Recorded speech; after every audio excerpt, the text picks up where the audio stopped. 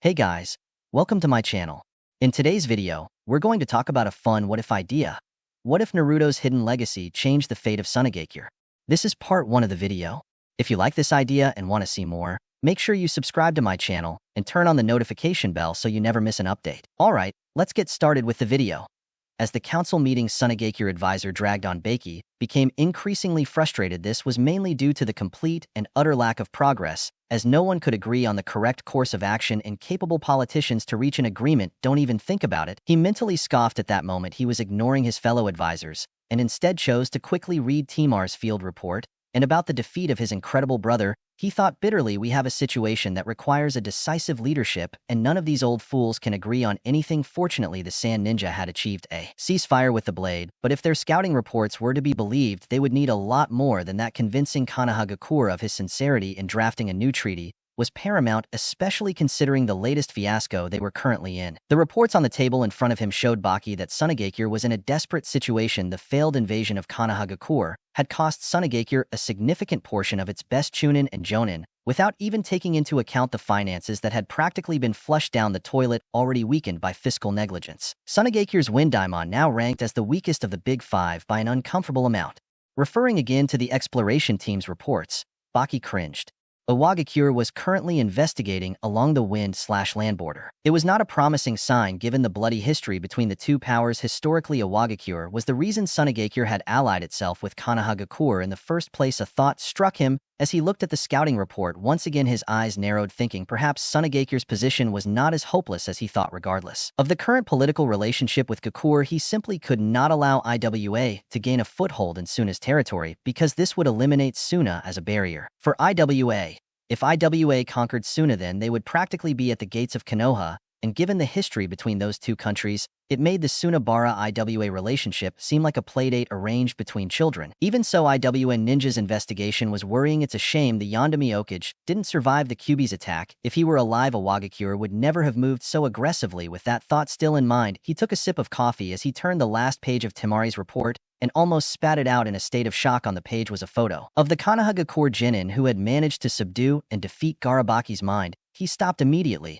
A word spread throughout him. Inen mixed surprise by the sudden movement at his side. Yura looked at Baki curiously. With only a year of service on the council, Yura was a youngster, but a rising star for his hard work and loyalty. Yet, given his lack of seniority, he had only done one handful of statements during the current council session. He gently nudged his neighbor. He leaned over and whispered something. Come on, Bucky. It looks like you've seen a ghost or something. Bucky examined his fellow council member and decided to share his new knowledge. You wouldn't be that far from the truth, Yura. He may have found a way for Sunagakure to recover, but I'm not sure that will work out too. Yura rolled his eyes. Come on, it can't be worse than Otokak's brilliant plan to bribe Sogakure to betray Konoha and ally with us. Something tells me that they are not at all interested in being our buffer against Konoha. Baki snorted in disgust. It had taken him some effort, but had managed to get rid of that small disaster before it gained ground. I do not plan to try to recover our alliance with Konoha. We have told you how the Kazekage died, as well as Orochimaru's betrayal. And although that stopped them, we need a military alliance, not just a truce. Seriously, Yura whispered, confused, considering how did our last alliance end?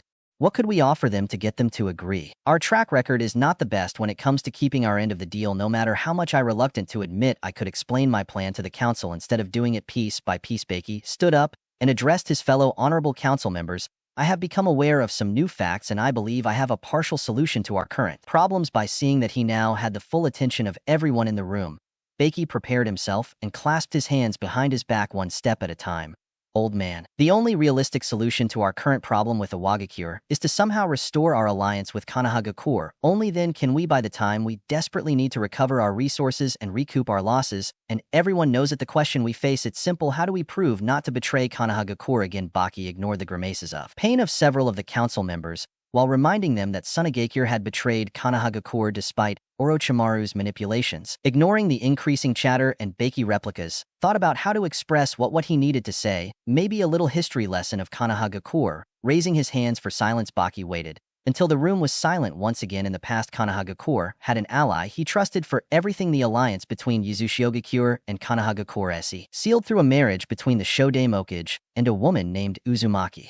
Myth that alliance lasted for decades until Yuzushiogakure was destroyed by Kumogakure and Iwagakure in the Second Great Ninja War. I think we can use that tradition ourselves to tie Konohagakure back to our interests. OT case, B's self-proclaimed rival on the council blew up quite a bit at this. You can't possibly be serious. We need all the shinobi we have. Why would you offer him one with H. Gakure? And why would they accept it even if we did? What possible reason or incentive could we offer? Baki turned around and faced the man directly, speaking calmly and controlled, almost as if he were talking to a child. Baki told him, presented their case. Konohagakure will accept because they can't afford the strategic threat of Gakure conquering us. They know that taking on Iwagakure on two fronts would be a recipe for disaster. And as angry as they are with us, I think Gakure is a much bigger concern for Kagek. Satetsu, another council member, spoke in a way that showed his irritation. Baki, that's all very well, but you still haven't told us the rest. Please stop wasting time. Baki took his copy of Temari's report and waved her at the council. I would suggest everyone read Temari's report on Gaara's defeat completely, but I will make a brief summary since we have little time. She claims that Gaara was defeated by a single genin, even after he had fully manifested her Biju. Ignoring the gasps of surprise this produced, she continued, she states that this genin Uzumaki Naruto, and I emphasize the last name, produced more Kaibunin than she could count. This forced Gaara to assume the full form of Shikaku Uzumaki,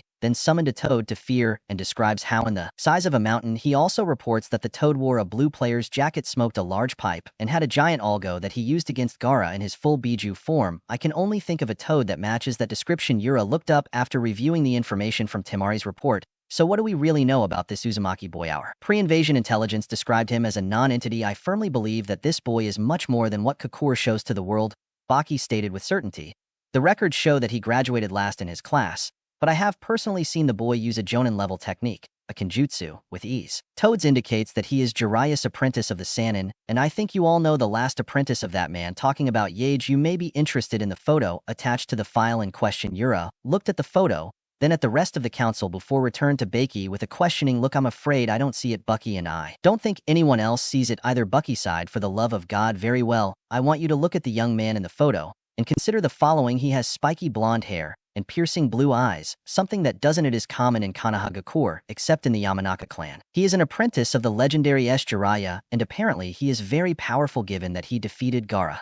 He also has, judging by the range and level of his techniques, a ridiculous amount high chakra for someone so young. All those things. Who does he remind you of? A moment passed. Each member concentrated intensely on the image. Then, without warning, Sweet Kami blurted out, an older member looks like a younger. Yell. Flash, exactly, said Baki with a smirk. Before I told you that the Shota Okage got married with a woman called Uzumaki. Myth. The only Uzumaki I remember from Kagek was Kusina, the hot-blooded Havana, and she died 13 years ago during the Kyuubi attack. Now consider this. We have a 13-year-old Uzumaki Naruto, who has a great similar to the late Namet Minato, also killed in the Kabai attack. The boy was listed as an orphan, but he was at the Shinobi Academy, sponsored by the Sandom Okage. Plus the boy is now apparently Jiraiya's apprentice, the man who trained Yell Flash. If we take everything this into account, there are too many coincidences to ignore them. There is only one logical conclusion. This child is without a doubt the son of the Yakuzumi Kusina. Very well, I can follow your logic, said Otak after a whole minute of reflecting on the latest revelation. Baki, however, I'm not sure where you're going with this. What does the supposed heir of the Yondaime have to do with? Baki smiled as his rival trailed off, and his eyes widened when he realized what that entailed. It's pretty simple in terms of actually we offer Temari in marriage to the Uzumaki boy as a gesture of good faith on our part. Why Temari? She is the daughter of our late Sekage, and she is quite skilled. We couldn't offer her to someone who wouldn't be missed. We don't offer Temari for demonstrate our commitment. Your skill and ancestry will provide an irresistible incentive for the leaders of Konohagakure to accept our agreement. The children of the Union are likely to be very powerful, and we will include a clause in the agreement stating that the first male child born of their union must marrying a woman from Sunagakure. The council members sat down and Luion Aaron on the proposal. The marriage would seal the alliance between Sand and Leaf and offer the opportunity to obtain powerful shinobi for the village in the future. The potential benefits were quite large with minimal risks. Ultimately, it was a victory for all parties involved. The Leaf, once again, had an ally in the Sand Village in addition to having a powerful shinobi in his group, and the same could be said for Zna. Seeing that everyone was in agreement, the decision was made official that night, and an offer proposing a marriage contract was sent to the Konohagakure Council several days later. The Konohagakure Council met to discuss the surprising offer received from Sunagakure, but the council was limited in its options. It could not implement policies or assign missions of rank higher than B, but it was the de facto power in the village. The council was made up of the heads of the different shinobi clans with the former companions of team of Sande Momura and Karu As honorable elders, also present was Shimura Danzo, an old rival of the late Sandaime and a skilled warrior and strategist. At that time, Ku was reading the scroll received from Sunagakure. "This is certainly interesting," she said, calmly lowering the scroll. "It seems that our esteemed colleagues in Sunagakure wish to make amends for their stupidity." Her former teammate Omura snorted in disgust. "Of course they do. If a Wagakure doesn't crush them, they would deserve it for their betrayal. Can we allow a Wagakure to gain a strategic advantage like that?" Everyone was surprised when Danzo the old Warhawk spoke. "Okay, we can't allow Yagak get such advantage. It would be best for us to accept it." As the rest of the council turned towards him slightly shocked, he continued bitterly, "As you all no doubt know, I would prefer to simply crush them for their betrayal, but circumstances prevent this, since we cannot punish them without drawing the attention of other countries besides eliminating a barrier nation between us and IWA. I don't see any harm in accepting a deal that will benefit Konoha much more than Sunagakure." "Logically, you are right, Danzo-san," said Aburame Shibi with his usual monotone. "This offer seems to be advantageous to us, but I find your stance disconcerting. You have always asked that you train Uzumaki. How he loves accepting this offer would seem to directly counteract the stance you have maintained for almost a decade and a half." Danzo tapped his staff. "As I considered your answer, it is true that I want to be trained as a mistress. However, they did not allow me to do so, and as such I must consider other ways in which I can be useful to Konoha. Sunagakure is now offering his late Kazakage's daughter, by all accounts a powerful kunoichi. If she marries Uzumaki," he smiled darkly. "I suspect Sunagakure may have discovered the problem child's ancestry." Nara muttered. "Shikaku, if they haven't discovered Uzumaki's ancestry, this deal is up completely in our favor. I remember this Temari girl from the exam, and she seemed quite skilled. Plus, she is also a wind user, something very rare here in Gakure Kone. Even if Sunagakure had discovered the boy's ancestry, the deal, although more balanced, it still favors us to marry the children of two Kage. It is likely to produce very powerful children in turn. I suspect that is the reason why they want a male child married to their Nagaku. A male child could start a clan." Another point in favor of Sunagakure having guessed who Uzumaki is. Everyone sat down to consider Nara's words and examine the offer for other hidden intentions. Having recently assumed his position as head of the clan, Saratobi Asuma was a little confused. "I thought the boy was just an orphan, unfortunately chosen to have the QB sealed inside him. Everyone here seems to know something about he." "Wait," said son of a Cage. "Couldn't be Yondaime sealed the Cuban Yoko and his own son?" In his new confusion and anger, Asuma blurted out, "Are you telling me that Uzumaki is the Yondaime's son?" To his surprise, the majority of the council simply nodded in his direction, seemingly unfazed by this revelation. The Yondaime had a son. What was hidden? This should be obvious. Assume the Yondaime. He made many enemies during the Third Great Shinobi War, answered Yugai. So the boy would have been in grave danger if it had been known who his father was. Danzo surprised the council once again by being next in line. Speaking was as if the old Warhawk had suddenly developed an interest in council affairs.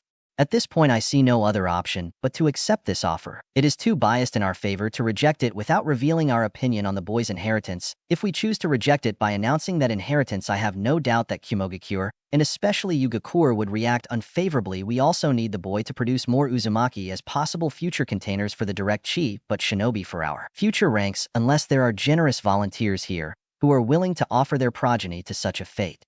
Seeing that the council members refused to look him in the eye, he nodded. "Very well.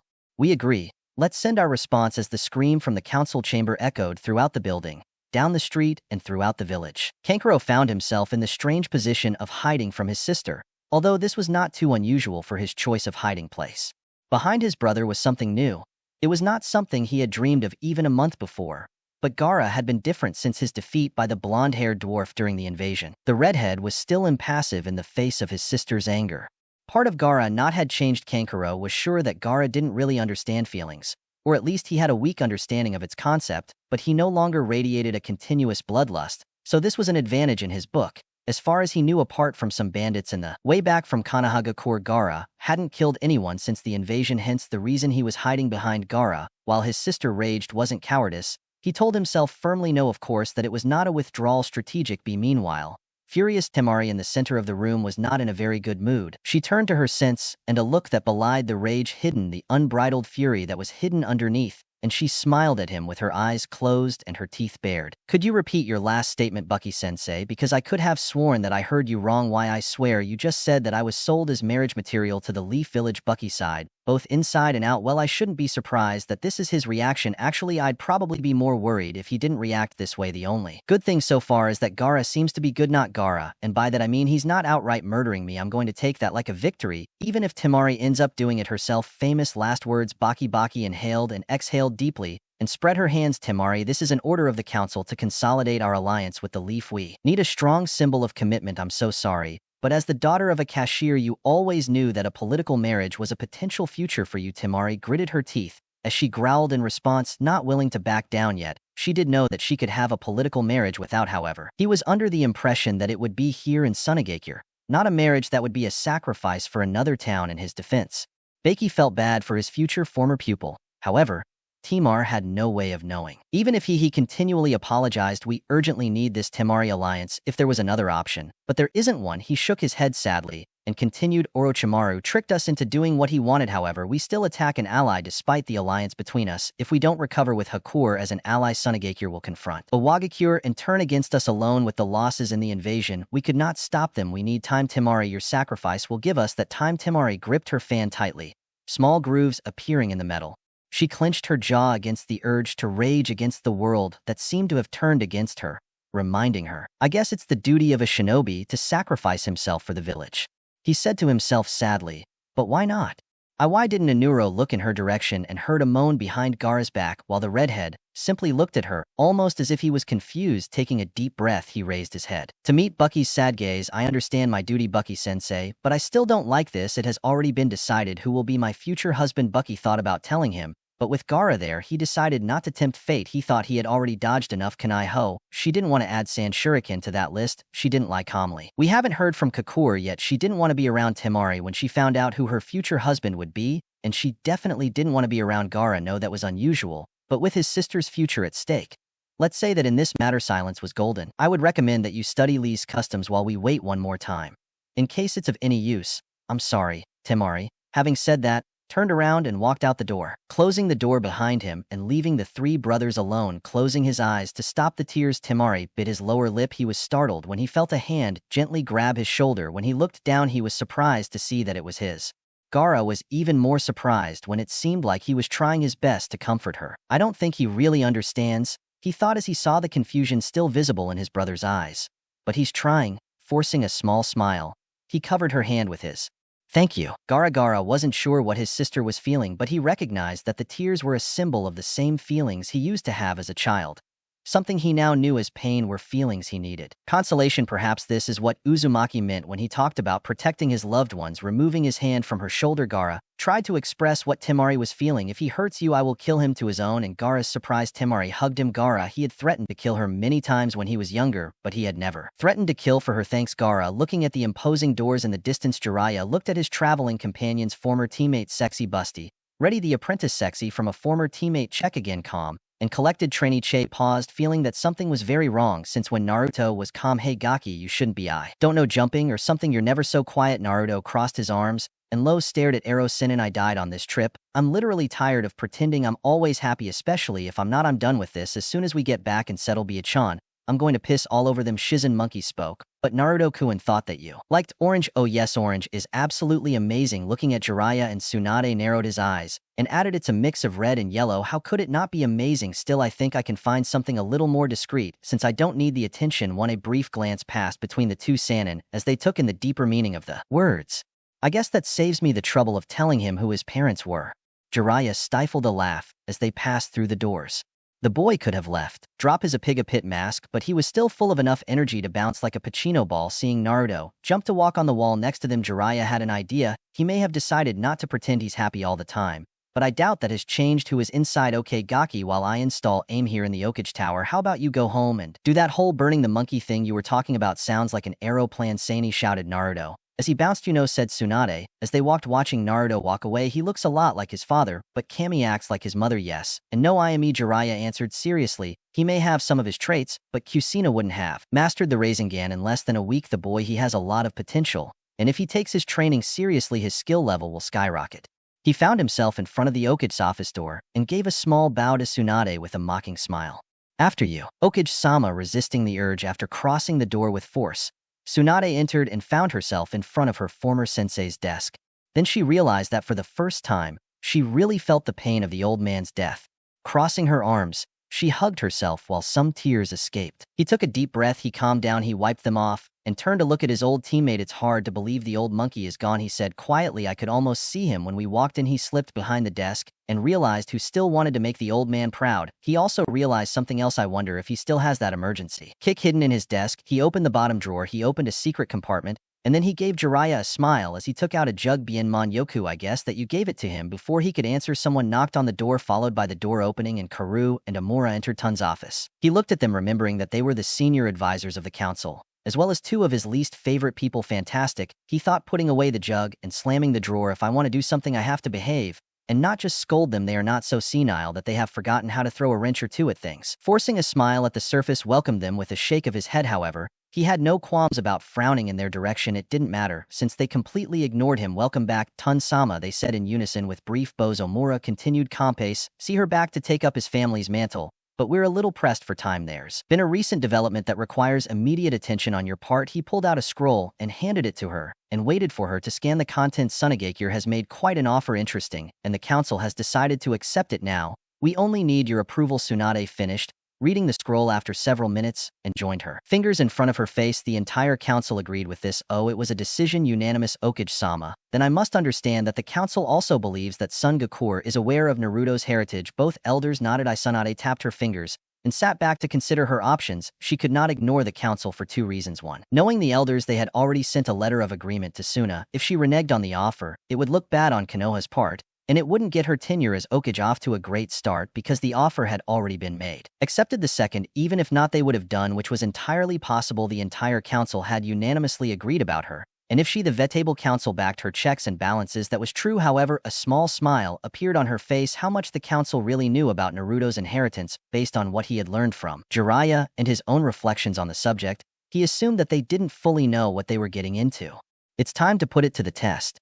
The council has considered the consequences. Naruto's marriage at the domestic level, asked with a smile that made Jiraiya, who knew what that smile meant, look at him with part joy and part concern, because he knew how Tsunade could get into those situations. And if the time came of the truth was directed towards the window, a look of confusion passed between the two elders before Karo spoke. I'm afraid I'm not sure what Tsunade-sama means with a smile that a predator could have envied. Tsunade clarified, when Naruto gets married, he will officially become the head of both the Uzumaki clan and the Namikaze clan. As such, he will inherit everything from both clans, since he is the only survivor of each one. This will include the funds of both clans and the seat of the Namikaze Council, as well as any property and land that is still in the possession of those clans. Surely you didn't forget something. So when you approved this marriage while Tsunade was speaking, Jiraiya had already been fighting laughter the entire time, seeing the two elders' faces shrink further and further until they fell in complete dismay. Jiraiya roared with laughter as both elders assumed shocked expressions. It was painfully obvious that they had not considered that the laws of the clan's inheritance would apply to Naruto those days. Those who were eligible to become clan chiefs did so under two circumstances: when they reached the Ionine rank, when they got married. Other than canceling the proposed engagement and embarrassing themselves, in Konoha there was nothing they could do to prevent Naruto from becoming head of the Namikaze clan and the Uzumaki clan. However, Jiraiya's only concern was that once the secret was out, there would be no way to keep the matter a secret any longer. With that thought in mind, soon the Minato's former enemies would have a new target in mind. If they couldn't reach the Yondaime, he reasoned, they would opt for the next best option. His son, after a quick stop at Ichiraka Ramen, ate a few bowls of his favorite dish.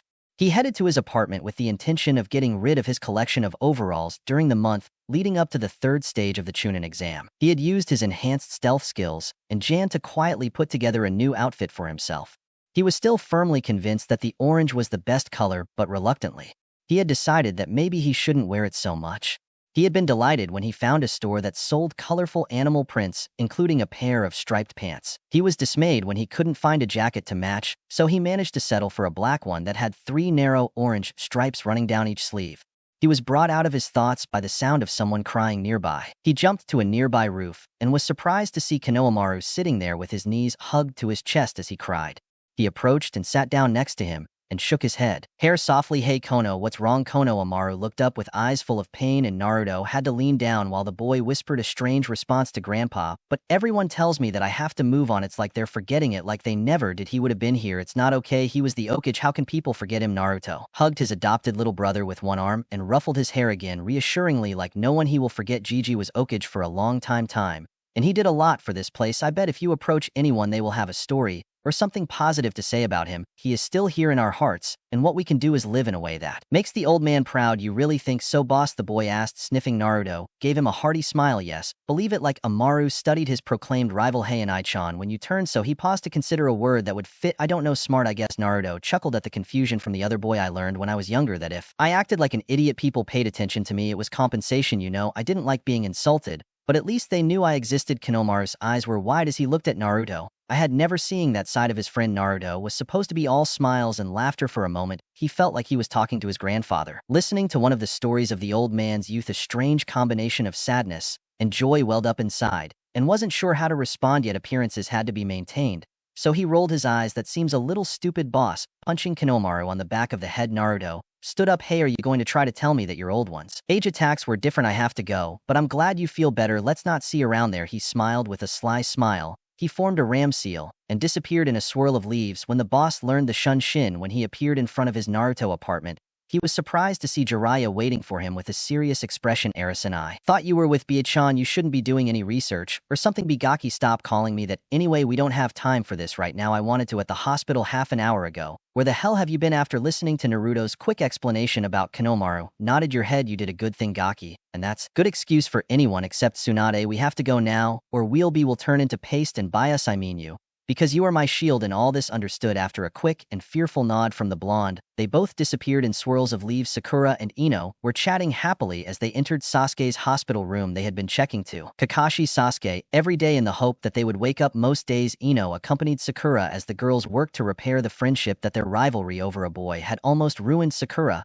she still longed for Sasuke, but she grimaced as she remembered the things she had thrown away while she was chasing the boy with her sensei and her teammate in the hospital. And the other teammate doing Kami knows that Sakura had remembered how much she hated being alone. But I'm not going to give up on Sasuke. Kuin thought to herself. I'm just going to have to find some kind of balance between him and everything else. She came out of her thoughts when she heard voices coming from Sasuke's room. Recognizing one of the voices as hers, Naruto surprised herself, smiling. She found out that she had actually missed the boy while he was gone. It seemed like her hyperactive teammate had finally returned, but she was curious as to why he was in Sasuke's room. However, it was probably his normally boisterous one. He discarded it as a practical certainty and reached the door. When he opened the door, he saw Naruto, but he did not recognize any of the other two that were in the room. One was a fairly tall, white-haired man, and he was in his 50s, leaning against the back wall with his arms crossed as he watched the other occupant of the room. The occupant in question was a woman who appeared to be in her 20s with blonde hair and two pigtails over a green player's jacket with the Gamble kanji stamped on the back. Surprised, the woman held her hands near Sasuke's head, and Sakura began to panic until she recognized the green glow her hands were emitting as medical chakra. Naruto looked up when her teammate entered the room. Hey, Sakura-chan, guessed that Byakuchan is going to heal Sasuke.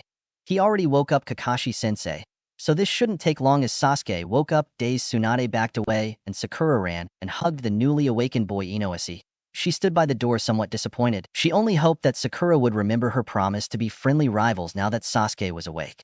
She had missed her friend when they had been fighting. Tsunade and Jiraiya noticed that Naruto. He seemed depressed after his teammate didn't even bother to greet him. Jiraiya used his old hand signals to tell Tsunade about the boy's crush and what's up with the blonde at the door. Piney's rival pointed out Piney's butt. Duck, if I had to guess, was the quick response. She narrowed her eyes at Naruto and considered his reaction to her pink-haired teammate. That will make it harder to tell her the news I have. However, in hindsight, I guess it's a good thing she doesn't return his interest. It would probably make it even harder if that was the case. He looked at the two of them and put a finger on his chin. Maybe he can get Jiraiya to tell him he's always a fool. At least looking around, he noticed that the wise toad had disappeared, leaving a note at the foot of Kakashi's bed. He approached and picked it up. When he looked at it, he blinked as he read the note. I'm sorry, there's no chance. I crushed the note in his hand. He cursed. It's there. Well, Jiraiya, you're going to lose your peeping privileges in public bathrooms, and this time there's no monkey to say otherwise, okay? He said, addressing the young shinobi who was in the room. Tomorrow at 9, there's a meeting in my office. I heard your little group was meeting. Noah's Konoha 12. Well, all of you must attend. Okay, something else? Asked Naruto, preparing to leave when Tsunade shook her head. Naruto gave her a Zoran smile and greeted her mockingly. See you tomorrow at 99. And Pete Ghost-chan, still smiling at his irritated look, he disappeared from the room in a Chunin, while the others in the room looked at him in shock. Sasuke, blinking in surprise, looked at the rest and expressed everyone's main question. Since when the dobe learned Chunin reappearing near his apartment, Naruto smiled for himself. I will have to thank Aosen for the advice. and for showing me the seals for the Chunin. It was very fun to disappear and appear somewhere else the only way it could improve as if it was a jutsu real teleportation instead of just a chakra-enhanced move upon entering. He didn't waste any time looking for his new outfit. After a few minutes, he finished changing and examined himself in the mirror. See, the orange and the black look great on me. I should have thought of that at the time examining the pile of old clothes. Naruto took a pair of scissors from his desk drawer and carefully cut the Uzumaki white swirls off of all the jackets by gently passing his thumb over the fabric. He felt a great amount of pride mixed with sadness. I swear, Kei-chan, I will make you and Daddy proud of me. I will not allow your sacrifices to be in vain. That is the promise of your life. He shook off the melancholic thoughts and gathered the clothes in his arms with a manic smile. Now that we're over the hard part, it's time to practice. Aiming a little using the shun again. Shin still couldn't believe how useful it was. Naruto appeared at the Team 7 training ground with the family logs in place, while separating his clothes into 3 separated stacks, reaching a suitable distance from them. He turned around, forming hand seals carefully all the time. Okay, just as Arrow Senin taught me, I have to inhale, shape the chakra in my lungs, hold it, wait for the burning sensation, and exhale. Katon Gakek Jutsu shouted at the same time. He breathed a moderately sized fireball towards the first pile. Within seconds, the entire pile was a conflagration of blackened cloth, crackling and exploding as the flames they licked and devoured the material, forming the same set of hand seals. Naruto ended up on the tiger and shot another one, putting more chakra into it and completely incinerating the second pile. Nothing was left but gray ash towards where his old outfit used to be a first try. The jutsu was quite impressive. Naruto had managed to shape chakra correctly with the proper hand seals. He had gotten a hold of a Koton scroll Jiraiya had lent him and had examined it like a beast, not to mention the numerous times he had observed up close Sasuke perform this jutsu. What he forgot on his third and final attempt was the proper chakra measurement. This turned out to be bad for the landscape. Determined to see how big he could make it, Naruto once again formed the proper seals. He leaned back and practically shot a column of hellfire from its open maw. A proper Kato technique, when performed, allows the user to spew fire from its mouth as if it were a mythical dragon. They vary in size and shape from the phoenix fireball that launches small but numerous fireballs in rapid sequence, up to the aforementioned large fireball that has the potential to burn an entire forest clearing straight to the damn ground.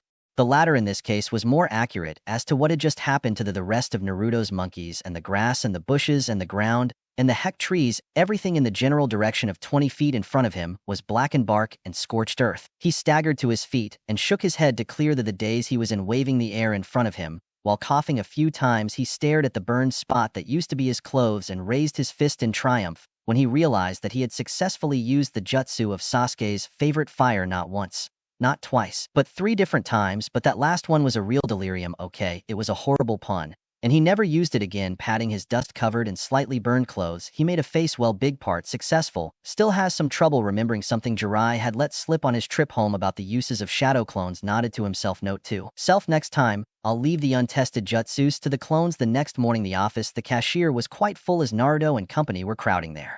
Tsunade sighed as she sat behind her desk in front of the gathered Konoha 12 and their respective sensei, fiddling with the official marriage document. Time examining those present, Naruto noticed he looked much more serious in his new outfit, but still seemed to radiate emotion. Sasuke, standing next to him, he looked better than the day before when she had seen him for the first time, but he still seemed to be brooding. Sakura seemed torn between looking with hope to the latter and cast inquisitive glances at the former, observing his new outfit with curious eyes.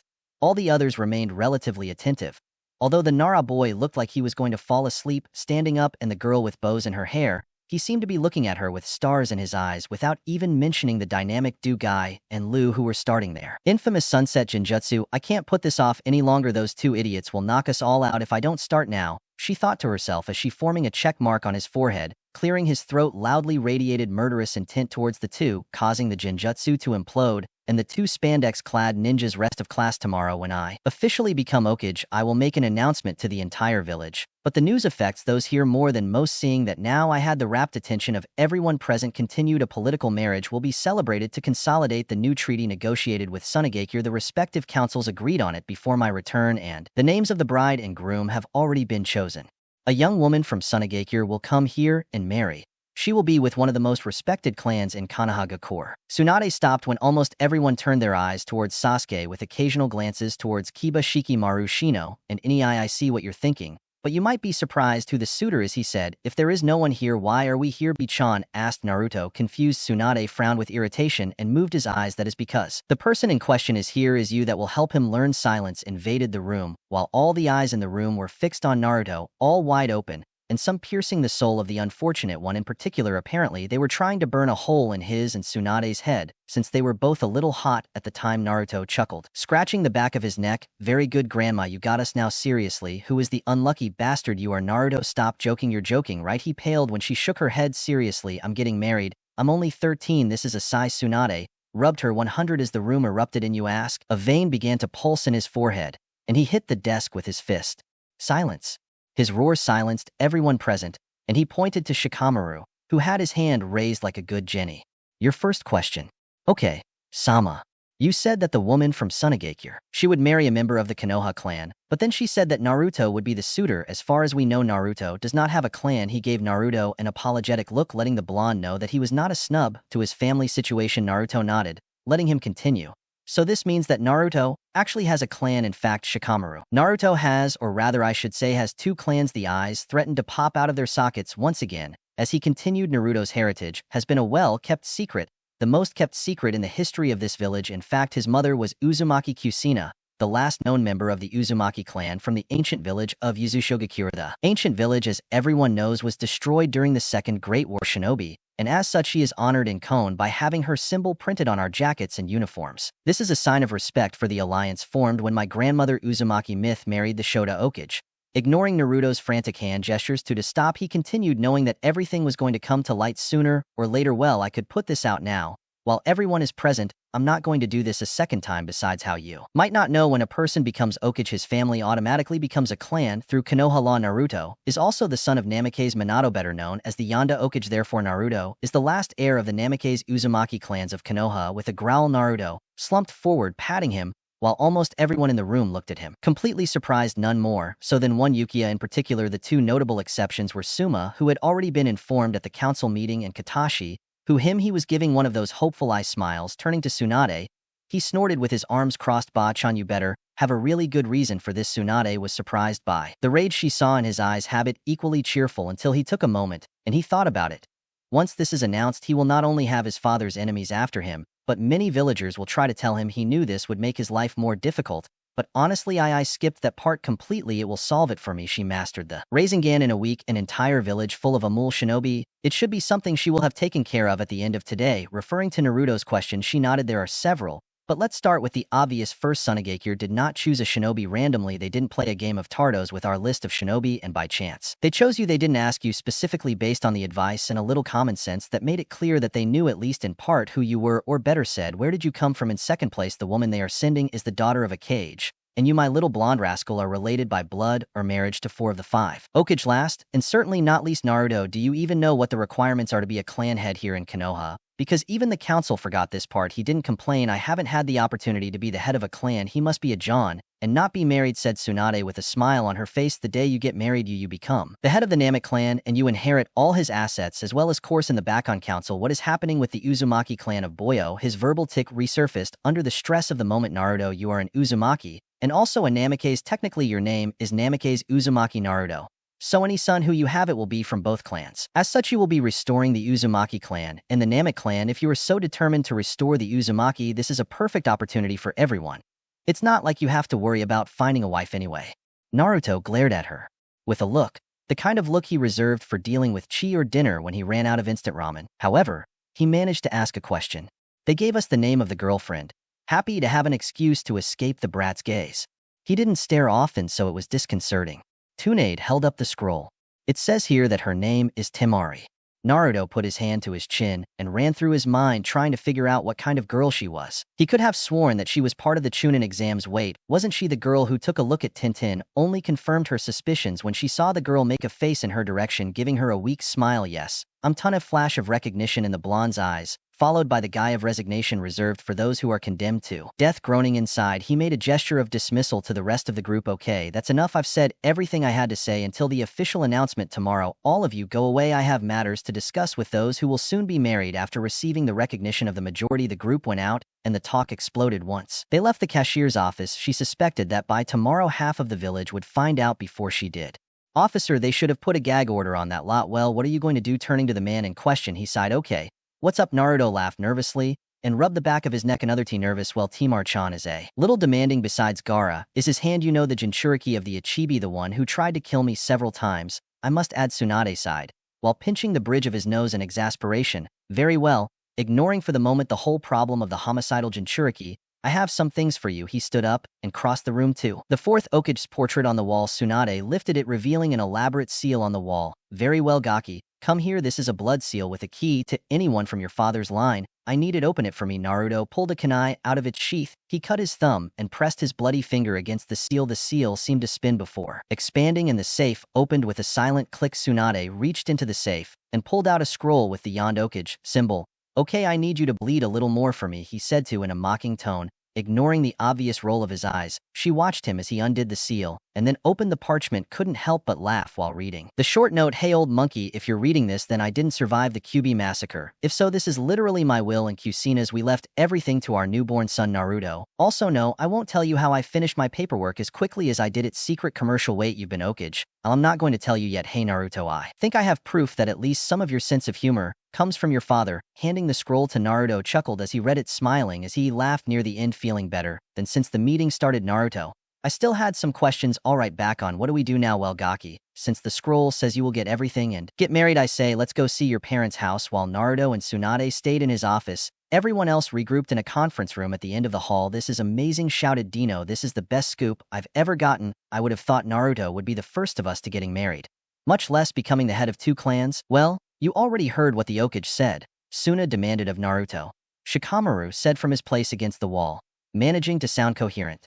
Although he seemed like he would collapse to the ground at any moment, but he doesn't have it. Since he said irritably, I understand why his heritage was hidden, but I have seen the way the villagers look at him. Why would he despise Naruto? True to his nature, Shikamaru was more or less incapable of letting go of something so intriguing. I always thought it was a big mouth, said Kiba. Noticed that he was acting strange. Naruto was very quiet. Yes, Shino said quietly. He seemed much more controlled than usual in the past. He reacted explosively to that news. This means that there are 2 possible scenarios. 1, Naruto has matured a lot in a very short time, possibly due to his recent contact with the Sannin, or 2, Naruto has always been like this, and we have been dealing with a facade built intelligently. Considering what we have learned, I think that the latter is much more plausible. Having said his part, Shino left the room, and the door closed while everyone else was trying to assimilate his surprising conclusions. In another conference room, Yada cried while Karina and held her in his arms when Tsunade informed them that Naruto was getting married. He felt like his heart had been ripped out. For years he had loved him from afar, but every time he tried to talk to him he stuttered and got completely embarrassed, or worse, he still fainted. Never. She thought she would run out of time to tell him as soon as It's okay, Hinata said to Karina and the girl in a low voice. It's okay. Let the tears come out. The fact that he's getting married doesn't mean she can't be his friend. Raising her head from his shoulder, her sensei Hinata looked at her through tears. She didn't want to be her friend. Karina and sensei, I love him. Karina gently stroked the girl's hair and murmured, I'm sorry, Hinata, but it's not meant to be like this. You know how your clan works. Even if he didn't get married in the end, I wouldn't. Would you have had sensei? Asked the girl, crying in shock. I know it hurts, but time heals all wounds. For now, let the tears come out. Frowning at the wall while Hinata continued sobbing, Karina cursed 2 things: the laws of the clan and the cruelty of fate. That afternoon, Naruto and Tsunade were in front of a door in the easternmost section of Konoha. Naruto, this is your parents' old house. Everything there belongs to you, although I recommend that you do a little cleaning. The seal on the door was made by your father, and not even Jiraiya could get through it since it takes family blood to open it. With a slight smile, he added, although it should not be a problem for you. With a quick Chunin, Tsunade returned to her office, preferring to let the boy venturing alone. Naruto opened the door, reopening the cut on his thumb, and entered his new property. The land was small for a clan complex, but he guessed that the Namikaze clan had never been as large as the Ukiya or the Yuga. The gardens had long ago taken over and had filled the stagnant lawns and koi ponds with green, yet I could see the beauty, and a little work would restore it to its former glory. The main house stood in the center of the gardens, 3 stories, traditional stone and rice paper doors that needed serious maintenance, with gently sloping red clay roofs, and guardian dragons in the corners pushed the main entrance door, careful not to damage the old wood. As expected, the paper gave way easily under his hands. Anyway, he was thinking of replacing it, so he wasn't worried. No one had entered the house after his parents died. All the furniture remained where it was last, covered with a thin film of dust and some cobwebs dotting the rooms. He passed through the entrance and entered the living room, where there was a television at the other end of a kotap, so everything would have to be replaced, from the electronic devices down to the fabrics, even the curtains. But it seemed that most of the wooden furniture, except for all the chairs, he didn't want to take risks with them, would be fine with a careful cleaning. He looked around for a moment before going up the stairs. It was dominated by rooms. 4 in the main bed was the only one that seemed to have been used before they left the house. His parents' night clothes were still folded on the bed waiting for them with a melancholic sigh. He closed the door carefully, and he went to the third floor. His parents, or perhaps his grandparents, had converted the third floor into a training room, leaving aside the practical aspect. It was huge, a wide open space with wooden floors, ratty training mats, stacked in a corner, several dolls' training rooms lined up against the back wall, and various weapons along said walls. The training room was not the place to practice jutsu, but it was more than suitable for practicing taijutsu and weapon skills always. And when the person practicing was not Liu or Guy returned to the ground floor, he crossed the dining room and the kitchen. He noted with glee the amount of space he had for the ramen, and then he noticed a tightly closed door. Just outside the kitchen, he opened it and revealed the cool, stony space of a basement, the jackpot when it comes to a ninja's house. He carefully went down the stairs one at a time in case they were rotting. The last thing he needed was to sink a floor or two into the ground. Most of the downstairs room was a library, cool, but not damp, perfect for the delicate paper that was there. The shelves were full of parchments and books. He could almost tell which belonged to his mother and which to his father just by the order that some of the shelves seemed to have. In a small corner in the room was a workbench holding a strange three-pronged kunai. The excessive scrolls on the shelves above seemed to indicate that his father or mother made weapon scrolls in their free time. A third of the basement was empty, walled off to create a separate room that opened with another seal. It was evident that this was his father's private study filled with fuinjutsu supplies. An open scroll lay on the large but plain desk at the opposite end of the room. He entered to take a look closer. He took a scroll and read the outer kanji hum iron no jutsu. I wonder what he was doing. He was about to sit down to read, but the strong smell of dust was starting to bother him, and he needed to get some air before he having a coughing fit. He decided it would be a good idea to go to bed in the next hour or so.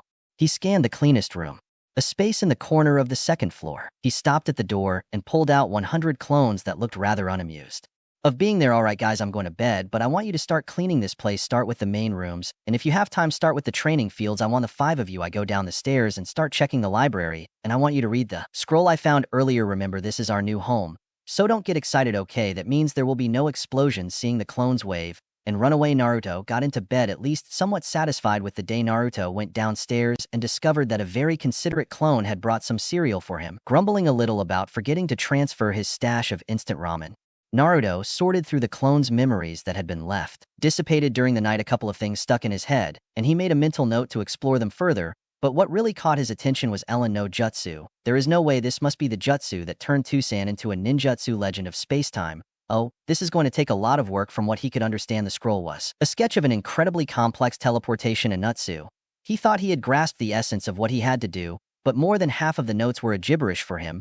I'll have to learn the theory of fuinjutsu. It will be fun. Naruto went out with the intention of creating his army of clones for the day, although today he could get stuck learning protocol. At least his clones could do something before he could summon them. He noticed that one of his clones from the previous night was standing in the middle of a desolate training field. When he noticed that he had caught their attention, the clone began to jump up and down excitedly. Boss, this is going to kill you. Enchant Bun Sendai Bakua. As soon as the clone spoke those words, Naruto stumbled back as the training ground turned into a small crater. Well, that's certainly interesting, but I'm pretty sure I said there were no explosions last night. With a tic in eyes from irritation, Naruto summoned 200 clones. Very good, guys. Form groups of 20. Once the clones formed lines, Naruto began to give them their tasks for the day. Very good. First group, we need to greatly improve our chakra control. If we want to use the things in the library, I want you to do the leaf balancing exercise while walking on the water with a quick wave. The first group headed to the small pond near the back edge of the compound. Group 2 practiced the Inge and the Korimi. Tausen's notes said that when someone masters a jutsu, they can start using it without hand signals. I want the ability to use a Korimi without seals by the end of the day. Group 3 practiced the C-rank jutsu that we found yesterday. Group 4 calligraphy. The seals do not write themselves, you know. Group 5 find all the books on the theory of fuinjutsu that you can in the library and start reading. Group 6 work in the gardens. Try to keep most of it alive. Group,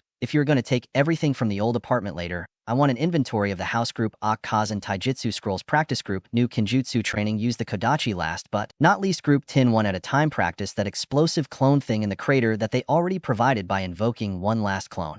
I want you to thoroughly reread the IR Jutsu scroll every time one of the theoretical clones dissipates.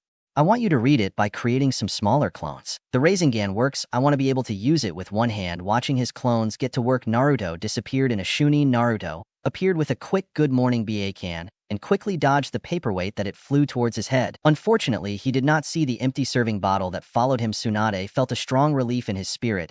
As he watched the bottle smash his crazy grandnephew into the wall behind him, I doubt he'll stop calling me grandma, but man, that felt great. Trying to maintain a face straight as Naruto stood up, Tsunade considered how to break the news, deciding that Naruto would probably prefer it straight away. She sighed, fine Gaki, I'll get straight to the point. We don't have time for you to learn the protocol. Your fiancée, she must come today. Ignoring the babbling and cursing her statement created, she touched her chin as she thought there is also a new problem. Sunagakure promoted her to Chunin, and you are still a Jinny. I can't just promote as much as I would like to, but I have an idea. When I see Naruto showed great interest. He smiled. I'll give you a week to prepare. Then I want you to fight against Asuma Kurina's gay students, as well as against your own team. Back on. That's crazy. He smiled. Naruto.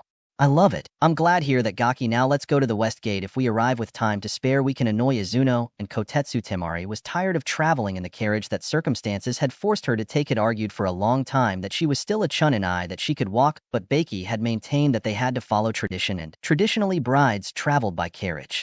In addition to being extremely uncomfortable, the trip was taking twice as long as the last time he had done it. He extended his hand, and she ran it over the soft metal of her mother's war fan. At least they let me keep it. She leaned her head against the seat and concentrated on calming down. Today, she would no longer be a shinobi of a Gakure, but one of the blade, and that hurt more than she thought. I would have believed, despite how they had treated her little brother, that she loved her village and was proud to wear the symbol of sand. She was brought out of her thoughts when Kankuro stuck his head out the window. Hello, how are you? I'm scared.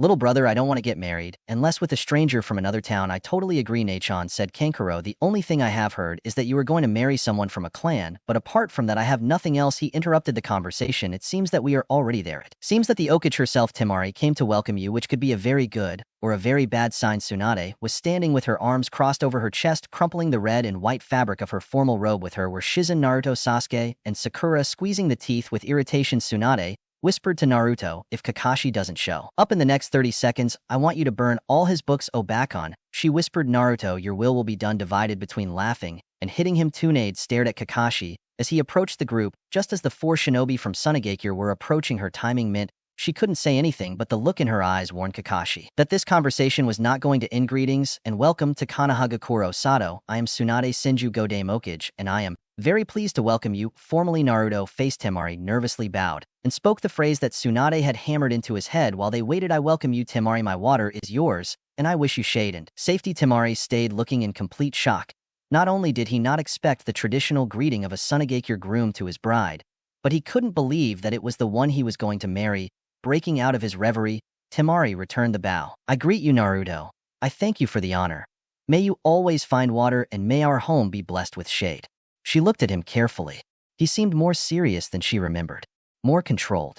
He had been a wild guy during the exams, but now he seemed much more like the determined warrior. He had seen his brother defeated. Naruto stiffened as Gaara shuffled over. His green eyes still had a crazed look, but he seemed to have lost his murderous aura. Hello, Gaara. How are you doing, Naruto? Uzumaki. Gaara spoke tonelessly. You will protect Chan like one of those precious people you told me about. Naruto blinked momentarily in confusion and then gave Gaara a small, warm smile. I swear I will, Gaara, and I always keep my promises. Gaara simply nodded. Thank you for everything. I'm not sure I understand all that, said Naruto quietly. I understand that you thank me for promising that you would take care of Chan. But what is everything else? You showed me true strength, Gaara replied just as softly. I have chosen to follow your path. I will protect who are they dear to me. I'm happy for you, said Naruto, smiling. It's been difficult. It's harder and easier as time goes by. Ignoring the beast makes it angry, but my mind is clearer. It's hard to describe. I understand. It was all Naruto had what to say. Most of the spectators were confused. Naruto had already opened up to Tsunade, so his smile was completely genuine, but Shizune was left wondering what the story was behind this. Temari and Kankuro knew what their brother wanted to say, but they didn't know. He had talked in great detail about what had happened between him and the other Jinchuriki.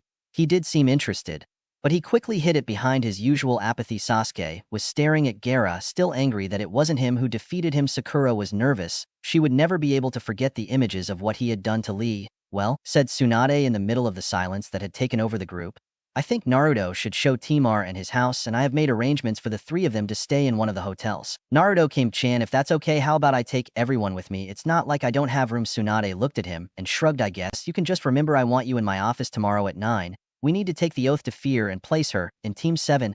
I don't have any vacancies on my team, Kakashi said hurriedly. There are no vacancies, Tsunade growled. his eye twitching in anger.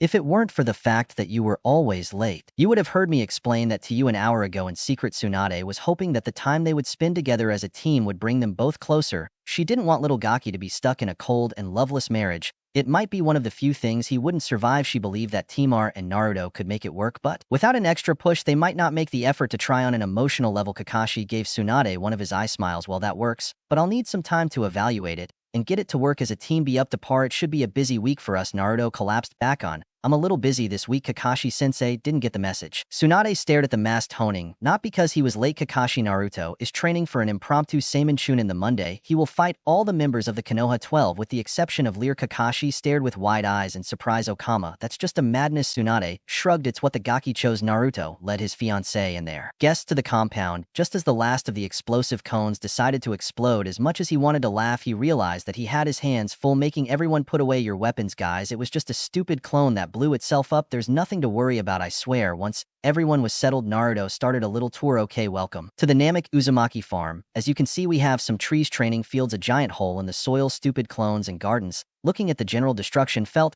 he had to add, go Temari, I hope you do better gardening than me because I think my clones really messed that up. Much to their own surprise, Temari found himself agreeing the clones had really messed things up. Looking a little more around him, Temari felt that so far his new home wasn't so bad. He would have some privacy, even if everything seemed a little green to him. Sunagakure didn't have much opportunity for gardening, but he had kept a planter with herbs in his room for several years. I know a little about gardening, Naruto said. But you have to remember that I come from a desert. All this green seems very strange to me. Naruto, he seemed a little dejected. So he spoke quickly. It's not that it's bad. I've always wanted to a big herb garden. Very good, guys, Naruto shouted almost excitedly. I want to show you where you will stay tonight. He took everyone inside and started pointing out the features of the house. Make yourself comfortable in the living room. I'm not sure if everything works, but you can try the TV and the kotatsu. The kitchen is there, but not exactly equipped yet. There are many rooms on the second floor, so choose the one you want. And if you want to train, the third floor is a practice room. Grabbed at Temari gently by the doll. I will show them. As they dragged her up the stairs, Temari had to admit that so far things weren't as bad as she had feared. The house really needed a woman's touch, but it was quite nice. However, no, she was very sure what to think of her fiancé. One moment he was hyperactive as hell, the next he was completely calm, dealing with four scared shinobi from Sunagakure, one of which was Gaara. For Kami's sake, he was honestly an enigma. As he guided towards the dormitories, Naruto, he pointed to one. This is yours. Mine is the one right next to it. Temari was a little confused. I have my own room.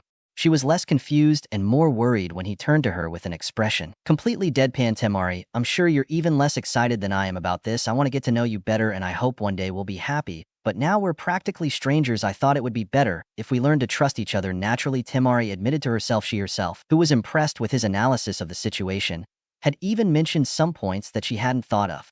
In Sunagakure, it wasn't unusual for a husband to demand that his wife be groomed. Was in her bed on the night of their wedding, and she expected that behavior simply because she knew that arranged marriages had nothing to do with if two people loved or trusted each other. Thank you, Naruto, was her sincere response. Maybe this isn't so bad after all. Wanting to impress his guests, Naruto created a handful of clones and sent most of them to read cookbooks and the rest to shop. With free time, Naruto headed to one of the restored training grounds to try out what his clones had learned.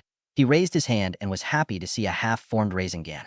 It would definitely be ready by the end of the week, he thought with a mocking smile, exchanging places with a training dummy. Sign of the ram for the inge, but that was at least a major improvement. Wanting to kill two birds with one stone, Naruto created clones to test his new Kinjutsu and Jutsu skills. Both seemed to be from his mother, and even with just a few days of training with him, the styles they felt natural. Finishing the last clone with a particularly cruel cut that split the clone from groin to shoulder, he cringed. While the men must have feared fighting Kazan, the first elemental jutsu their clones chose made him huff in exasperation. Apparently, he really loved irony. Suruno jutsu, the same jutsu he had to save Kakashi-sensei from when they fought with Zabuza, trapping a clone in. Naruto had to admit that the jutsu had its uses, but he would have to see if he had enough water to use it. Moving forward, Pravoda, and top of this one has potential. As he saw the jutsu destroy the trees he tried it on, he wondered if he had overloaded the jutsu instead of just blowing things up. Certain trees in the target area seemed to have been attacked with knives. Shrugging and filing that away for another day, Naruto decided to try his last elemental jutsu, remembering his inner promise after the last time he had been roasted on the stove grill. Naruto created some clones and backed off Gakuk one jutsu, and the team will be happy to be able to use one of his jutsus this time. The extra practice of the clones paid off. And instead of creating giant explosions, Naruto just created the smaller explosions he wanted. Satisfied with his day, Naruto barely had the energy to fall face first into his bed before falling asleep. The next morning, Temari woke up to the smell of something delicious. He rubbed the sleep out of his eyes and went down to the kitchen in panties and a large t-shirt, forgetting that he wasn't back in his Nagakure. Yawning and stretching, he grunted a good morning to the figure standing next to the stew. When he didn't get a response, he looked closer at the figure preparing breakfast and felt himself shrink. What froze was Naruto, who was looking at her with wide eyes and only a pair of shorts. She thought the age difference would bother her, but she seemed a little older. Between that and her new behavior, she could easily forget that she was several years older than him. It's actually quite cute. Naruto, for his part, had completely forgotten about the omelet he was preparing while looking at Temari. He might even owe a small apology to Osini. It was certainly worth seeing him with his hair down, tousled by sleep and framing his face. Naruto. He suddenly realized that maybe he had gotten a pretty good deal out of this marriage after all. They could have continued staring at each other for a while, except Kankuro walked in and immediately burst into loud laughter. "Hey Naruto, the omelet looks a little black and steamy. Nach on you. Might want to put on some pants before the house burns down." Temari looked down and let out a girlish scream as she ran back to her room, thankfully not noticing Naruto's gaze on her. He followed closely as he walked away. Kankuro watched him and, seeing the blush on his face, began to laugh until Naruto threw a kitchen knife against the wall next to his head. He raised his hands in a gesture of wordless "excuse me" and decided to help in setting the table while Naruto got rid of the charred omelet. "Boy, she's your fiancée. You can look at her, you know," he said, trying not to laugh. They were giving him a jab under the ribs. Naruto rolled his eyes in irritation and replied, "Well, I'm going to ask the guy for relationship advice." "Guy who wears makeup, it's war paint, intimidates enemies." Runt replied Kankuro, enraged. "What kind of shinobi is intimidated by makeup?" Jite mocked Naruto with a completely bewildered expression. Kankuro said calmly, "I don't think you can call me that since I'm older." With a sly smile, Naruto was prepared to return fire before he was interrupted. "Could you idiots shut up?" Temari snapped as she reappeared, putting her hair up in her usual. Kankuro, who knew her sister's usual reaction, feeling embarrassed, he was able to dodge her when she waved her fan at him. Naruto, however, did not realize the danger he was in until the large iron fan hit his head when it crashed against the wall, a scene that was very reminiscent of Jiraiya and Tsunade. Kankuro began to laugh when he heard the stunned boy mutter, "Wow, I think I'm in love." After a brief first aid where Temari bandaged his wound while Kankuro laughed, and even Gaara seemed to smile, Naruto and his guests stood in front of Tsunade in his office, deciding that it would be best for everyone to overlook the groom-to-be's partial mummification. He approached Temari, nervously maintaining eye contact with her. Elder Kunoichi. Temari barely listened to what was said to him until the end. "Swear by the will of fire and your own honor." Loyalty to Kakure. Reaching back and undoing his itate Dungakure. Temari calmed down as he swore loyalty to his new village. "My honor, my life, I promise." Tsunade nodded and turned to put the seal on the register behind her on the desk. She pulled out a leffitate and handed both items to the younger blonde.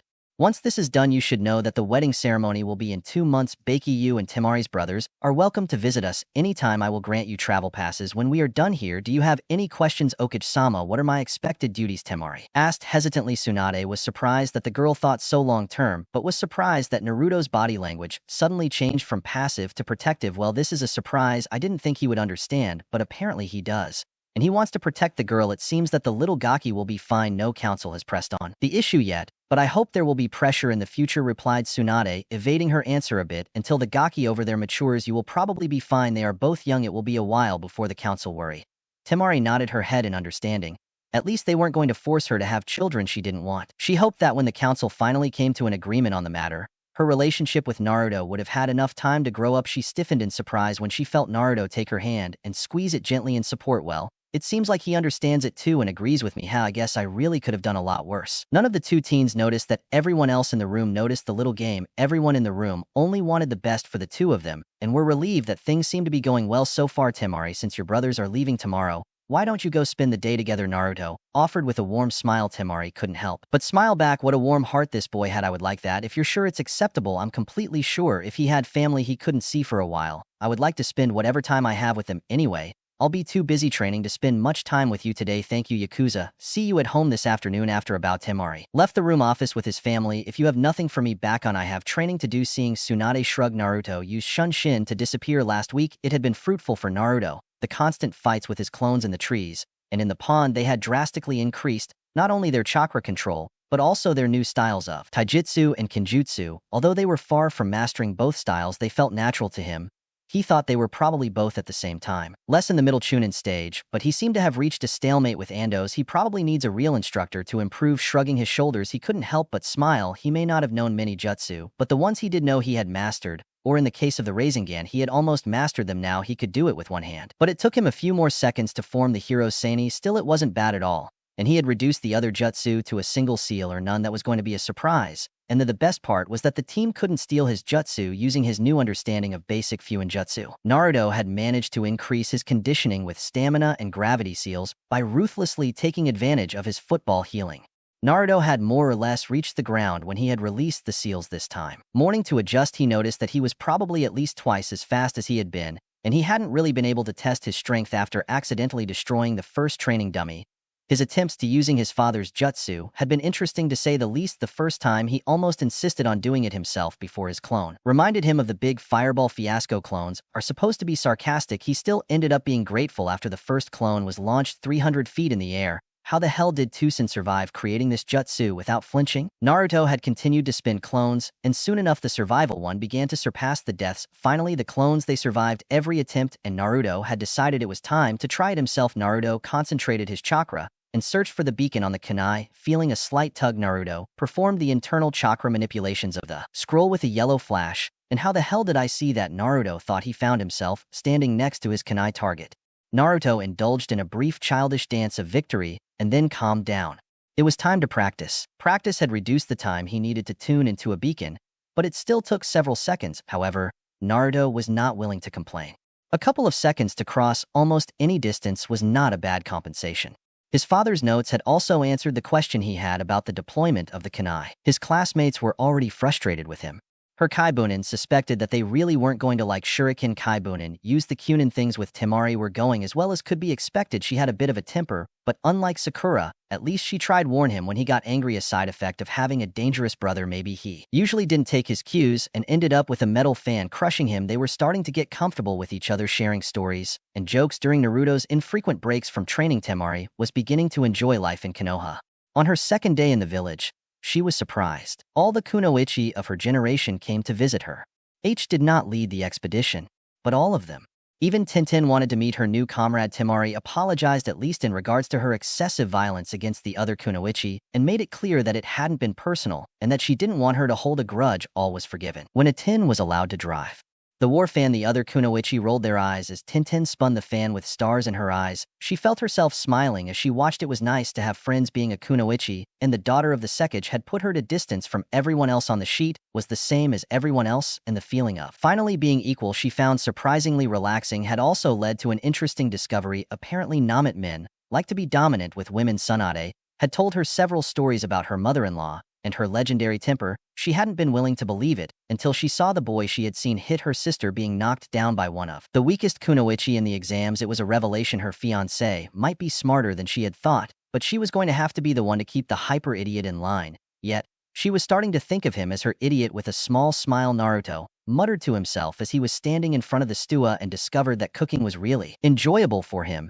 and that it kept him from fearing and poisoning him with his supposed food. He chuckled when he remembered the time he told him to fear, and that his cooking was probably the reason why. The one that the poor Gaara had been so homicidal. The joke was still funny. Half an hour later, when he limped into the house, finishing up, he shouted, "Temari, dinner is ready," with a flash of blonde that I could have sworn it was Eren no Jutsu. Temari was sitting at the table with tomorrow being an important day. Naruto had done his best using the information obtained from Ino exchanged for a future favor to be decided. Naruto had prepared Temari's favorites, kinchin soup and roasted chestnuts, followed by a big chocolate cake. Naruto had a little fun teasing Temari and drooling, but quickly fell over as his eyes promised retribution. Naruto had inadvertently discovered that shadow clones were excellent for working in the kitchen. He could cook and mess up everything he could. He wanted to, and the clones had to clean it. Temari tried to point out that with the clones he would still have memories of cleaning, but Naruto insisted. The best offer ever. After the clones cleaned the table, Naruto he approached Temari, and in a show of audacity that surprised them both a little, he kissed her cheek. "I know I've been very busy this week, but I wanted you to know that I'm glad you're here. Now I need to get some sleep. Tomorrow will be a long day." Temari sat down to watch him as he went up the stairs and held her cheek with a light blush, as she was the daughter of a cashier and Gaara's sister. No one had kissed her before. With a smile, she decided that it wasn't that bad. Temari was bored and irritated. But above all there was boring, she thought that watching her future husband fight with his friends would be more entertaining. But with a few exceptions, the fights had been extremely one-sided. Until now, first it had been that pink-haired idiot that her future husband had such a crush on. The fight itself was just pathetic, but as much as he despised weak Kunoichi, that wasn't what made his blood boil. Naruto stood in front of his lifelong crush when she entered the battlefield area. Looking at her, he felt confused why she was walking so timidly. Her head was bowed, her hair covered her eyes, and every step seemed forced. This was not what I expected from Sakura-chan. She was supposed to be confident and strong. He came out of his musings and got into a fighting stance. When Sakura arrived, however, she didn't follow him. She just stood there fidgeting. "Hey Sakura-chan, what's the problem?" she shouted. Sakura shivered a little when her teammate's loud voice broke into her thoughts. Without raising her head, she spoke almost in a whisper. "Naruto, I'm sorry. I never thanked you for saving me," she continued with a bitter laugh. "I guess none of the times you saved me against Zabuza, the exams." And then with Gaara, the girl began to hug herself tightly, as if she were trying to contain an explosion. "You keep saving him, I ignore him." Starting to cry, he forced himself to continue. "I guess I'm just jealous. When our team was formed, I thought I was strong, or at least stronger than you. Turns out I was wrong." Naruto was so surprised he abandoned his stance. He sheepishly rubbed the back of his neck as his thoughts replayed the events. While he tried to figure out what was wrong with Sakura, with a mental shrug, he decided to improvise. He didn't really understand girls in general, and Sakura was a bit strange. Even in that's when Sakura said kindly, "I need you to look at me." When the girl looked him in the eyes hesitantly, she made a mental grimace at the amount of pain she saw in his eyes. Lowering the mask, she gave it to her teammate, a sincere smile. "Sakura-chan, I accept your apology and your gratitude, but that's not why I did it." She raised her face to the sky in memory as she continued, "When we were in Wave, you taught me that someone only is truly strong when he protects something precious to him." Looking down again at the girl, he smiled again. "You're not weak, Sakura-chan. You just haven't found something to be really strong for. You can still come train with me at my farm if you want, but only you will get stronger if you really work. So still judging, by the way. Thanks, Nak. Lady is shaking. We should start this match before she bothers me again." The final comment was too much for Sakura, and she roared with laughter, remembering what Hanko had done before the second exam. Temari gritted his teeth in irritation. "Stupid weak Kunoichi. Wannabe fan, why the hell is he so obsessed with that pink-haired girl arc? Why do I care?" Temari decided he really didn't want to. He continued thinking about that and reflected on the matches again. Naruto had not humiliated the stupid Rosa threat, but it was obvious to all the shinobi in the audience that he had restrained himself. The next match was more exciting. That girl with the weapons was not so bad, Temari. He had crushed her in battle just because he was able to deflect all of her attacks. However, once Naruto got closer, it was all over. The next encounter made Temari laugh and facepalm. Shikamaru was possibly the person laziest he had ever met, but it was a clever pity for him that Naruto was simply unpredictable and had refused to play along with the stalemate tactics at the beginning of the match. Shikamaru had trapped him with his cage main, and in response Naruto had created a few dozen of cage Bune without using any seal, something that had caused a collective gasp of disbelief in the audience, and ordered them to eliminate Shikamaru. Shikamaru's response was quite typical. He muttered, "What a troublemaker," and he gave up. It was surprising to no one who knew him, but what bothered Temari was that in their match he had gotten caught up in playing along with the shadow user instead of simply dominating him. Temari had to save the dog boy in the next match. Something in the talk before the match made Naruto smile maniacally as he pulled out a kunai and began to wrap it with an explosive tag, turning pale as he remembered what he had done to his Temari brother. He pulled out his fan and floated to the sand. Ground landed between the dog and her fiancé. She placed her hands on her hips and said a word, "Noah, come on, Temar." And Chan complained, "Naruto, no, you are not going to use that technique ever again." Pouting, Naruto raised the kuna, and after removing the explosive tag, Temari satisfied, she turned to leave, only to be stopped by Anko. "You know you're not supposed to be down here." Arching an eyebrow at her, Temari continued walking away. She was saving dog boy from a fate worse than death. "You know, I know what I was going to do with that, and I don't want to never see him again." "Oh,"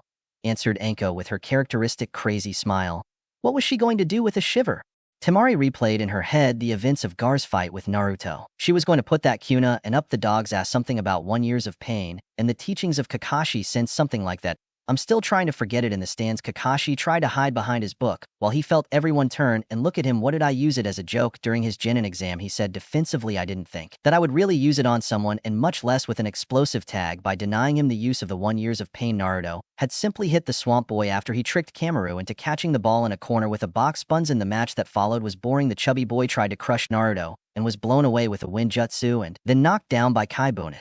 The silent bug boy had been next, but he had lost when Naruto had summoned several fear toads. I had heard all the conversation between the two, but she caught Naruto apologizing, and something about Shin not being too dangerous to face him head on. Shaking her head, Temari looked at the woman sitting next to her. Still, she was trying to accept the fact that she was sitting next to Lady Tsunade. She was not blind. She could see that the woman had some problems, but she was sitting next to the most powerful kunoichi of the elemental lands. And to make it even more surreal, the woman saw her as her daughter-in-law. Temari was surprised to know that Tsunade saw Naruto as something of a cross between a son and a grandson. She had been very alarmed when the older woman threatened her about what she would do if Temari ever hurt her new husband.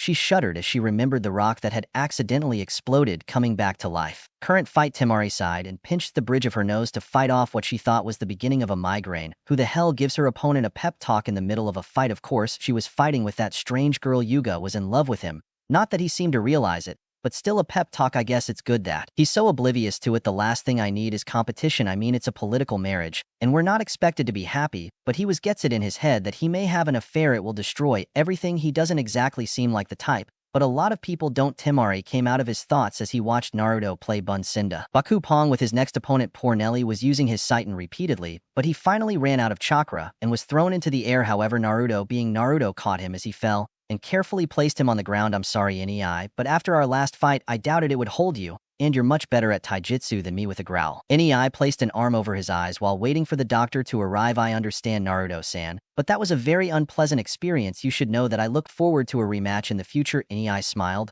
slightly, preferably Sinin. Exploding clones, please. Naruto noticed Guile's arrival, and a truly evil smile appeared on his face. It's a shame, Nei, it looks like you might need more youth for our rematch. While Gay and Lee began their usual youthful rants and declared to fan the flames, Nei's youth. Naruto collapsed and laughed at the absolute horror on Nei's face. Ignoring the caustic look that was being directed at him, Naruto decided to rub a little more salt in the wound. May you recover as a young Nei shouted. He was completely stunned when the always stoic and unflappable Negi gave him an obscene sign. Naruto's blood began to boil as Sasuke walked across the arena floor to the cheers of the civilians in the crowd. Yes, Naruto thought, with Saa the last, Yuki Allele has come to defeat the demon boy. That won't happen. Sasuke, for his part, was more excited than he had been in a long time. He was finally going to have his fight with the dope. He wasn't sure when I had started seeing Naruto as his rival, but rival was now. He had another reason to be interested in Naruto. That man was after him, and sooner or later, he might get revenge. Tobe, are you ready? Absolutely. Fear, absolutely. Anko turned to look at the crowd. Ninth combat, Utsumi Naruto versus Uchi Sasuke. Aim the boys SE. They launched towards Adam in a flurry of taijutsu. Naruto dodged the first punch but was caught by the backhand, ignoring the blow. The punch spun and elbowed Sasuke in the stomach, and then applied a brutal roundhouse kick that made him retreat several meters for several minutes. The two stagnated. Sasuke's superior skill was countered by Naruto's ability to ignore the pain long enough to land forceful blows. Sasuke was getting frustrated. He couldn't copy Naruto's style because there were no established patterns. The lack of set patterns also meant that I couldn't predict what attack would come. It wasn't perfect, but I could see some of the attacks shortly before they landed.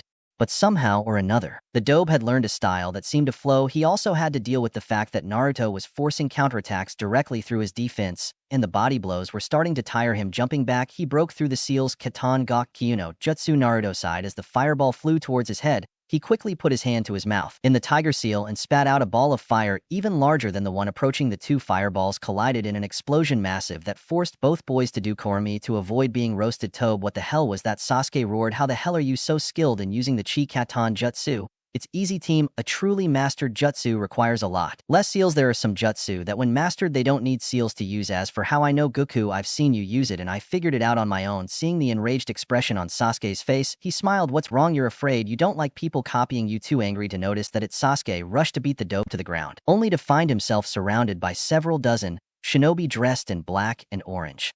The clones followed in the footsteps of their creator and delivered powerful blows to his body that left him exhausted and struggling to breathe. Hey team, look at this. Kuna and Kaibunin no Jutsu raised his head suddenly, and to his horror, he saw literally thousands of strange three-pronged kunai heading towards him. He pulled out a kunai. He dodged and deflected as many as he could, and for his relief, most of the huge barrage missed him, and he stuck into the ground around him. Tisit dobe your aim sucks. Ah yes, fear. I think they went exactly where I wanted. With a malicious smile, Naruto disappeared in a golden flash, ignoring the gasps of surprise from the crowd. Sasuke looked around trying to find the dove, but was a little surprised when a powerful kick hit him from his blind side. He turned to retaliate and blinked as Naruto disappeared in another flash. Yellow confidently turned around to block from the attack waiting behind his back, only to be knocked once again to the ground by a strike from behind. Damn you, Tobe. How the hell are you doing this? Well, fear, when an S-class shinobi marries a S-class kunoichi, and they do a special little dance 9 months later. The magical chakra stork gives them a baby in the stands. Temari and Tsunade exchanged looks of pain and made almost identical moans when talking to the younger Kunoichi Tsunade.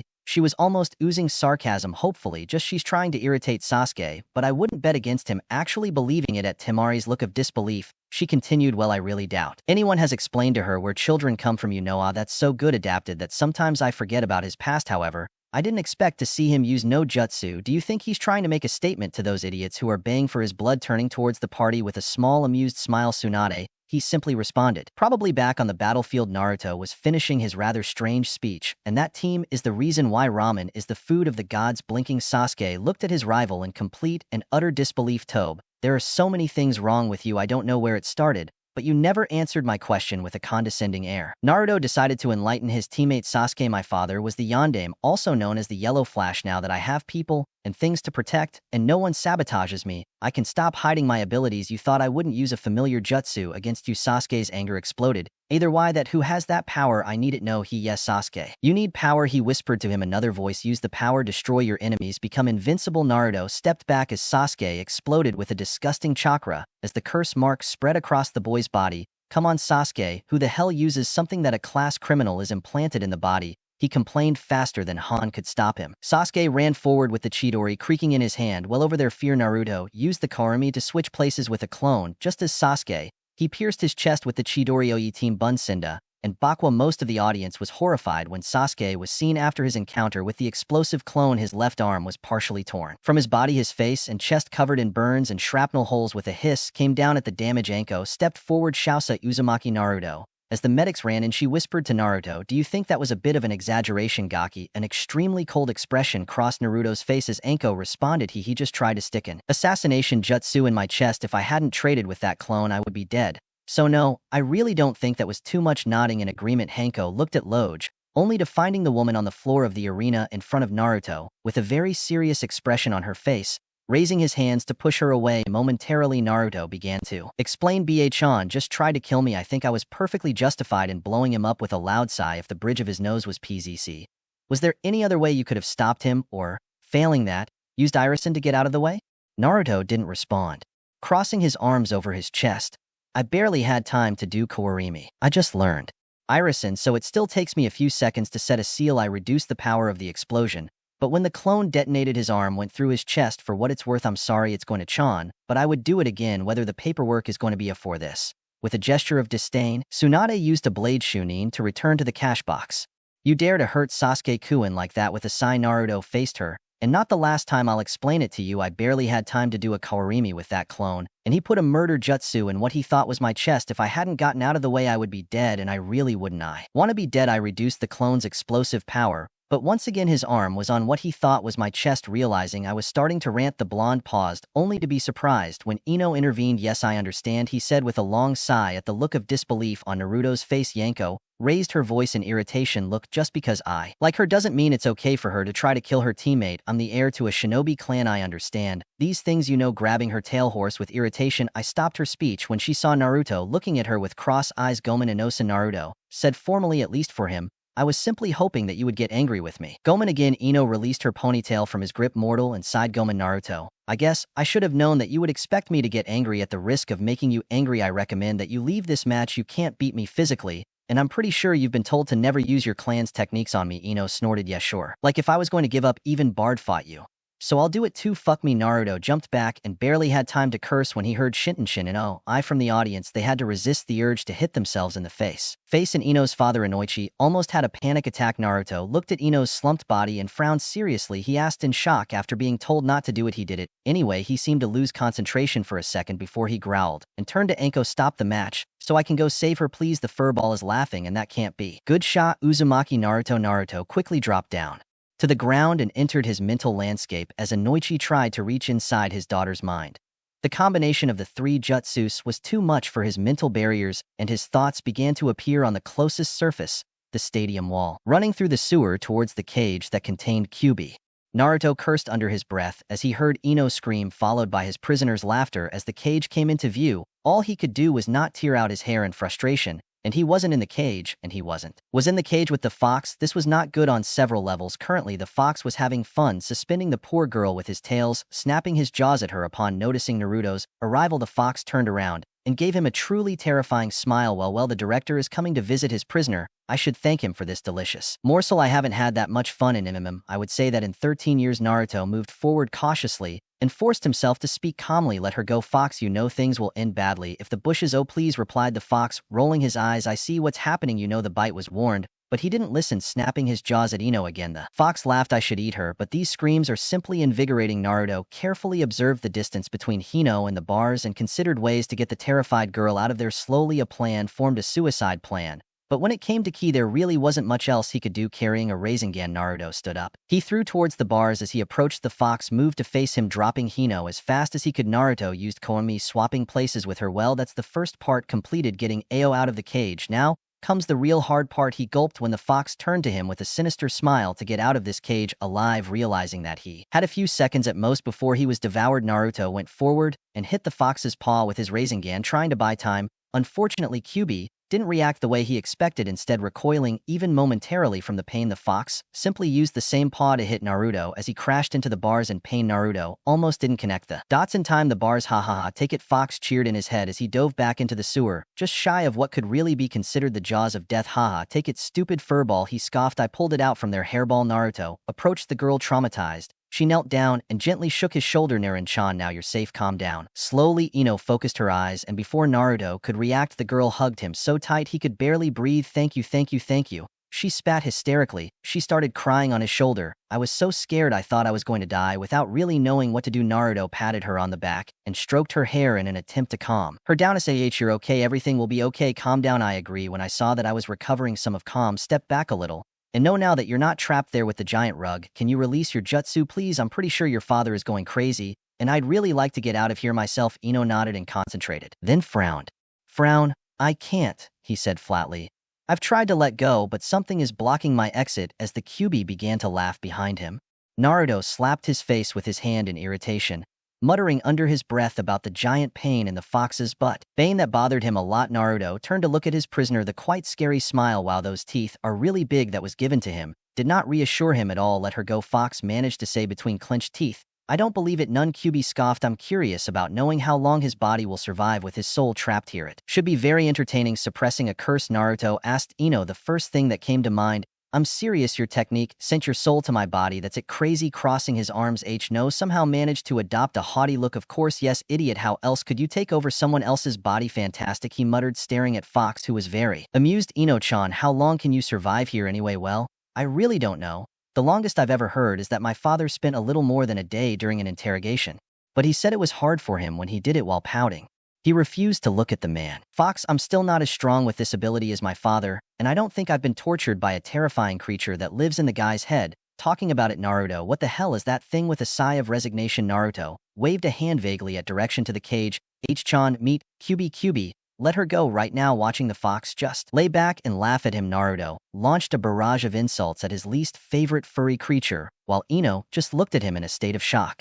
Ino wasn't a stupid girl at all. She quickly put all the pieces of the puzzle in place and let go. Your father didn't kill him. Oh, sweet Kami, it was in you. Naruto turned around in shock. I really didn't expect Ino to scream behind him, and much less that I discovered what had happened so quickly. Yes, he answered dejectedly. My father sealed the ball of fluff here inside me to save the village. Supposedly, he tried to make people see me as a hero by keeping that stupid thing prisoner, but most of the civilians thought I was the thing, and most shinobi kept their distance, because most Jinchuriki aren't terribly stable. A very good example would be Gaara before I beat him during the invasion. Anyway, enough of that. We have to get you out from here. Very good, Fox. You want her? Leave. Remove the seal. It's okay, rabbit ears, try again. Why should I care? All I want is that damn seal your father put on me. You don't have anything else I can wish you, pathetic idiot mortal. Hey, you think I'm stupid? No, Fox, I know what you're afraid of. We both know you could have killed me when I was in the cage, but my father's seal means if I die, you die too, don't you? Naruto gave Fox a look fiercest he could muster, which really wasn't bad if it wasn't directed at something other than the Cuban kitsune. And he turned to Ino-chan, I'm about to do something really incredibly stupid, but I should let you out when you feel the control of your jutsu. He loosened salt from here, okay?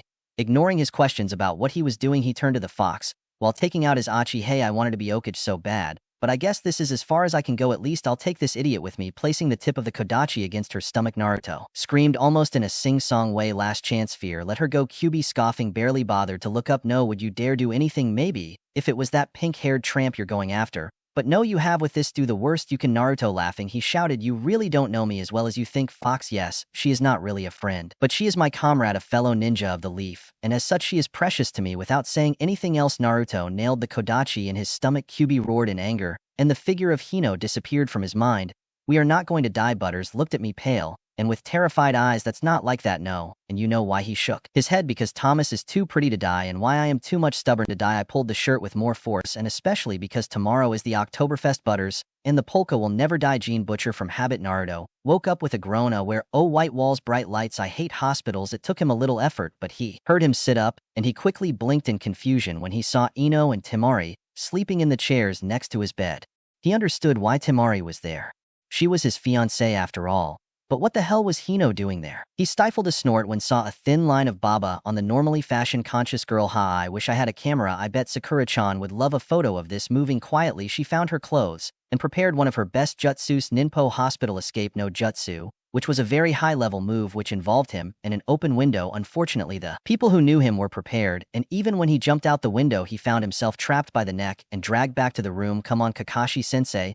I hate this place. Please let me go," he said, trying to use the scary puppy eyes jutsu against his sensei. "Mama." Naruto, "I'm sorry, Oka-sama. Threatened to burn my books if I let you escape." The lazy Honing responded without taking his eyes off the book. He raised his head. She looked down at the sleeping girls and gave one of her infamous smiles at Naruto. "I'm so proud of you, my adorable little genie. 2 girls sleeping in your hospital room.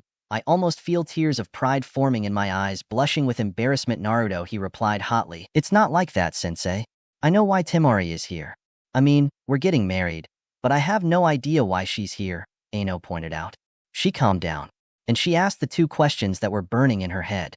"Sensei, how long have I been unconscious? What happened to Team Kakashi?" Bought time and put away his book. "Be careful." "Well, the first question is easy to answer, Naruto. You have been unconscious for 4 days." Laughing a little at Naruto's growl, he paused and decided to answer the last one. Question regarding Sasuke managed to keep him alive and even put his arm back on, but they don't think he will ever fully recover. Sighing, he got to the worst part. Naruto, Sasuke will never return to active duty as a shinobi. Hearing those words, Naruto wasn't too surprised. He had seen how Sasuke's arm was torn off, but it still hurt. Sasuke was his teammate, and no one else had destroyed a talented shinobi and ruined his friend's dreams. "Can't be Achan fix it." She fixed Busi brows. "No, that was too much worse." The words just came out of his mouth as he watched his student. Kakashi decided that even if it was painful, he needed to tell Naruto the whole truth before he was convinced that he was the culprit of what happened. Naruto, even if he still had full use of his arm, Sasuke would have been taken out of the ranks. Ignoring the look of surprise on Naruto's face, Kakashi continued. "The containment seal placed over by team's cursed seal, and I like that name, by the way. It depended on Sasuke's will. He did it. He broke voluntarily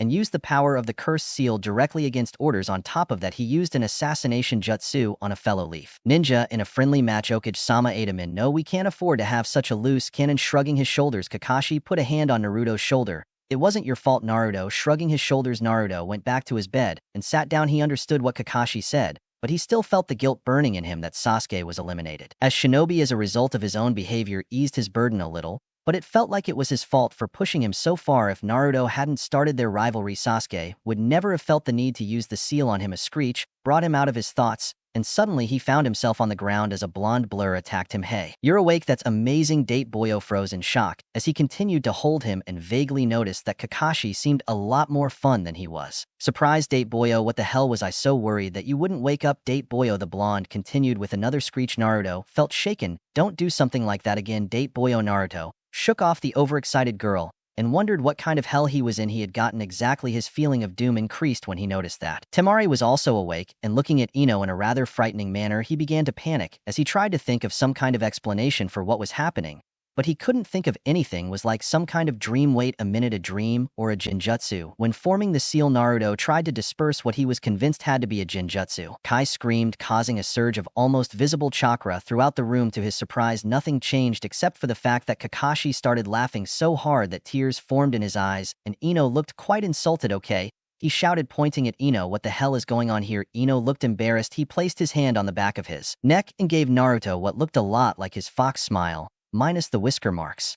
"This is complicated, gross, But there were some side effects when I got stuck in your mind interpreting his expression correctly. Current facial as it continues before I do something you won't like. The girl continued her story when you stabbed yourself, and I can't believe you did it. I was able to release the jutsu, but the fox hit me in a last-ditch effort, and I was thrown through of all your memories. Naruto looked at her horrified. She hurriedly continued trying to explain herself. Yes, it was really unpleasant. I would never have dreamed what you went through, but it was better than being devoured by Date Boyo's hairball. As a result of that, according to my father, your personality merged with mine. Dad says it won't last long. My personality is becoming more and more dominant every day, but for now I'm still showing some of your most irritating quirks without saying anything. Naruto says nothing. He lay down on the bed and covered himself with the blankets. Someone wake me up when the nightmare is over, please. Hey, that was rude. Date Boyo.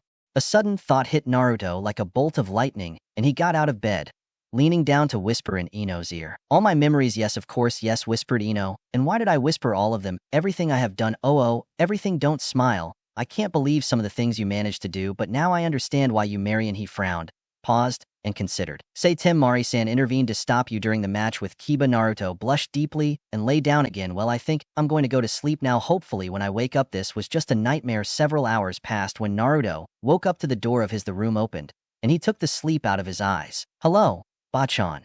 Are you coming to help me? Ignoring the impulse to strangle him, Sada returned the smile. Yes, Gaki.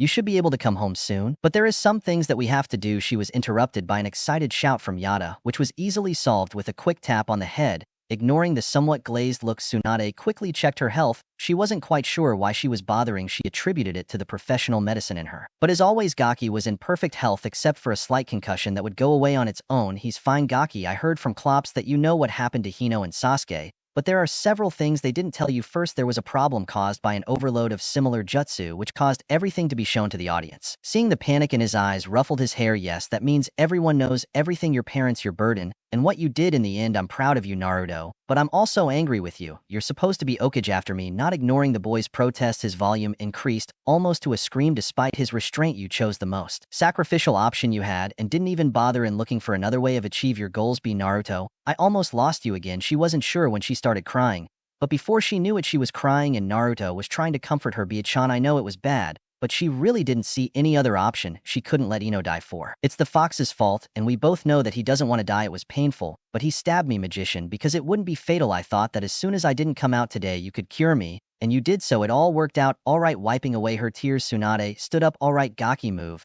and I would talk to Temari. She's been worried about you. Naruto greeted her absent-mindedly and started walking towards the door before stopping and slapping himself brutally. Stupid, stupid, stupid, he muttered under his breath. Hey, what's bothering you? Gaki asked Sunwell. When I tried to escape from this hell, when I tried to leave the hospital before I completely forgot that I have H stamps all over my house. He shrugged his shoulders. He concentrated on the label in his living room and smiled. I try freedom goes Chan, I'm free. When he reappeared, Naruto felt like maybe he had jumped straight from the frying pan into the fire. Teasing Bia-chan was fun, although somewhat dangerous, but he hadn't thought about it when he appeared in his living room that would end up in the middle of what seemed to be a kunoichi convention. Wait, why are they here? And why are they so angry? Feeling greatly outnumbered. Not that that will intimidate him, he said to himself with firmness. He focused on the H seal in the studio and shouted, if you need me, I will be in my studio, before disappearing before the gathered women could say anything. He returned, I almost forgot. When you finish with our guests, I need to talk to you. Temar and Chan returning to the studio. Naruto let out a sigh of relief at having survived 2 trips to the kunoichi group. Naruto's surprise entrance had been a blessing to Temari since he had arrived at his house. Kino, following him lost, had been harassed by all the kunoichi who seemed to know Naruto as the daughter of a cashier. Hospitality had been instilled in him from early childhood, but as the day progressed, she felt like tearing out her pigtails out of pure frustration. She had been pleased that Ino decided wait for Naruto with her. Anyway, they needed to talk privately, the sooner the better. Shortly before they arrived, they were ambushed by Tintin and a surprisingly bold Anata, both worried about Naruto's health and surprisingly about the well-being of Temari. From there, things escalated. Karina and Ananko had crossed their path and decided to accompany them, feeling that it was their duty as older kunoichi to ensure that the younger generation did well. Shizune and Sakura seemed to materialize at some point along the way and completely monopolize the conversation. He was surprised to find a small army of foxes wandering through his yard, but the surprise quickly turned into acceptance. Life with Naruto had been like going from one strange event to another. She frowned as the foxes bowed respectfully as she passed as if she were a queen and hurried to usher everyone in. Being inside wasn't much better. They immediately bombarded her with questions. What were the wedding plans? Naruto was treating her well. She was happy. Did you miss one? Gakure, what was going on with all the foxes was enough to drive a saint crazy, and Temari had been very close to grabbing her fan and dishing out some pain when Naruto arrived. Kicking the women out of the house was hard, but in the end, he managed to get rid of almost all of them and deliberately sent Ino to the kitchen to prepare ramen and wait. I needed to talk to Naruto, but after that stun I was at the hospital. I also needed to kill her. I talked to her when entering the study. Temari found Naruto lost and thought as he looked out the window at the field covered in foxes. Unless she was very wrong. The expression on his face indicated that he was silently amused and annoyed at the same time. He approached him and placed his hand on her shoulder, and she was surprised and pleased when he absent-mindedly reached out and began to gently caress her hand. It was the first truly intimate contact they had, and it made her stomach flutter pleasantly. "Hey," Temari-chan said quietly, so as not to ruin the aura of peace. "Do you know anything about why our grounds are covered in foxes? I thought you knew they were here when I came back from the hospital, though it was strange. When I walked past several of them, they bowed to me.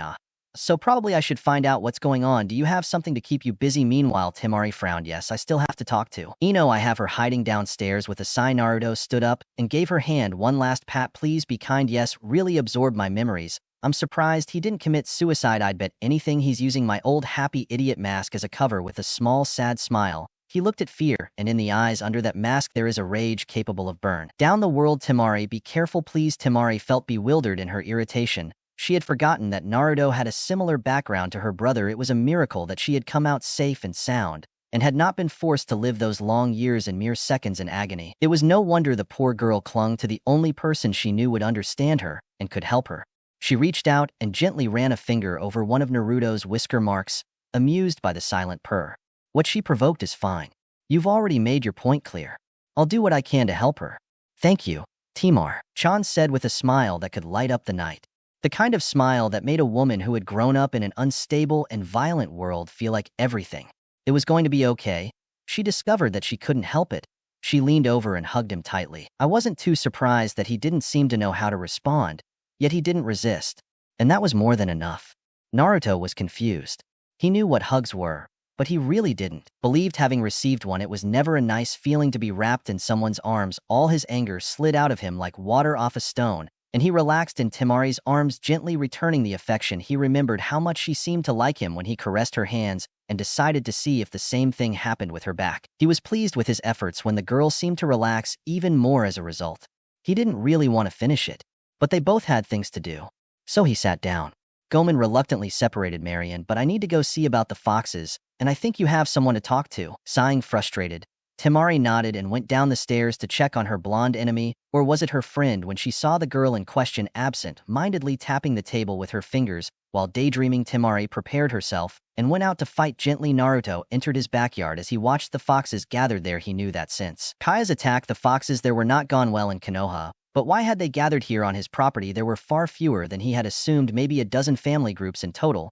He hid his surprise when a large gray and red fox approached him and bowed. "Regards the region, I apologize, but it is urgent that we talk." "Yes, I was thinking the same thing. What is happening here?" "My name is Reinhard, Lord Regent." Naruto raised his hand to stop the fox and asked, "Sir Regent?" Bowing again, the fox explained, "Are you holding the Lord Q within your body?" Sir. "And as such until your return you are your regent." Please continue." "But I am not very formal. Please just call me Naruto," replied Naruto. "As you wish, Naruto-sama. We have gathered here to request refuge. For years our species has been hunted here in Konoha. All who have survived are gathered here as our regent. We humbly request your help." With very wide eyes, Naruto did another quick count. "This is it," he thought in disbelief. It seemed like there were a lot of animals in one place, but if they were the only ones left, their species was on the brink of extinction. "Very well. Reinhard, the Kitsune are welcome in this place. You should be safe here. I will talk to Bid Kage in the morning to find a more permanent solution. But is there something I can do now?" "Yes, Naruto-sama. The cubs need urgent attention, and I fear that some of our members have been poisoned by the traps set in the forest. Their wounds are not healing as they should. If I can get a non-hostile vet, the rest they will be willing." "No, it should be a problem, Naruto-sama.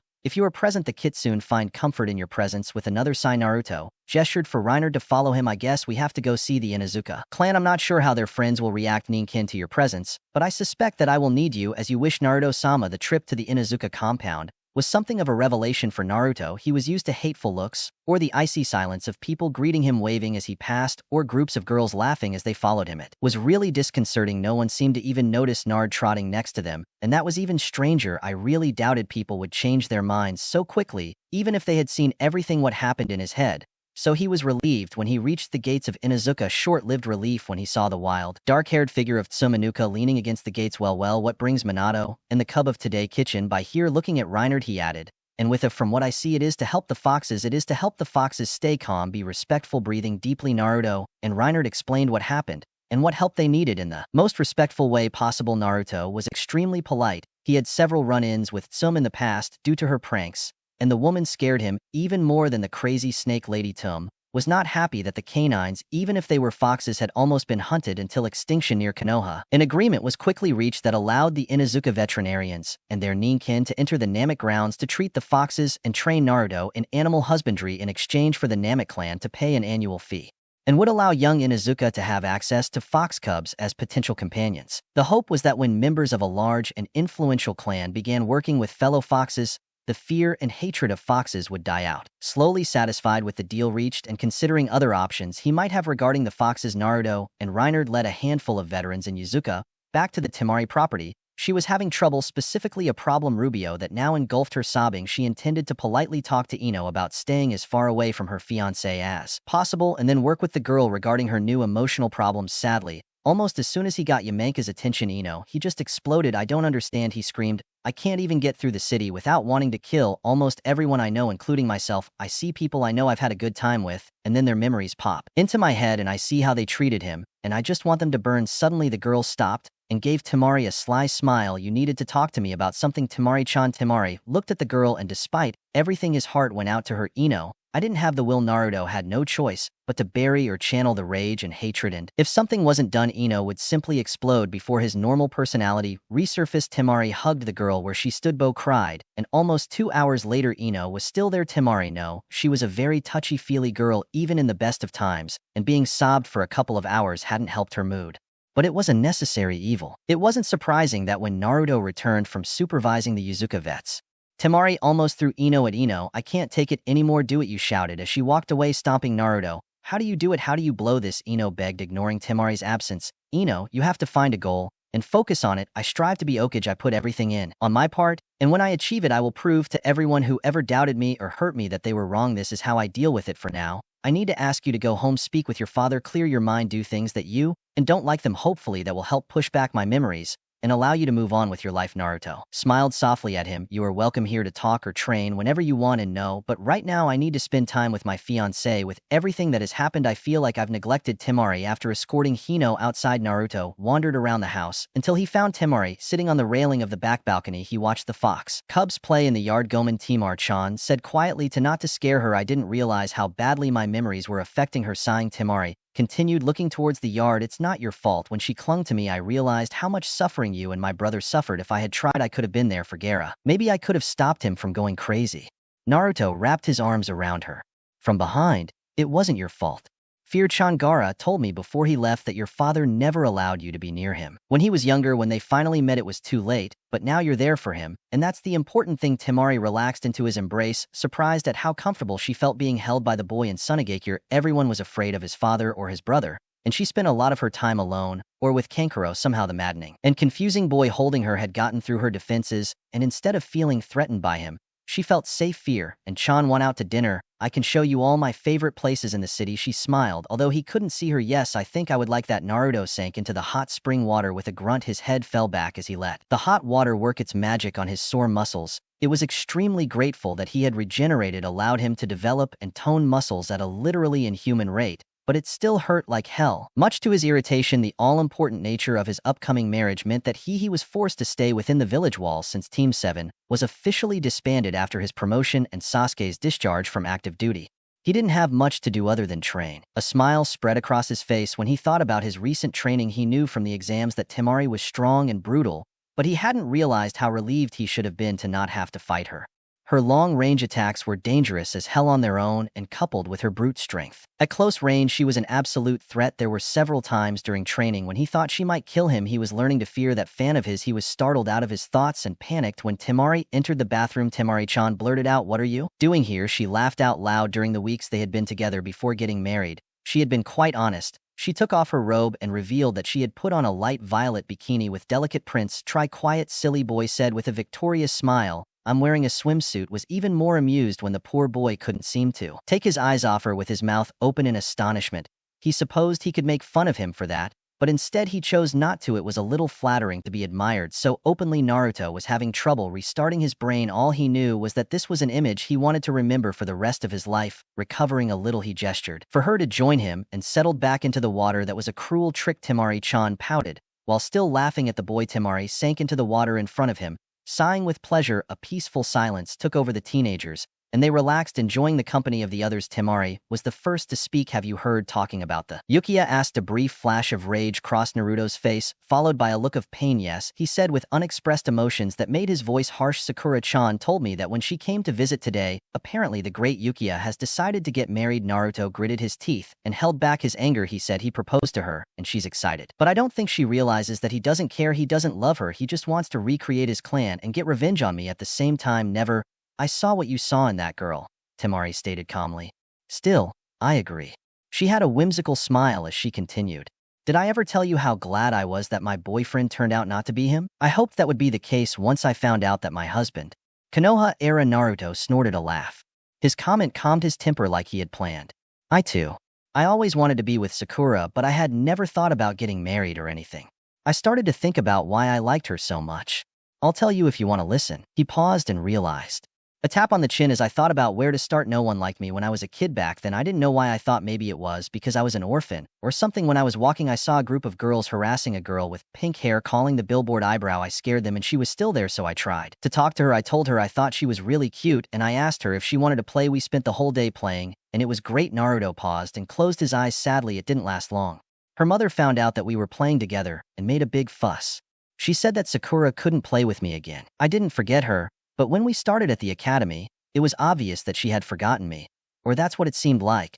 But looking back, I think so. I remembered she was mean to me, but she never wanted to hurt me. She said things to my face instead of behind my back. Naruto snorted. The rest you know. The fool in love is assigned to a team with the girl he's been in love with for years, and he's afraid that she really can't stand, but that she has some kind of strange bond with. Anyway, Temari seemed to think as she let the information sink in. You're right, that explains a lot. I almost feel sorry for her, yeah.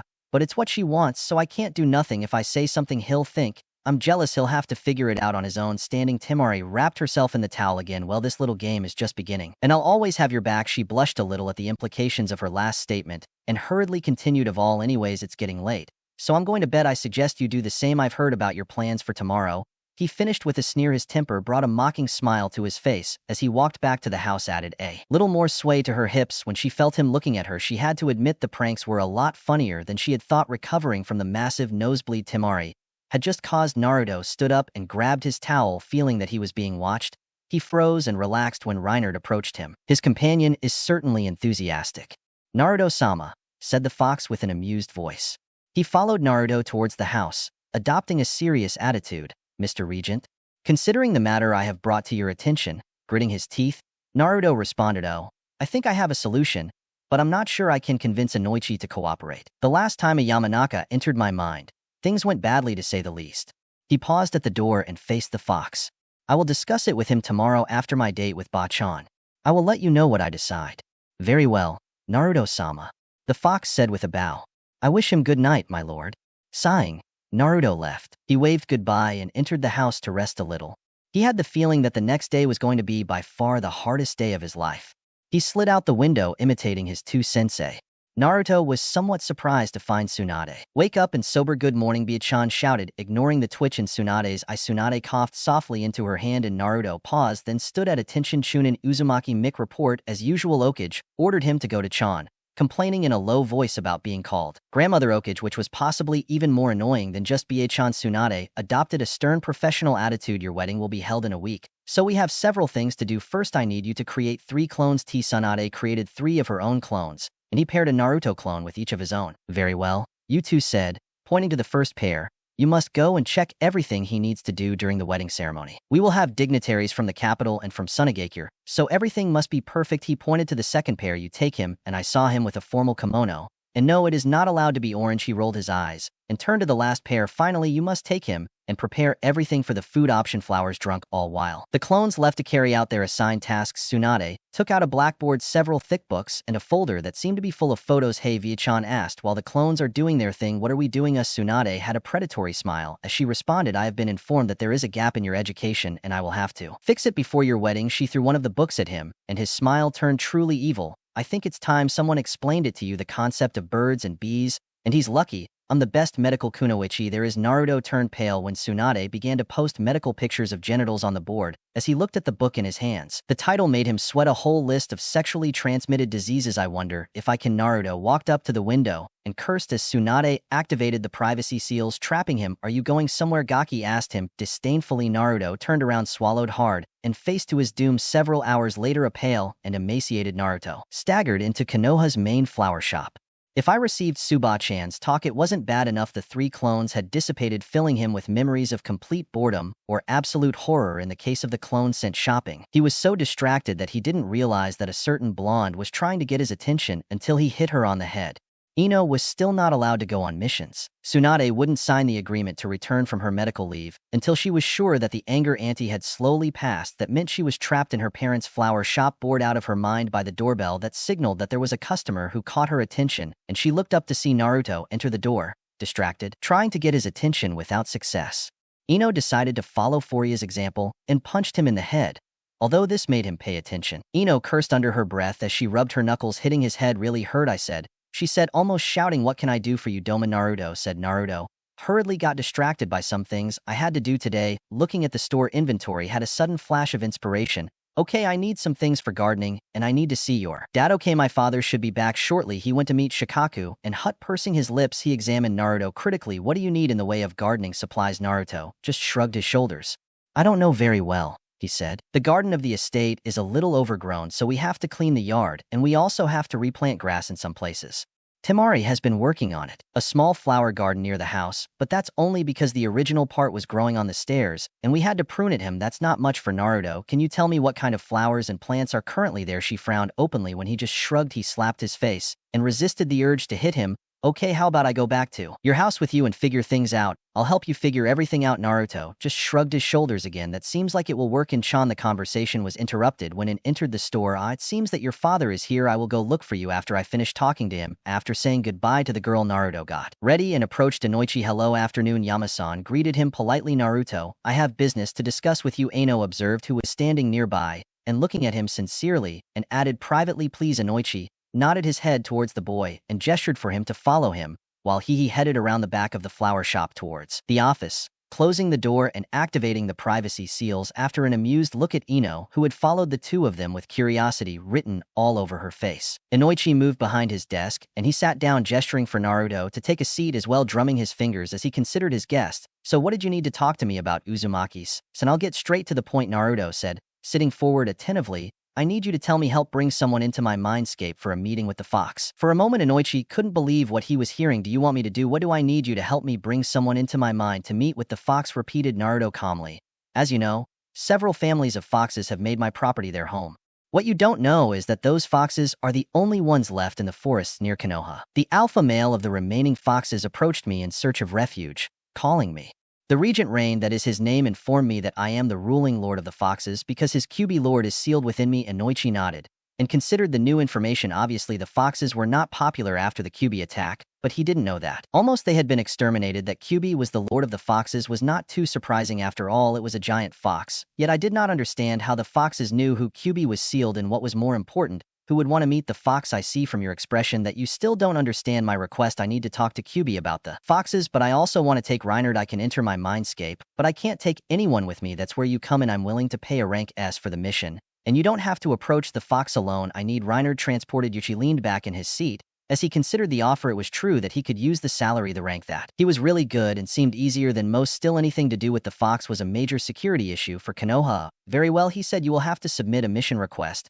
and that a lockline, anything to do with your tenant, could be a security problem. Once you have the request for mission, I will have to meet with Reinhard. I am not sure if a fox can meditate, but if I can teach him how to do it, the process will be much easier, I guess, with your wedding approaching. and the need to recover after she said with a small smile that Naruto didn't really understand. We can do this in 2 weeks, or so, said Naruto, standing up. I'll go get the papers, Chan. I might have something to add if you want to meet. With Reinhard, I'm going home. He's coming with me to inspect the damage to the garden. If you wish, you are more than welcome to come too. Inoichi deactivated the privacy seals and escorted Naruto out of the office. I have nothing else right now. And anyway, I'm curious to see the garden you're talking about. As you enter the office flower shop, Inoichi turned to his daughter Ino. Looks like I'm going with you to the Init estate tonight. Do you need something before we leave? She rolled up the taijutsu scroll she had been reading and ran to the door. I'm ready to leave at any moment, Daddy, sang she. Inoichi, he looked at his daughter with amusement. Taking care of the store isn't that bad, honey. You don't have to act like you want to be anywhere else except here. You know. Ino rolled her eyes. She ran and pushed her father toward the door. She grabbed the door. Naruto's hand passing and he pulled it out too. He slammed the door shut. He turned around and jumped into the air with his arms outstretched. Wow, freedom of art. Boyo covered his mouth with his hand and looked angrily at his smiling companions. Not a word, he shouted, and he left, stomping hard, smiling at him. They left for the Namek farm. Several minutes passed and Naruto broke the silence. Hey, Yannick-san, how long will it take until he realizes that he took the wrong path? Inoichi didn't answer. He just started laughing out loud. Reached before Naruto reached house and his gaze warned the boys not to say anything about it. As they entered the grounds, Naruto was surrounded by a handful of excited fox cubs, which caused Ino to feel too cute. With a loud kawaii, Ino picked up one of the cubs and began to hug him, much to Naruto's amusement. It had been several days before Temari could approach the cubs without short-circuiting. It must be a girl thing. Kneeling, Naruto turned to one of the older females. Who I was keeping an eye on the puppies. Could you bring Reinhard? Tell him to wait for us in the garden. The fox nodded and headed towards the trees on the other side of the field. Naruto turned to his guests and said, well, Reinhard will wait for us there, so let's go take a look. Looking at the garden, both Inoichi and Ino made low, toneless whistles when the somewhat destroyed garden came into view. They were impressed by the potential that could be found, but 14 years of neglect followed by the attentions of an army of Yekto clones trying to fix the garden had turned it into a complete mess. Sweet see, I yelled. Ino, what the hell did you do to this poor garden? Taking a step back away from the irate girl, Naruto waved his hands defensively. Wait a minute, this was completely covered of weeds when I inherited it. All I did was send about 100 clones to try and clear it out. With a snort of disdain, Ino turned and walked away, surveying the garden for the repairs needed. Inoichi just wandered around listening to Naruto mutter under his breath with a smile, ah, this generation really is something, isn't it? Minato perked up when a large gray and red fox approached Naruto. Good night, Naruto-sama, the fox said, surprising Inoichi. Good evening, Reinhard. Naruto replied happily, pointing his thumb at Inoichi.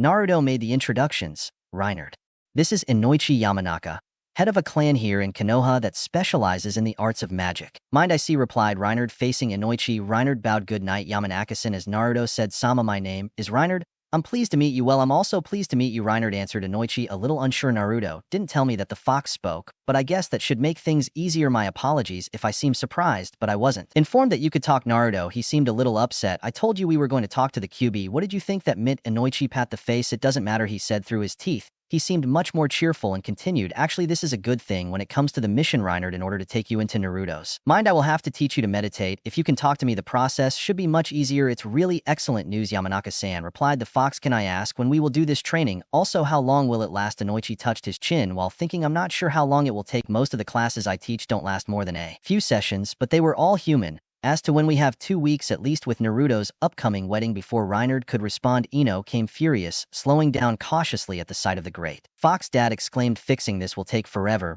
but I have a list of the supplies Naruto will need. Vaka, when handing the scroll to his father, and no, he stuck out his tongue playfully at Naruto. You're going to need someone to help you show what you're supposed to do too. Whiskers, it's going to take a while. Inoichi's eyes widened slightly when he saw the amount on the parchment. When he added up the costs in his head, he had to hold back his laughter. Haha, between this and that payment of that rank he offered, I'll be able to afford one of Ino and her mother's small shopping games, and I'll still have money left over for the service. When he raised his hand and I wasn't looking at him in a distressingly knowing way, ah, there goes my money for him. Excuse me, Sir Regent Yanin, but I think I have a solution for both the garden problem and my meditation training. As I saw the interested looks on Naruto and Inoichi's faces, and ignoring Ino's surprise, Reinhard described his solution. I need training and Naruto-sama needs someone to help him teach her how to garden. I smell the scent of flowers and potting soil in her team. Yamanaka-san, I am correct in assuming that she would have the ability to teach Naruto-sama. Yes, she is very capable of that. I have taught her horticulture for most of his life. Very well, my suggestion is that I stay with you until we mentally walk and Inosen stays here to teach Naruto-sama. Naruto turned completely pale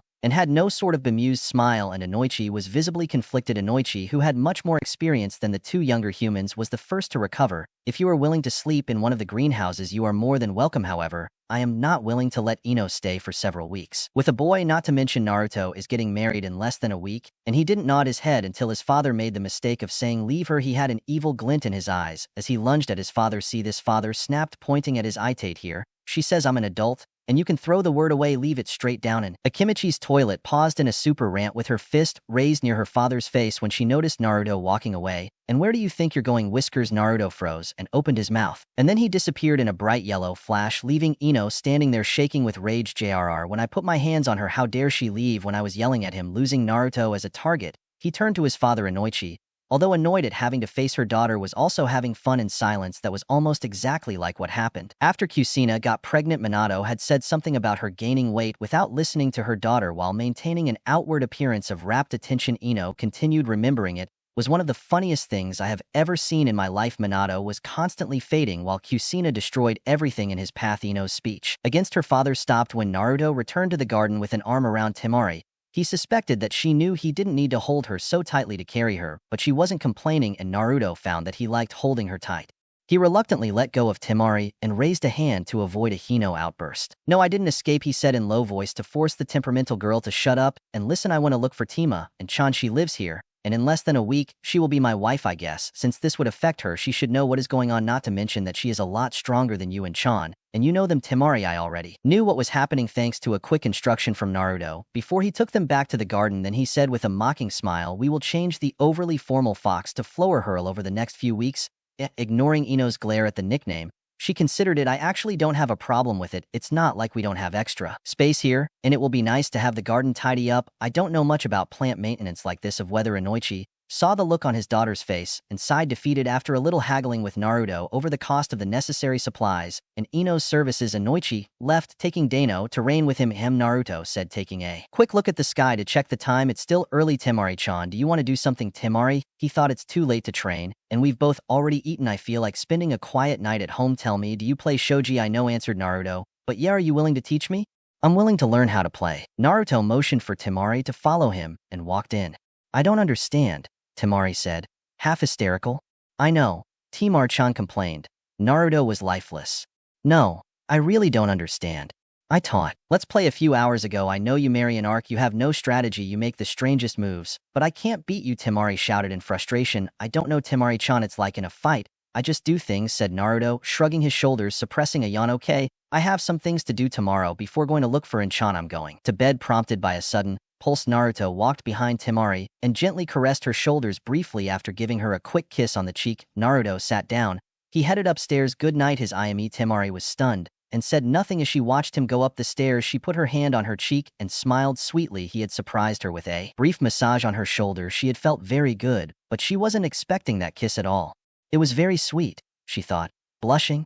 She missed her brothers and dessert, but little things like tonight reminded her that her life was good.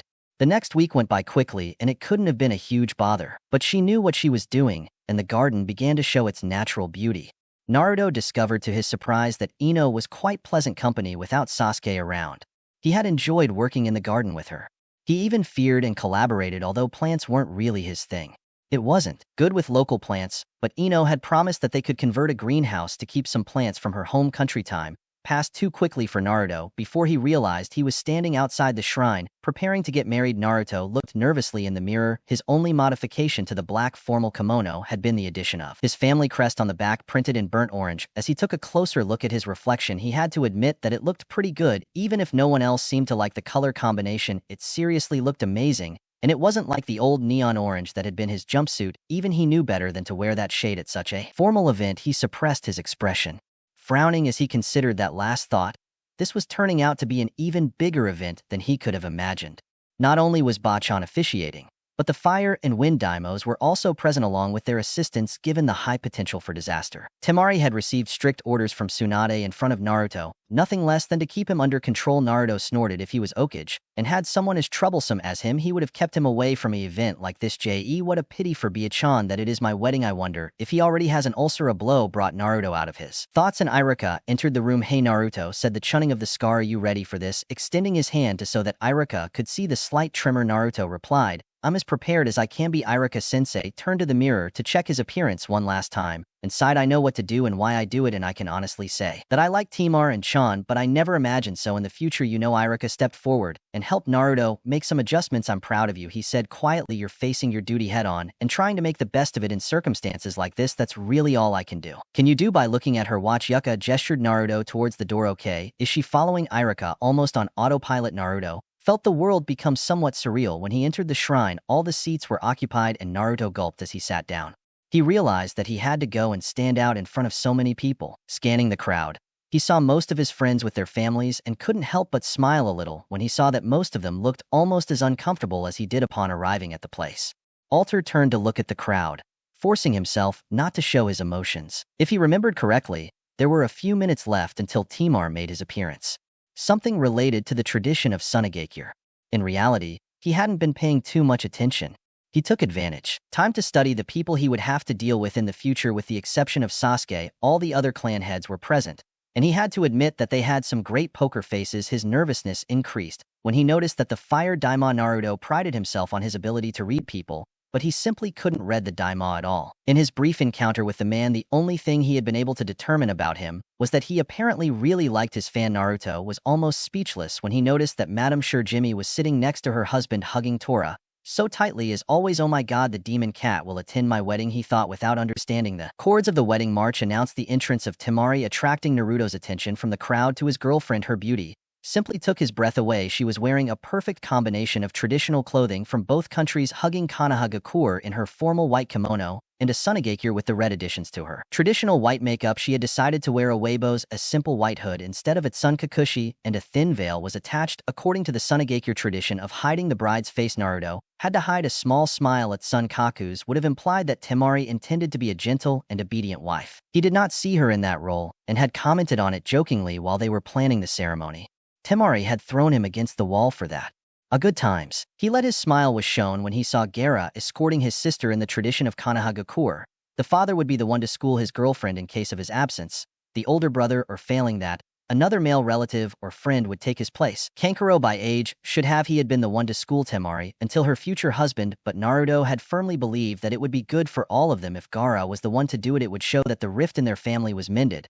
And it was also very important to Gaara at the same time. Watching the care Gaara was taking while escorting his sister, Naruto felt vindicated as he maintained his usual stoic expression. Naruto could see the happiness in his fellow Jinchuriki's eyes as Gaara let go of his sister. Naruto nodded at Gaara with a smile and was rewarded when the corner of her mouth twitched in response as she looked at Temari. Naruto realized that she had seen it too and could simply feel her joy radiating from her. Temari stood in front of her, to her fiancé, with her hands intertwined with his as Tsunade began the ceremony.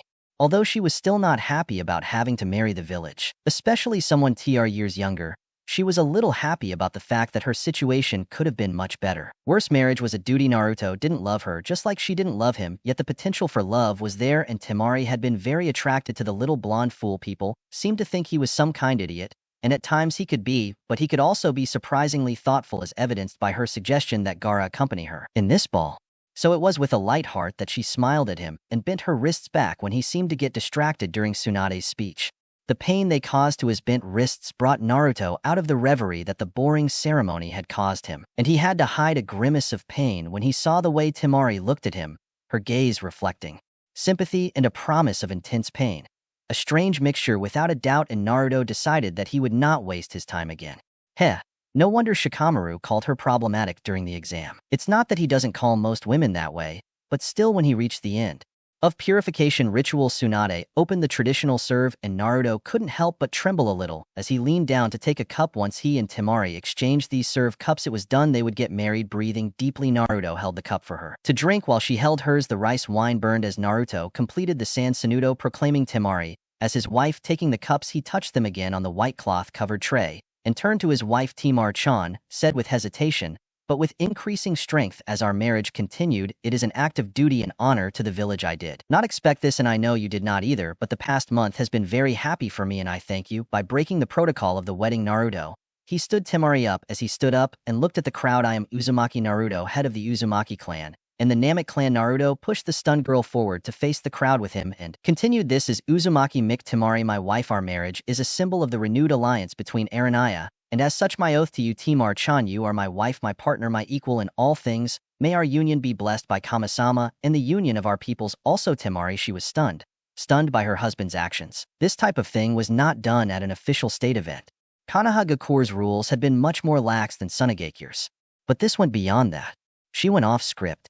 She threw veiled insults at the man, Council of Konoha, and she was getting away with it as she looked at the crowd and saw that almost everyone was excited about her husband's speech. She was simply flabbergasted. In later years, Temari would claim that this was the moment he knew that his husband would one day become Hokage. With a big smile of satisfaction, Naruto looked at his wife and took out a box of a storage seal on the arm of his kimono. Opening it, he took out a heavy gold ring and smiled at her. Temari-chan, it is customary here in Konoha husband and wife exchange rings. So I had this done for you. Temari looked at the ring curiously as Naruto placed it on his left ring finger. It was quite large. The center held a diamond surrounded by a swirl. Uzumaki, one side of the ring, it had Zna's hourglass stamped on it, and the other had the leaf insignia on it. Was very thoughtful of her husband, a symbol of her past, present, and future, all wrapped up. She does something like that just to make me happy. Raising her hand to look at the ring with Temari amazement, he had an idea. You said we exchanged rings, where is yours? Naruto's smile widened as he took out another seal ring. This one is mine. I would be honored if you would put it on my finger, he said as he handed him the box. As he took out the seal ring, the Temari box realized that the simple gold band was very similar to hers. Although the diamond had been replaced by an engraving of a nine-tailed fox, she looked surprised at her husband, and he smiled at her with some sadness. It seemed wrong to me. No. Include him. Fear and Chan as part of me nodded and placed the ring on his finger, then decided to reward him for his previous consideration. She brought him closer. She took his face in her hands and leaned in to give him a passionate kiss. At first Naruto was stiff in the defensive, but when she started to kiss him back, Temari felt it all over her body as she broke the kiss. Temari blushed when she saw the amused expression on Tsunade's face. Sweet Kami. What was that? When she composed herself, Temari remembered that she still had something to do. Ignoring her husband, who was quite stunned, Temari threw a bouquet of flowers to the gathered women and then took her husband's arm. There was a general feeling of amusement among the crowd when a blushing Ino Yamanaka caught the bouquet. Temari and Naruto caught arm in arm. They left and returned to their house for the wedding reception on the other side of the city. Things were not so festive. The wedding of Yukiya Sasuke and Aruno Sakura had been well attended, but only by the civilians of Konoha. Sasuke was furious at the fact that almost every important person in Konoha had attended Naruto's wedding, and that he alone had the civilians. The applause of those gathered meant nothing to him as he went through the proceedings of the brief ceremony. Had needed one kunoichi to restart his clan, but after the dobe paralyzed him, the only one interested was Sakura. At first Sasuke had been enraged, but then he realized that marrying Sakura would advance two objectives. First, he had a kunoichi to raise more Yukiya with, and second, marrying Sakura would be a big blow for the dobe. As he listened to her silly talk about how happy she was and how excited Abia was to be his wife for shutting her down with a growl, Sasuke saw Sakura heading towards her compound, but in his mind, all he could think was, damn you Tobe. At the Namek estate things were in complete chaos. Someone had let him drink sake, and after an incredible amount of damage, Tsunade he had finally beaten the boy into consciousness. Being around people tended to make Naruto a little nervous, so he escaped from the crowd towards the garden after attending to his duties as host. He wasn't too surprised to find Gaara there. He suspected that Gaara didn't really like crowds either. Approaching him carefully, a scared Gaara would probably be lethal. Naruto sat next to his new brother-in-law. Good night, brother, he said as he leaned back to watch the sunset over the trees in the garden. Good night, brother, Gaara responded with his usual monotone tone. It was good for the two Jinchuriki to sit in silence while they watched the sunset. After a few minutes, Naruto decided to break the pleasant silence. Hey, Gaara, I have a favor to ask of you. Do you need a favor from me? Gaara asked with some disbelief. People didn't just ask him for favors. The only similar thing he could think of was that they would beg him not to kill them. Until recently, he hadn't been willing to listen. So, doing a favor was something new. Yes, Naruto replied as he began to walk. I've been doing what I can to try to make Temari happy, but I know, even if she doesn't admit it, that she misses you. Kankuro, in the desert? I'm happy that worry about my sister's happiness, said Gaara, choosing his words carefully. I can't understand what you need from me. Well, how much sand can you make? Asked Naruto. The corner of his mouth twitched when Gaara answered. Naruto, I can make as much sand as I want. That's great date boyo, Naruto exclaimed, jumping with his fist raised in triumph. Well, as you can see, I have a lot of land here, and I want you to turn that corner to the south into a desert. And didn't he say that he will get some native plants? So we can do it like Sunagakure blinked at the strange request, but was saved from responding when Temari appeared from the sky on her fan. That's very sweet of you, husband said, but I really don't need you to do something like that. Temari returned to Gaara in a hug. Hello again, little brother. The crowd has thinned out a little. If you want to go back to the house, Gaara nodded in gratitude and returned to the house, stopping when Temari spoke again. Gaara, thank you for accompanying me to the wedding. Gaara nodded solemnly, and his mouth he twisted into a kind of smile. You're welcome, Temari. Watching his brother leave, Temari wiped away a tear from the corner of his eye. His little brother was still fine even without him. It was a bittersweet feeling from the corner of his eye. He saw that Naruto looked very proud as he looked at his brother, and then it occurred to her that Naruto might be even happier about Gaara's reform than her. Perception told her that Naruto had seen Gaara as a brother even before marriage. That's not a bad thing either, she thought. Come with me, Esposito said with a mocking smile, intertwining her arm with his. We still have some guests. Temari laughed at his pout and his mutters of I'm not that small as she led him back to the disappointment. It wasn't long until the rest of the guests left and Naruto scolded. Teeth created clones to clean up the mess. Ignoring the clones' complaints, Naruto entered and found Temari in a robe waiting for him. I was waiting for you, husband, she said when he entered the house. I have prepared the bath for you. I will wash your back. It didn't seem like exactly one offer. Naruto looked at Temari, warily, pretty sure she had gone crazy. Okay, Temari-chan, but I can wash myself, you know. Temari felt his eye twitch with irritation. Okay, that's obviously not going to work, he said, and his irritation at the dense nature of her husband overflowed as he slowly advanced towards the stairs. Naruto is our wedding night. Yes. And what does that mean? Naruto asked curiously, taking a deep breath and suppressing his temper a little. The one who was famous. Temari smiled sweetly at him. Naruto is our wedding night. Yes, I know, but I don't understand why I emphasize it so much. Oh, for the love of God, Naruto, did you receive the Tsunade Charl from Sama a week ago? Or not? Naruto blushed and stared at his feet. Yes. But what does that have to do with Temari? She stared at her husband. You know, if she didn't know for sure that this wasn't an act, she would kill you painfully. Temari took a deep breath and decided that it was better to stop thinking about the topic of Naruto on the night of weddings. The wedding, he was consumed by seeing his blank stare. Temari almost screamed in frustration. It means we have sex, husband cow. Why do you think my brothers are staying in a hotel? Said Naruto, still looking at his feet. It's okay, you don't have to do it, Temari. I know you really don't. Do you want to do it? Sighing, Temari face-bombed. It's not that simple. Naruto-kun, our marriage is not considered valid until it is consummated, which means that tonight we have no other option. Noticing the rather scared expression on his face from her husband, Temari forced herself to smile at him. Okay, look, go wash up, and then go to your room. I'll take care of this. Okay, Temari-chan, muttered Naruto, as he headed to the bathroom to clean himself up. Seeing him leave, Temari had to resist the urge to ripping off her top pigtails out of sheer frustration. This wasn't a problem she had ever considered, not that she really thought about it well. So he's like a much better version of Gaara. It's not that he doesn't love me, I could see it in his eyes. But that's he's scared, so how do I get him to relax? It would be a lot easier to just forget about this, but questions will be asked, and I don't think I can lie about this in a credible way. TCH, how problematic. Oh, I didn't just think about that. Deciding a course of action, Temari, he headed to Naruto's room to get ready. Naruto got dressed in his usual sleepwear boxers and a t-shirt and hesitantly headed to his room. It wasn't that he didn't want to be with Temari, she was very sexy, but he really wanted her to. He wanted to. It didn't seem right to him that they forced him, and anyone who knew Naruto knew that his sense of justice was overdeveloped. When he opened the door, he blinked in confusion. The room was dark, illuminated by small candles placed around the space. Shadows danced in the room. Temari seated himself. She glided across the room towards him with a low giggle. She took his hand, she took him to the bed and sat him on the edge. Naruto was very confused when he left her to take a bath. Temari looked angry and irritated, but the woman in front of him showed no signs of frustration or anger. She seemed quite composed, which wasn't really something he associated with Temari at all. He flinched when she ran her hand over his cheek. Marion whispered, I've always been alone. I'm not used to it. Touch me. He turned his face away from her, embarrassed by his confession. Dear I thought Temari to herself, what the hell did this village do to him? No. It should be so difficult to seduce a teenager, especially when we are married. With a guttural laughter, Temari approached. She gently brought Naruto's face to hers. As she looked into his eyes, she almost drowned at the depth they showed of the pain and loneliness that were normally hidden from the world. Slowly, so as not to scare him, she leaned forward, placing her forehead against his, cupping her forehead. She gently ran her thumb over one of the whisker marks on his face and felt him relax slightly. She pulled back a little, and looked him straight in the eyes.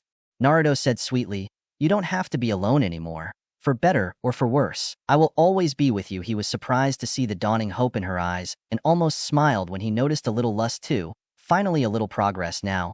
I just have to get him to relax a little more, and then we can get to work. He gave himself a mental clap. Herself, "Don't think like that, Temari, or you'll end up toes spread," and Jade gasped. Kamisama, what was that? Naruto had a downcast look and Temari blinked when she realized that he thought he had interrupted the Vero because it was bad. He frowned a little, realizing again that for all her undeniable strength, her husband could also be very fragile. When he tried to get away from her, Timur pulled him to her chest. "No, you can't get it so easily," Naruto said with a mocking tone, and his voice relaxed by the tone Temari used. Naruto was still a little confused. If she wasn't angry because he was a bad kisser, why had he walked away? Marin, I promise you I'll get better at kissing." Hearing that, Temari opened her eyes a little. She wants to get better. Almost me leaves him unconscious. Last snickering again, Temari pushed Naruto onto the bed. "Take off your shirt." Naruto, her blush of embarrassment when he did as she ordered, amused her, and she mentally whistled at his revealed physique. She knew he was serious about his training, but whatever, quite muscular for his age. I wonder why he hides it behind those bulky jackets. Very well, now lie on your stomach. For his credit, Naruto did as he was told, but he was curious. "Hey Temari-chan, why am I going to give you a massage?" answered Temari as Hobby took off his robe. Naruto took off his robe and had no idea that she was standing behind him naked. Straddling his waist, Temari began to work his shoulders, running her nails gently down his back from time to time. Naruto, he was in heaven. He had no idea a simple touch could feel so good. And when she ran her nails down his back, he just didn't know how to write it as he reveled. A stray thought hit him. Does it feel so well? He really should learn to do it and reward. Feeling extremely excited, Naruto turned around and froze when he saw her. So beautiful, those legs and those curves. She is so beautiful. Temari-chan, silencing Olo, putting a finger on her lips. Temari leaned in to kiss him. Don't worry, I want this." Of course, the night was not perfect. Neither of us had experience, and mistakes were made perfect. It would have been the offspring of the Yonda Kazekage and the Okage. It was not simply Naruto and Temari, and the night was filled with laughter, gasps, and moans. It was late at night when the teenagers finally fell asleep, hugging each other across town. Things weren't so happy. Sakura was curled up in the corner of the bathroom with tears streaming down her face. No, she understood it. She had won. She had gotten the man she had chased for years. Why not? She was happy. She had dreamed of marrying her Sasuke-kun. But it hadn't been anything like she wanted. She was supposed to heal his heart, and they would be happy together to always. So why was he so cold? Did he raise his hand to examine her ring, the one that identified her as Sasuke's? Why did she see it as a chain? Why did she feel like maybe she had made a big mistake, forcing her aching body to move? Sakura, he crawled back into his bed and curled up. He drowned his sobs in the pillow and let the tears come. The morning dawned bright and early, and Naruto woke up startled by a knock on his bedroom door. Naruto shouted, "Ino," from the other. "Okama-sai told me that came to pick you up and take you in his office." "Get up, tired, lazy." Naruto shook Temari's shoulder. "Come on, Temari-chan. Ghost-chan wants to see us," he said while yawning more. Murmured Temari into his pillow. Naruto translated that as it's too early for this one, and he felt happy agreement. Ino knocked on the door again, and Naruto casually asked Temari what if she thought there was somewhere on the grounds where they could hide Ino's body. When he didn't get an answer, Naruto realized that Temari had returned to sleep. "Oh, how I wish I could do that," he thought with glassy eyes when Ino hit the door and screamed again. Naruto walked over and opened the door with a bang. "Okay." He already yelled at the kunoichi, who suddenly had a red face. Naruto felt even more irritated to see Ino standing there getting redder and redder. How blushing! Ino couldn't say anything. He just pointed down, and Naruto realized there was some draft. As he looked down, he suddenly realized he wasn't wearing clothes and crouched behind the door with his hands clasped over his crotch. "Okay, I'm already awake. Go wait downstairs," Ino-chan shouted from her hiding place. Ino-chan, that never happened, you understand." Squealing a little in response, Ino ran downstairs. Wait, with her face still on fire. Naruto quickly got dressed. He went downstairs and made Temari morning tea. He thought he would need it if he wanted to see her get out of bed soon. Ignoring Ino, who was sitting in the living room staring into space, Naruto carried several items of food. Breakfast on a tray with tea, and went to wake up his wife again. Temari woke up to the smell of raspberry tea and the feeling of a soft kiss on the top of her head. She looked up dazedly and saw a tray with breakfast and Naruto stirring sugar in a cup of tea. "Good morning, Temari-chan," said Bi-chan. "Wants us to go to his office. He sent Ino to pick us up. So I brought you breakfast." Smiling happily, he took her robe and placed it near her on the bed. "I'm going to finish getting ready. See you later in the day." Downstairs, Temari stretched and yawned. She nodded. She got out of bed. She put on her robe and stretched to ease some of the pain she was having. She was quite sore from the night's activities, but she had had training sessions that had left her in shock. Much worse condition, so she wasn't really worried. She absent-mindedly noticed out of the corner of her eye that Naruto was looking at her as if he were dreaming, and the trickle of blood coming out of her nose made her realize that she had more or less shown him her breasts when he got out of bed. "Well, at least I know he finds me attractive." Sighing, he tapped her lightly on the head to get his attention. "Okay, I'll get up now.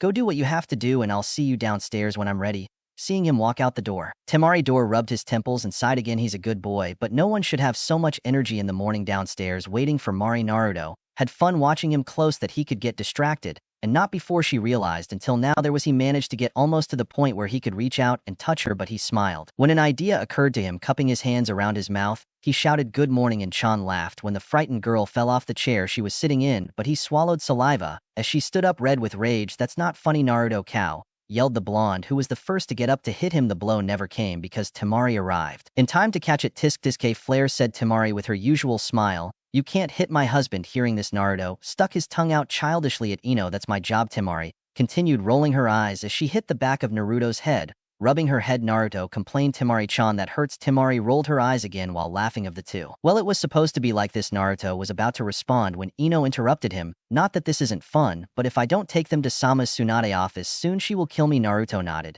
and offered him the arm to Temari, but he was a little surprised when she accepted and took his arm. How strange, I didn't think she liked showing affection in public. Well, I'm not going to complain. As they followed Ino into the village, Naruto noticed that Temari was walking stiffly, and he was limping slightly. Leaning closer to her, he whispered, hey Temari-chan, are you okay? Temari whispered back and reassured him, I'm fine Naruto, just a little sore from last night. Temari noticed the flash of sadness in his face and rushed to intervene. No, don't blame yourself for this, I promise you didn't do anything wrong. This is what's happening, okay? Naruto looked at her face, but seeing that her words were nothing more than the truth, he forced himself to smile. Maybe she was right, and that whatever had happened, but he wasn't happy that he heard his Temar and Chana, my Temar and Chana, I guess. So the rest of the trip went by quickly. Temari and Naruto chatted pleasantly as they walked arm in arm behind Ino as they entered the office of Okage. Naruto and adopted a cautious stance when they saw that Sasuke and Sakura were already there, exchanging worried glances. Temari scooted back a little to allow her a better angle to observe her husband's back. She wasn't really expecting a fight, but it never hurt to be prepared. Naruto was examining his former teammates, and he didn't like what he saw. Sasuke was standing stiffly in a dark blue kimono with a fan emblazoned on the back. His left arm, the one Naruto had torn off, it was secured in a sling under the kimono, which made the formal robe look a little out of place, as if it didn't fit him properly. Naruto wasn't sure exactly how bad the damage his explosive clone had caused to Sasuke, other than the arm, but the scars on his face had permanently stripped him of the title of pretty boy. What really shocked Naruto was the visible hatred that Sasuke showed when he saw it. Looking into the eyes of his former friend, Naruto could see Sasuke's desire to kill him. I imagined that the fear would blame me for what happened, Naruto thought bitterly as he kept a bland expression on his face. Keeping that expression fixed became much more difficult when he looked at Sakura. She was dressed to match her husband, the same dark kimono and the same shield. But unlike Sasuke, who was staring at everything in the room, Sakura seemed to be trying to sink into her kimono and disappear. Naruto caught her looking sadly at Temari, and her blood boiled when she saw the unhappiness on his face. Upon realizing he couldn't do anything, Naruto turned briefly to look at his wife. Temari blinked when Naruto turned to look at her and let her see his emotions. After a month together, she was pretty good at reading him, and she could see how much the kid's unhappiness made him angry. Still, I was quite proud of him when he visibly bit back and put on his poker face again. He knows he can't do or say anything right now, but I suspect I haven't heard the last of this. I don't like it.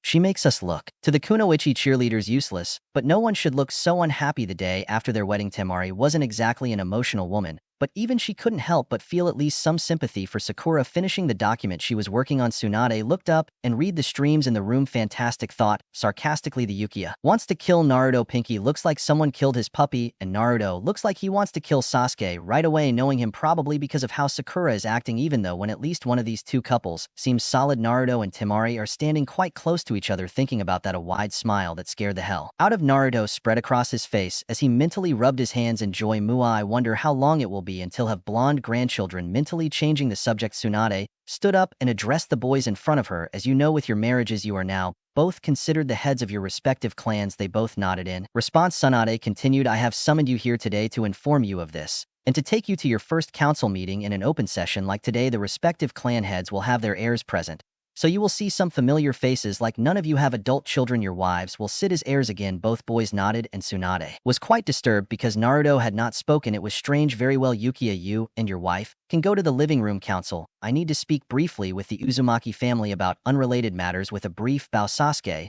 left the room, followed by Sakura. When the doors closed, Tsunade turned to the boy he considered his adopted son. Speak, ordered. Gomen goes to Chan's side. Narutomi, it was taking a lot not to hit the team, So I thought I should stay quiet. Raising an eyebrow, Tsunade considered her words carefully. Naruto, I know what's bothering you, but I shouldn't have to remind you that you're married now and Sakura too. You can't keep chasing her. Waving her hands defensively, Naruto uttered a denial. No, you're not wrong. Come on, Chan, I know. And I won't keep chasing her. It's hard to explain, but when I saw how unhappy she was, I got really angry. Temari stepped forward and entered the conversation. Okage-sama, I have already talked about this with my husband, and I think he could explain it a little better. That he, Naruto, is a person who defends what is valuable to him with everything he is, and I think he has brought out Sakura of the romantic category and has turned her into a kind of sister. So when he saw her so upset, it was more like a protective brother than a possible lover. Tsunade, drumming with his fingers on the desk, while he thought about it, it made sense, and as he had noticed before, fear and Naruto were much closer than strictly necessary.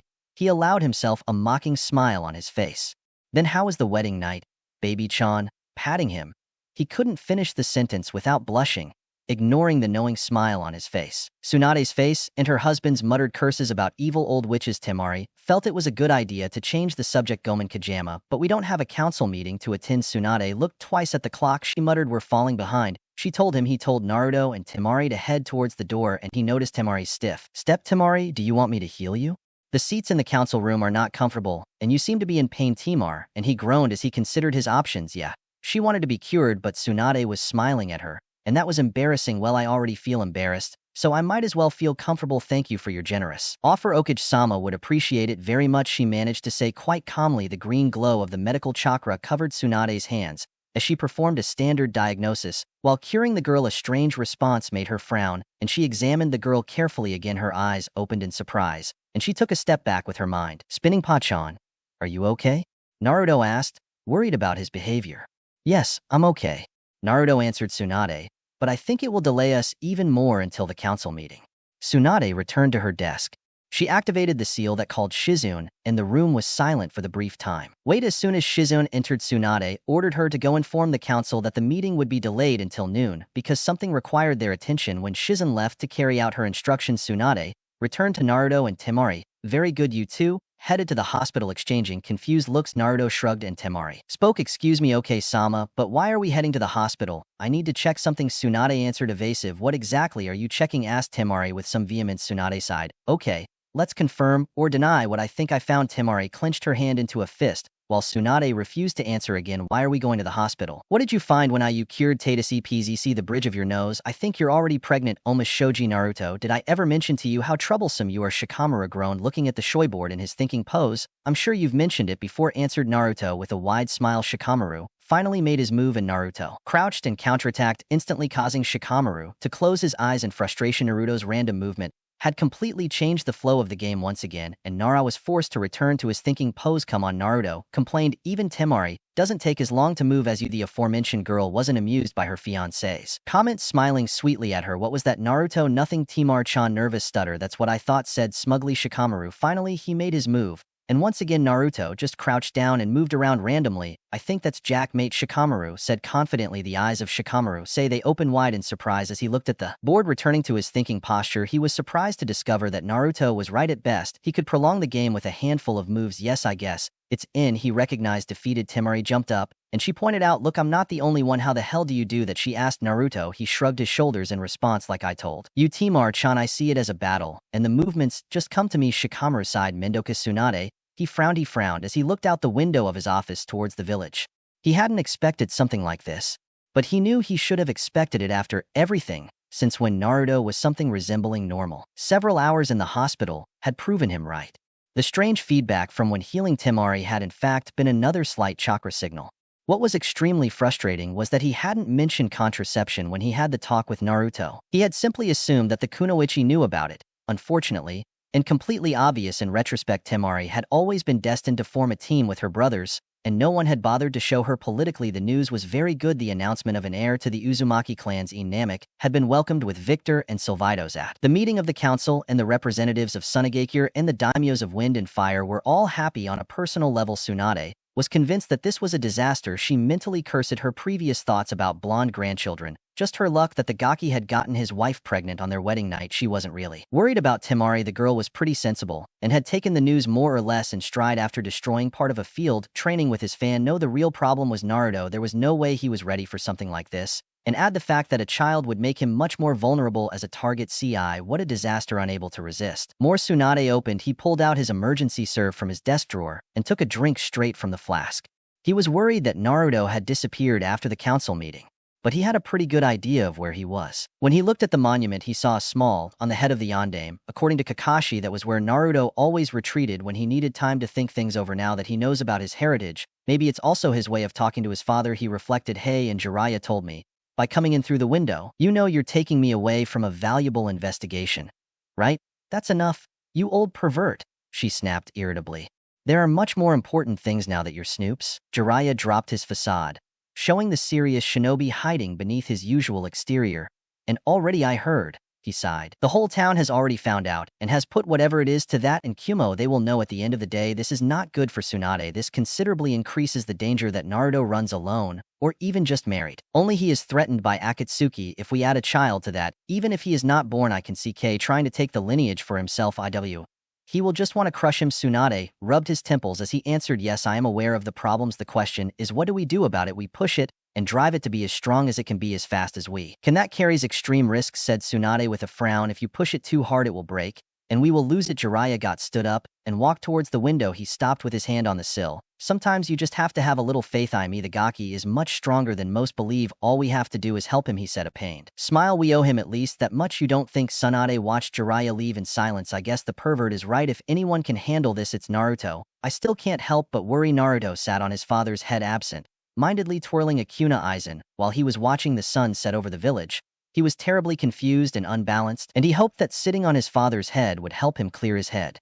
Laughing, he patted the stone with his free hand. It doesn't really work like that. If he expected the stone head to answer him, but it was really his only connection with his father. Besides Zoro, and frankly, he really preferred the monument. A rustle of cloth alerted him to the presence of a group of people, and he instantly became alert when he didn't recognize the chakra. He stood up and adopted a guard stance as he carefully observed the surroundings. Just inside the tree line was a tall, burly man in strange red armor that seemed to be emitting steam among the trees. Scratch on his Hakura Itate, and the sinister aura. Naruto knew why it was there. Oh, the last time I felt something like that, Gaara was trying to kill me. Don't tell me, thought Uzumaki. Amit Naruto, son of Konoha, no Kiro, and Senko Soyenla. The man's voice was incredibly deep for someone his size. For your clan's crimes you will die. The man charged forward with a punch that shattered the kuna, which Naruto tried to stop. Naruto stared at the shattered kunai and realized he was in serious problems. The power it would take to break a kunai without was considerable, and this man had just smashed one. Why is it always me, he thought bitterly as he hastily dodged the furious attack. Turning around to face gained some space, Naruto released his gravity seals and formed the symbol of his favorite technique, Tajuk Jutsu. Stopped when his suddenly multiplied. The Namek Brat's technique was impressive, but he just started blowing up clones. As they attacked, he was forced to use his steam to protect himself when the brat somehow combined wind and fire jutsus to send a firestorm at him. Naruto watched with narrowed eyes as he deflected his combined Goku and Gak clones, ran into what appeared to be Steam Devil's steam. Fortunately, the steam provided him with an opportunity, and the clones closest to Han quickly performed hand seals. Swait Unsewer Jutsu, the clones shouted, condensing the steam in the water prison that Zabu had used against Kakashi, and seeing that Han was trapped, several clones they attacked and stabbed him with Razengans. Mud clone cursed Naruto as the trapped figure dissolved after releasing the water prison. Naruto and his clones carefully searched their surroundings for a sudden. The explosion of chakra was his only warning, and he barely managed to get out of the way when Han emerged from the ground beneath him. He watched as Naruto stood up again after doing an evasive somersault. It's very impressive for someone so young, he stated calmly. I was hoping. Do it silently, but I see I have no choice. Naruto looked horrified as a white to bluish aura surrounded Han with a tail of chakra swinging behind him.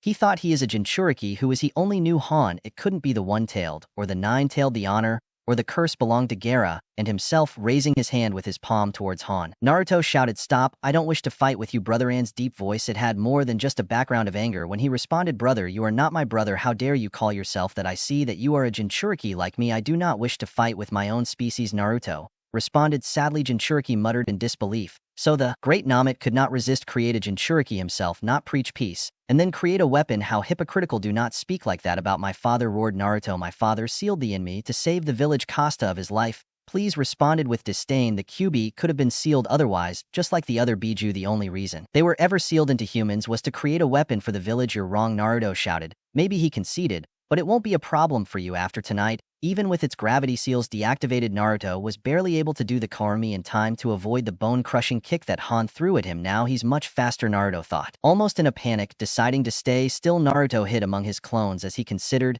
and discarded various attack plans. He ran out of time when Han slammed his fist into the ground, and the shock wave dissipated his clones and threw him into the air. Naruto's flight stopped when he crashed into what appeared to be a wall of sand, shaking his head to get rid of the buzz caused by that last attack. Naruto saw Gaara standing next to him with his arms crossed in his brother-in-law's favorite pose. Naruto, said the boy calmly. You need help, Gaara shouted. Naruto, happily, thank you, Kami. Yes, he is a Jinchuriki. Gaara nodded. Yes, that's right, the beast is raging in my head because of the power being used. Ah, Gaara, you're not going to go crazy on me, are you? Naruto asked cautiously as Han paused to evaluate this new addition to the fight. Calm down, Naruto.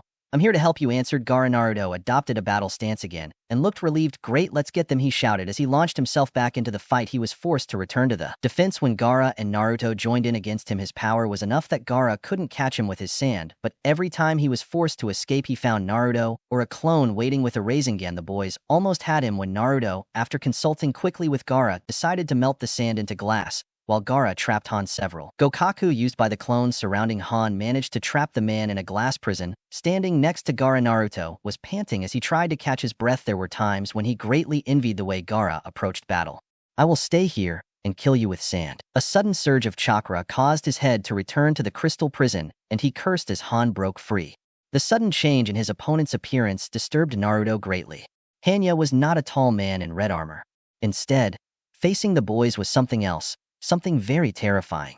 A dark cloak of chakra surrounded a quadruped figure. Chakra horns protruded from his head, and 5 tails swung behind her, tearing the ground as they lashed out. Gaara, said Naruto quietly, I think we're in trouble. Gaara simply nodded. The figure that was once informed a ball and seemed to swallow it. Naruto shouted, terrified, L about this by Jadama. Get out of the way, pushing Gaara away from the attack. Naruto tried to dodge it but was hit by the edges of the attack, crashing down the trunk. Naruto looked in horror at the devastation caused by that single attack. A long trench started from where he was standing Han and continued as far as Naruto could see through the forest away from the village. It's a good thing he didn't dodge towards the village, he thought in shock. Gaara appeared next to him, drawing his attention back to the fight. Gaara, we have to get him out of the village, Naruto said with determination, shining in his eyes. Gaara nodded, and the boys headed to the trees to guide their fellow Jinchuriki away from the village. In the village, the alarms sounded as the shinobi rushed to take the civilians to shelters. The roof of the Luji Tower was the nerve center of the village. Tsunade, Jiraiya, and the highest-ranking officers observed the battle using the old crystal ball of sand. IMC, Jiraiya snapped Tsunade at his teammate. Why can't we go help Naruto? IME, it's a fight between Jinchuriki, and one of them has already started. Using the Biju chakra, any normal shinobi that tries to get into that fight will simply be killed by the toxicity of that chakra. Already we send you the help we can give you when we send Gaara. Right now, all we can do is protect the civilians and the village. Jiraiya didn't seem happy with his own words. He was worried that Tsunade might hit him and that he would be dissipated. Alert Tsunade that Jiraiya wasn't really there. A blonde kunoichi ignored orders to protect the village and stay out of the fight. Gripping her Temari fan tightly, she rushed to help her brother and her husband. There was simply no way of letting her family fight without her. Naruto and Gaara stopped when they reached a clearing full of sand. Naruto looked around and gave Gaara an amused look. Well, this looks familiar. Yes, it's a quite ironic place to fight. Gaara responded with the usual small pout of his mouth, showing his own amusement. Yes, well, I'm glad you're on my side this time, Naruto said, putting his game face back on when they reached the other end of the clearing. Gaara nodded while the boys they observed the change in Han's appearance. At some point during the chase, Han had fully manifested, and in front of the boys was the complete form of the gobi, looking like some kind of horse with a strange elongated head. Horns that protruding from it at random 5 tails swung wildly behind him, and he seemed to look malevolently at Naruto. Then you can transform into a giant sand thing, and he can transform into that horse thing. I'm the only Jinchuriki who can't, or something like that, complained Naruto to Gaara. Naruto said. Gaara calmly cries, then fights. Now it does seem so unfair, Naruto complained. Can you return to full form and stay sane? Yes, Shikaka doesn't break free unless he uses the Jutsu Fall Stream. Okay, I think you better do it. I'll summon Gabunta, biting his thumb and channeling all the chakra he could. Naruto slammed his hand down. Puchohino Jutsu. The large column of smoke dissipated to reveal Naruto standing over Gabunta's head. Jiraiya, why have you summoned me? The huge boss toad shouted. Naruto called him Erosen and didn't call you. I did it. Rolling my eyes, Bunta puffed on his pipe. Naruto, Why have you summoned me? Pointing at the Gobi, Naruto shouted impatiently, mainly because that thing is trying to kill me. Gabunta looked at Gobi and did a double take when Gaara in his full Shikaku form approached him. Grabbing his sword, Gabunta tried to draw and cut through the sand, but Naruto stopped him. No, boss, Gaara is with us this time. Is that how it is? Him, you always find fights so interesting. Gaki, Gaara's voice echoed from his sand construct. Naruto, I will move to occupy at you. And your summon, find an appropriate time to attack. I caught you, Gaara, Naruto shouted as he moved to attack Goi. Do you have any ideas, boss? I attacked this guy with almost everything I had so far. We could try a collaboration technique. Do you know any fire jutsu? Gabunta asked as he lunged forward, trying to hit with his tanto. Yes, Naruto shouted. I know. Goku will work by jumping back. As Gaara was physically fighting with Gobi, Gabunta replied, that should be perfect. When I use my jutsu, you must light the oil with your fire. Gaara, move away. As Gaara stepped back, Gaara threw a stream of while Naruto created a fireball. Katon Gakuk jutsu, the use of the complete seals, and the invocation of the jutsu allowed Naruto to create a fireball. Much larger than usual, ignited the jet of oil, creating a jet of flames that hit the Gobi in the center. Naruto's triumphant shout was interrupted when a tail flew out of the smoke. Gabunta managed to deflect Naruto's blow, but took the hit on the shoulder. Boss, well, Naruto shouted worriedly as Gaara returned to occupy the Gobi. I will be well, Gaki, replied Gabunta, but I need to go back and heal myself. Grabbing Naruto with his tongue, Gabunta placed him on the ground, and then dissipated, not meaning he was out of combat. Naruto jumped to stand up in Gaara's Shikaku form. Gaara, do you have any idea why I can't seem to damage this thing? Naruto shouted from his new position. Gaara emerged from the sand next to Naruto. I can take out Shikaku, offered. Naruto looked at Gaara in disbelief. I'd really rather not do it. We might not have much of a choice. Of Biju, it may be the only option. Gaara, Shikaku possibly hates me even more than you. Let's say it's a last resort. I have an idea. Give me some time. What are you planning to do? Gaara asked, throwing more shuriken of Al. Go, I'm going to talk to the fox, Naruto answered. As he sat down in the sand, Naruto ran through the sewer and quickly arrived at the Kyuubi's prison. Rattling the bars, he shouted, hey fox, wake up. Well, hello warden, the fox said with disdain. I guess you're here for your rent. Look, I don't have time to fight you. Naruto yelled at the fox. I guess you know what's going on. The fox snorted. Of course, yes, mortal, you got into a fight with the Gobi, and now you need my help because you're a pathetic dumb mortal. Gritting his teeth, Naruto hit his forehead against the bars. Yes, that sounds pretty good, selfish fox fear. Now can you help me? Or are you really so useless? He replied with a sneer. Silent idiot, roared the fox. It's not my fault that got us into this mess, but I guess I can't let that monster of 5 tails beat me. You can keep your chakra now. Go away. A surge of red chakra took Naruto out of his mind. As he opened his eyes, Naruto literally saw red. As he looked back, he noticed a red tail of chakra bubbling, and his hands looked like claws jumping from Gaara. Naruto began to claw and tear at the Gobi's front paws in a state of almost seeing that. Unlike the previous wounds that healed instantly, the damage Naruto was inflicting with his claws remained open and seemed to bleed. Euphoric chakra at finally being able to harm his enemy, Naruto charged up a Rasengan and hit him on the leg in front of him. He was rewarded when the leg bent and the Gobi screamed in pain. Gaara, always pragmatic in combat, immediately wrapped the limb in sand and crushed it. A smile spread across his face as he and Naruto took the lead in the fight. It seemed like he could always find a good fight with Naruto nearby.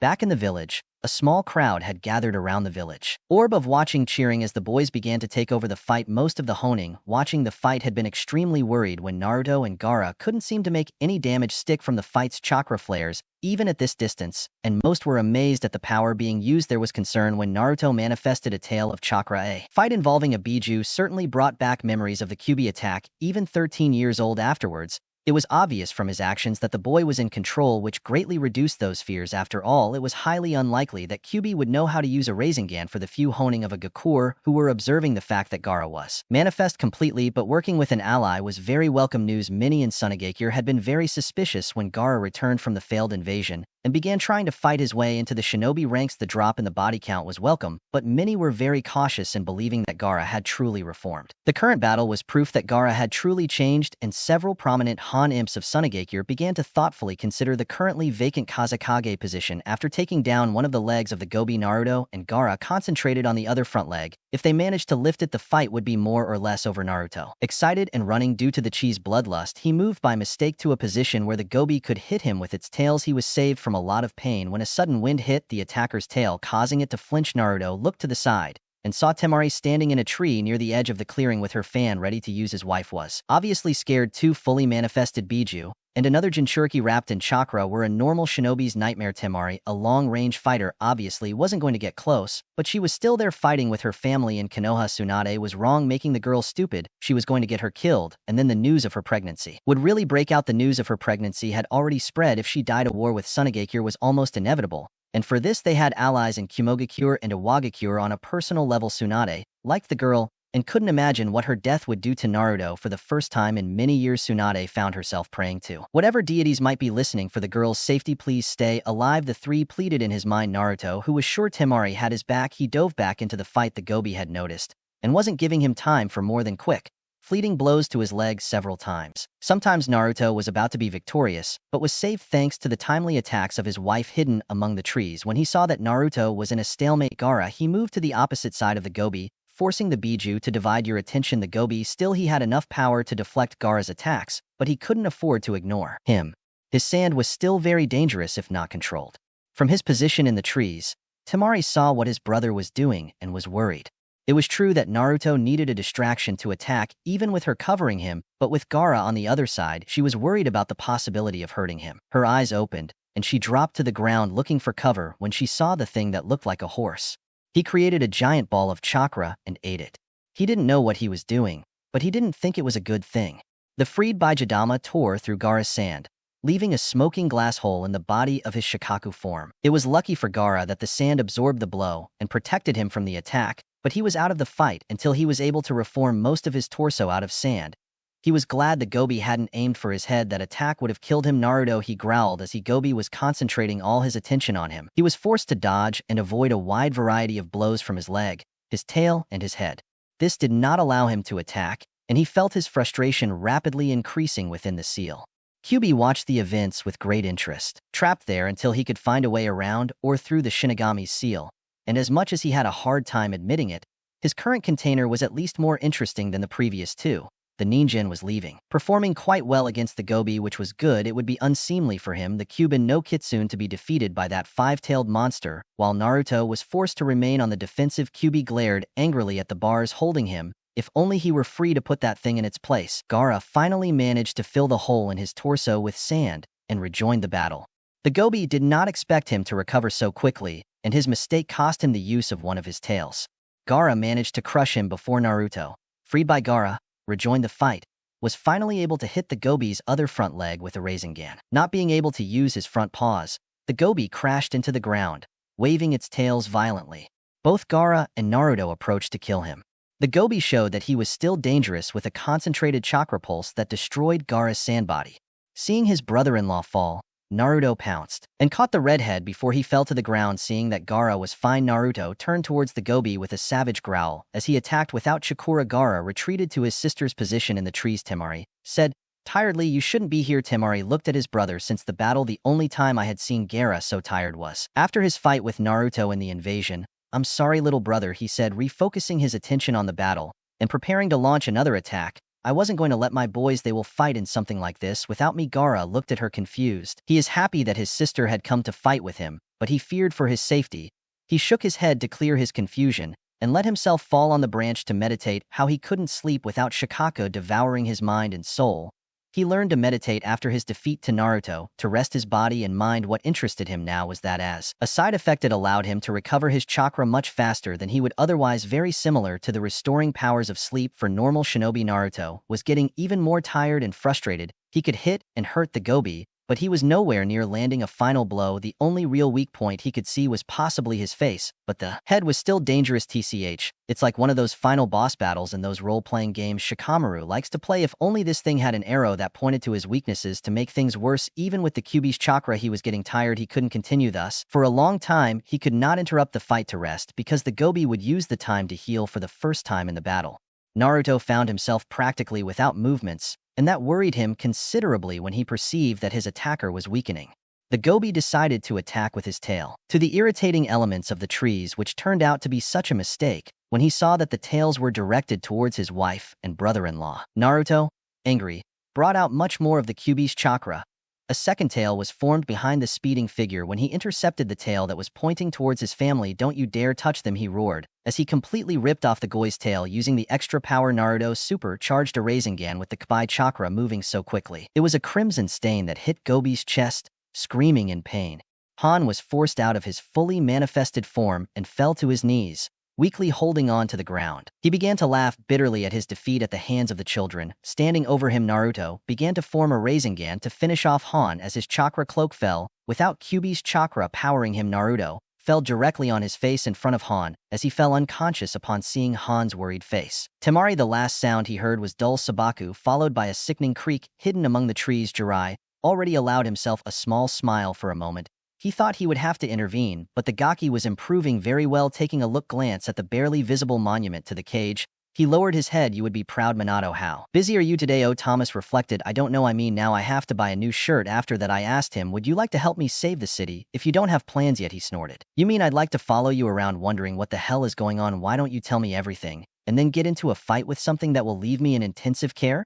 Yeah, right, I said, nodding more or less yes, he said. Okay, Gene Butcher, cold days. There is a feeling of primary security in being touched and knowing that someone close to you wants to touch you. There is a deep security that accompanies the touch of a human hand, a silent affirmation at the level of reflex that someone is close, that someone cares about you. Gene Butcher. White Knight. Naruto woke up with a migraine and the pipes dripping in his mind. He stood up with difficulty and rubbed his temples with his fingers to relieve the pain. He noticed that Cal was smiling from his cage. Or at least he thought it was a smirk. There was a lot of teeth involved. Hey, Fox, yelled at his prisoner. We won. No, Kyuubi scoffed. If by win, you mean drawing too much of my power, collapse like the pathetic bag of meat. What are you? And then be saved by that fool that Shikaka torments. So you did win. Well, you're not as friendly and cheerful as always, Naruto commented dryly without much desire to get into a shouting match with the fox. So what happened? Kyuubi looked at her unwanted host with a critical eye. Apparently annoying little ninjan was going to be polite today, deciding that it wouldn't cost him anything and he could gain advantages in the future. Kyuubi decided to be nice. Like I told you, sack of meat, you absorbed too much of my power and collapse.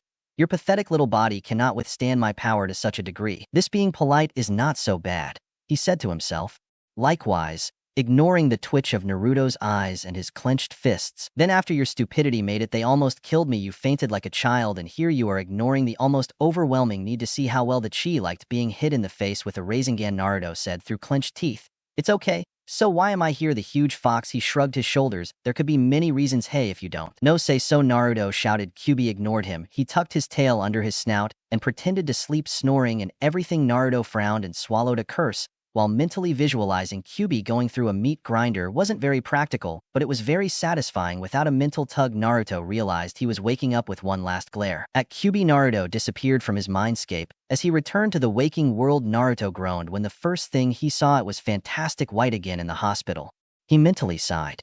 The second thing he noticed was a hand gently running through his hair. Without moving his head, Naruto looked at Temari sitting in the chair next to his bed, stroking his hair with his hand. While looking into the distance, Temari moved her hand away and blushed. She hadn't realized that he had woken up, and she was very embarrassed by his display of affection. Of course, she realized that it was her husband, and they were alone. That's when she mentally scolded herself for acting like a girl in love. Wait, it's possible to be in love with your own husband? Naruto thought, cautiously observing the emotions that were reflected on his wife's face. It was exactly what happened, but he prayed that she wouldn't end up blaming him for whatever. He really liked Temari, but her temper sometimes scared him to death. Both teenagers came out of their thoughts when Tsunade entered the room. Naruto waved without much enthusiasm. Hello, Byakuchan, how long have I been here? Tsunade stared at the boy before, sighing and pinching the bridge of her nose. Naruto, if I had any idea of the trouble you and Jiraiya would cause me, I never would have managed to get him to come back. When he saw the blank expression on her face, he decided to explain. It's been 2 days since the battle of the 3 demons, what everyone has called that little fight of yours. Naruto growled at hearing that name. It was kind of appropriate, he admitted, considering who was involved, but the word demon brought back really unpleasant memories that reminded him of Niva-chan. What happened to Gaara? Gaara is fine, replied Tsunade, who spent a night resting here in the hospital and then rejoined the delegation. Sunagakure, he also asked me to tell you that the fight made him feel alive, whatever that means. He didn't fail to notice the way fear and Naruto shuddered at the statement. Tilting his head, he asked something he should know. Fear and Naruto exchanged glances. Cautious, not really, not Byakuchan, replied Naruto, happily looking at them both suspiciously. Tsunade ignored him. Anyway, you were very lucky he was here. The amount of Biju chakra the 3 of you produced would have probably killed a shinobi. Normal, answered Naruto. I was wondering why only Gaara and Temari-chan showed up. Chan walked over and grabbed Temari's hand. Thank you for saving my ass, Temari-chan. Temari blushed a little. Between Gaara and his status, she was not used to such kindness, hiding her embarrassment by giving him a light slap on Naruto's hand. She smiled at her husband. Of course, he wasn't going to let you two have fun alone despite direct orders, otherwise, said Tsunade with a soft look towards the Temari girl. He straightened up in his chair defensively. My brother and my husband were fighting, she said, glaring at Tsunade. I don't care about orders, I just couldn't let them fight alone with someone so dangerous. Wow, wow, Tsunade said softly. And here I thought the shinobi of Sunagakure followed orders. To the letter, no matter what. Temari blushed when he hit the target, but raised her chin coldly. Maybe okay, Sama responded coldly. But it turns out I'm a kunoichi now from Konoha, and I think I heard my husband to say that those who abandon their comrades are trash. Then the girl is not only obedient, but also strong-willed. Well, that will help her if she marries that fool, thought Tsunade. While looking at the girl, I guess, it's true. Tsunade conceded. Change the subject. He directed Naruto, who was following the conversation with his eyes wide open. Then Gaki, do you want to tell me why you didn't use Irin to escape when it confronted you? I didn't think about it, Naruto said after giving himself a mental slap.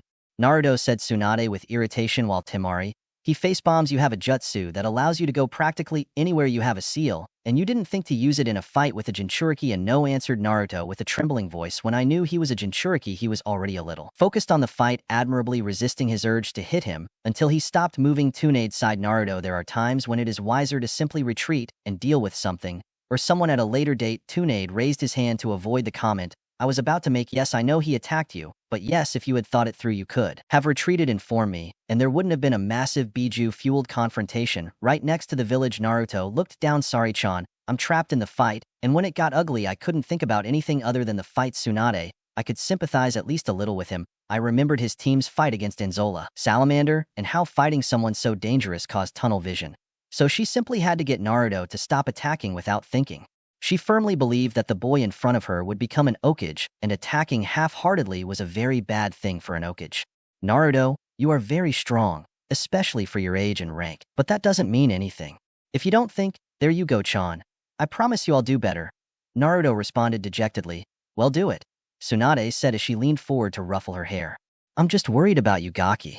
You know what kind of danger awaits you, and you're done. From at a significant weakness, she looked at Temari's stomach with wide eyes. Naruto followed her gaze, and paled. Oh, she thought in panic, that's right, those Akatsuki monsters are after me, and now I have Temari and a baby on the way. Narrowing his eyes with determination, Naruto, he clenched his fists. Go-chan, I have to get stronger, he said quietly with a steely tone. There is no way I can let those monsters near my family. Tsunade, not I have taken care of some of that, but you will have to take care of the rest. You can take care of it. Naruto looked her straight in the eyes. There really is no choice, Go-chan. I just have to make it fear. She looked at the two confused. Obviously, there was something she was missing, something important. Naruto, what are you two talking about? She asked in a stern tone. Naruto walked in panic. How do you tell the woman you married that because of said marriage several S-rank shinobi would be chasing her? She looked at Tsunade pleadingly, but she just shook her head. It was her problem that I had to solve. Wow, thank you very much. Byacchan scratching the back of his neck nervously. Naruto chuckled. Well, you see, Marin, there are some really strong guys we hunted when we got married. Your problems became our problems. Temari took a deep breath to calm down and realized that it was not a good conversation to have in a public place like the hospital. Now she was the matriarch of a Kono clan with an unintelligent husband. She had to make sure that private matters remained that way. Now it's not the time for this. But believe me, this conversation is not over. Husband Temari pursed his lips thoughtfully. If you were being persecuted for your principle, you thought of warning my brother. Naruto gave him a sly smile. Yes, I did that. When they brought you here to Konoha, Temari felt. I see. And what you told him, exactly everything I just told you, Marchan. And that if he sees someone in a black cloak with red clouds, he should kill first. Kill again, just in case, and don't bother asking questions later. Temari's face turned. He tensed in disgust. After we finished our conversation, I think I should talk to my brother too. And the newly re-established Sunagakure Gaara felt a shiver run down his spine. I wonder what he thought as he ignored the diplomat speaking monotonously in front of him. After Tsunade discharged them from the hospital, Naruto and Temari headed home. The trip was very uncomfortable for Naruto, as Temari spent most of the trip burning a hole in his head with her eyes. He offered her his arm, as had become his habit lately, and was sad when she decided not to accept it. I guess she is very, very angry. As she entered the house, Temari turned angrily towards her husband. You think I'm weak? You're not very strong, Temari-chan, replied Naruto, defensive. Seriously, if you think I'm strong, why hide the fact that you have powerful enemies who could attack you at any moment? The girl was furious. It's not that, Temari-chan, I didn't think of it that way. Dropping Temari's chin slightly gave him the smile he used to use in battle. No, husband, he practically spit out the last word. It's just that you didn't think about it, right? I'm not a pretty little flower locked away where you can admire me. I'm a kunoichi, a wind master of Shizagakure, and a teacher of Tezenjutsu. I earned those titles the hard way. Naruto interrupted her in the middle of her speech. No, that's not what happened. Date boyo, I swear I was going to tell you, but so many things have happened that I haven't found the right time. Yes, I believe you are beautiful, strong and wonderful, and to think that they have hurt you because of me tears me apart." He looked at her with tears in his eyes. "With you here, I am happy. Please don't hate me because I forgot to tell you something important," he finished in a whisper with his gaze fixed on the floor. His words, they poured a bucket of ice water on the flames of his temper. "I forgot what he is socially, which was pretty stupid of me, Naruto. Look at me," he ordered. It wasn't the first time Temari noticed that to really see what Naruto was feeling it was necessary to see his eyes. The depth of pain and self-loathing in his eyes was painful, and he felt the rest of his anger fade, closing the distance between them. He lowered his face so that they were eye level with the other. Naruto said softly, "I got angry because you hid something so important from me, but I don't hate you and I won't leave you." His eyes reflected deep relief, and Temari leaned down and gave him a small kiss on the lips. "Like I told you on our wedding night, for better or worse, I will always be with you, Naruto." Or his look at floor. "I'm so sorry, Temari-chan. I just want you to be safe." Temari rolled his eyes in exasperation. "Naruto, like I just said, I'm not a pretty little flower. I don't need protection." Naruto snapped his head up at her statement and frowned. He reached forward with his hand, and he placed his hands on her shoulders and looked her in the eyes. "Yes, you do," he stated flatly, ignoring her protest. "One of the men who was chasing me wiped out the entire Uchiha clan in a matter of hours. That kind of power is not something that can be ignored. I just knew that you were strong in some ways, even stronger than me, but the group that follows me hunts creatures like the ones we fought a few days ago." Temari paled when the information was assimilated. Of course, he was strong, almost to the level of a Jonin, but not that one. It was just another league. It was another dimension. She had no intention of giving up and letting them take her brother and husband. But maybe Naruto was right as he saw that Temari was beginning to accept his statement. Naruto released her with his fist clenched at her side. Temari-chan said quietly, "Are you aware of where I get my strength from?" Temari raised a confused eyebrow at the apparent sudden change of topic. "No, actually, I don't know what it has anything to do with valuable people. You shouted something about it when you stabbed yourself that time. Ino, she was trapped in your head once again." Naruto looks Temari in the eyes as if trying to convey her message directly through her eyes to her brain. "I believe that one can only be truly strong when they have something valuable to protect. My eldest wish now is to protect you, Temari-chan. So please, let me protect you." Temari felt like she was drowning in his eyes. She could see his honesty shining through everything, and she knew he meant every word he had just said. The knowledge that the boy in front of her, he would literally die for her, it baffled her. She had grown up knowing that one day sooner rather than later her younger brother would kill her. Now the same boy who had changed that future, who had literally changed the course of her life, he was showing that he was willing to do anything to protect her. Something like that always seemed to happen just when she thought she had it all figured out.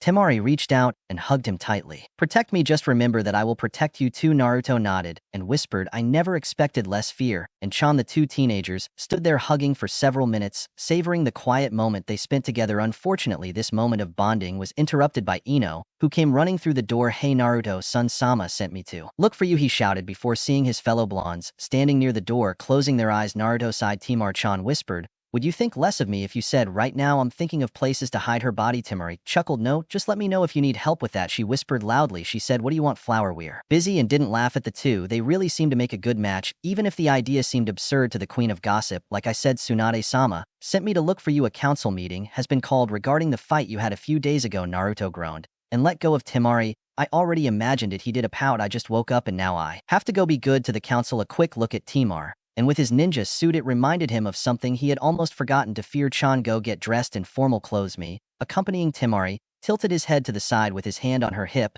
as she watched her husband, curious about his motives. A brief image of their wedding appeared in her head, and she smiled when she realized that he is not ordering her to go, but rather treating her as his equal in matters of the world. Clan, nodding his head, ran up the stairs to get ready. Naruto turned to Ino as he began to continue to fear and upstairs. "Ino-chan, we will be a few minutes. Make yourself at home, or come back if you wish." Ino shook his head. "Tsunade-sama asked me that you brought, so I'll stay," he shouted from the stairs. Several minutes later, Naruto was waiting for Tima, and next to Ino, he was wearing the same kimono from his wedding, what he had begun to call his clan leader's clothes.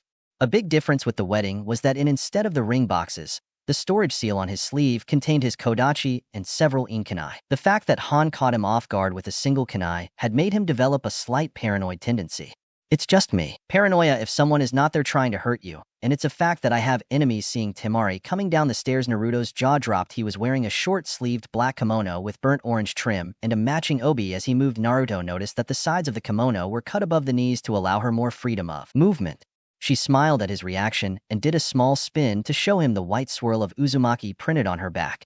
Ino looked back and forth between them. Lucia, simply elegant but still fierce and even refined. Naruto Lucia was surprised at how much they matched and hoped they would attract a lot of attention on the way to the council chamber. Naruto raised his hand. "Well, two things before we left, Tima And Chan, do you have a weapon, or preferably weapons? In response, Temari took out two small Abaddons. When he saw that Naruto was looking at them unimpressed, Temari opened one, and with a quick movement, cut the top of a candle that was on the other side of the room. Smiling, he put away the SAA while Naruto looked at them with much more respect. I told you before, I am a master of Senjutsu, Naruto. I can use practically any type of fan as I like. Naruto nodded in acceptance finally. And no, why the hell is he going to Chan keep sending you to find us of da anyway? Ino's eyes widened. Oh, that's right, you didn't listen right. Tsunade-sama accepted me as a second apprentice when I asked him after, well, you know, our fight anyway. He told me that one of the first duties of an apprentice is shut up and do what I'm told, so I end up transmitting a lot of messages. Dat Ino covered her mouth with her hands before she could finish her sentence. Naruto raised an eyebrow. No, Ino-chan, I thought you had recovered from that whole fusion thing. Ino sighed,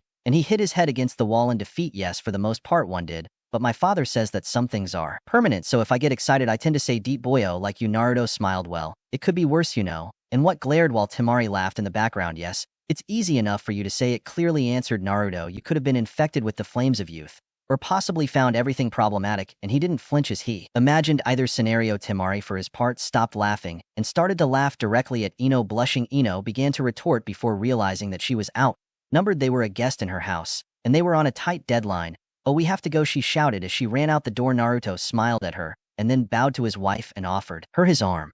Temari smiled a little as she linked her arms with his and squeezed his hand. The two shared a brief kiss before setting their game faces for the journey through Ino Town. Chatted randomly about a wide variety of things as the trio walked through the village towards the tower. She was confused because she was only getting brief, polite responses from Naruto and Temari until her training as a Yamanaka heiress kicked in, and he realized that she was dealing with the public faces of the Namikaze clan. Ino then abandoned her normal attitude and turned to her father's training as an heir to the Yamanaka clan. The rest of the trip passed in pleasant silence as she entered the council room. Naruto paused briefly when he saw Lojia Sasuke was staring at him. It wasn't a terrible surprise, but it still disturbed him. What was much more surprising was that Sakura, sitting behind her husband, seemed to be hiding in her own kimono. It looked terrible. She had dark circles under her eyes, and the makeup she wore couldn't hide her obvious exhaustion. What the hell happened to her? Naruto muttered to Temari, following her husband's gaze. Temari admitted to herself that the redhead looked pretty bad. Damn, Temari.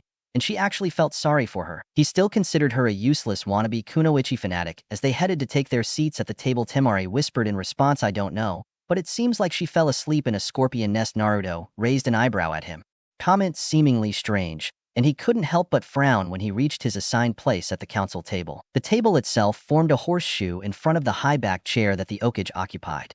To the right of the Eye of Okage was a small table, where sat three weathered-looking shinobi, two men and a woman. One of the men and the woman seemed quite normal, only the man's glasses really made him stand out. The third member, the other man, caught Naruto's attention. As he studied him blatantly, the man seemed to have gone through some sort of hell, wrapped in bandages covering one of his eyes, one of his arms held in a sling. Ignoring the man's gaze for now, Naruto carefully considered his position at the table as a junior member of the council in rank and service time. Naruto sat at the end of the U-shaped table right in front of Yukia's position on the other side. He had a small advantage of being close to Tsunade's place, but the disadvantage was that he could feel the Sasuke's gaze was fixed on him, and given their positions at the table, he could do so for the entire meeting without bothering to turn his head. The second problem he had was that there was only one chair right at the table.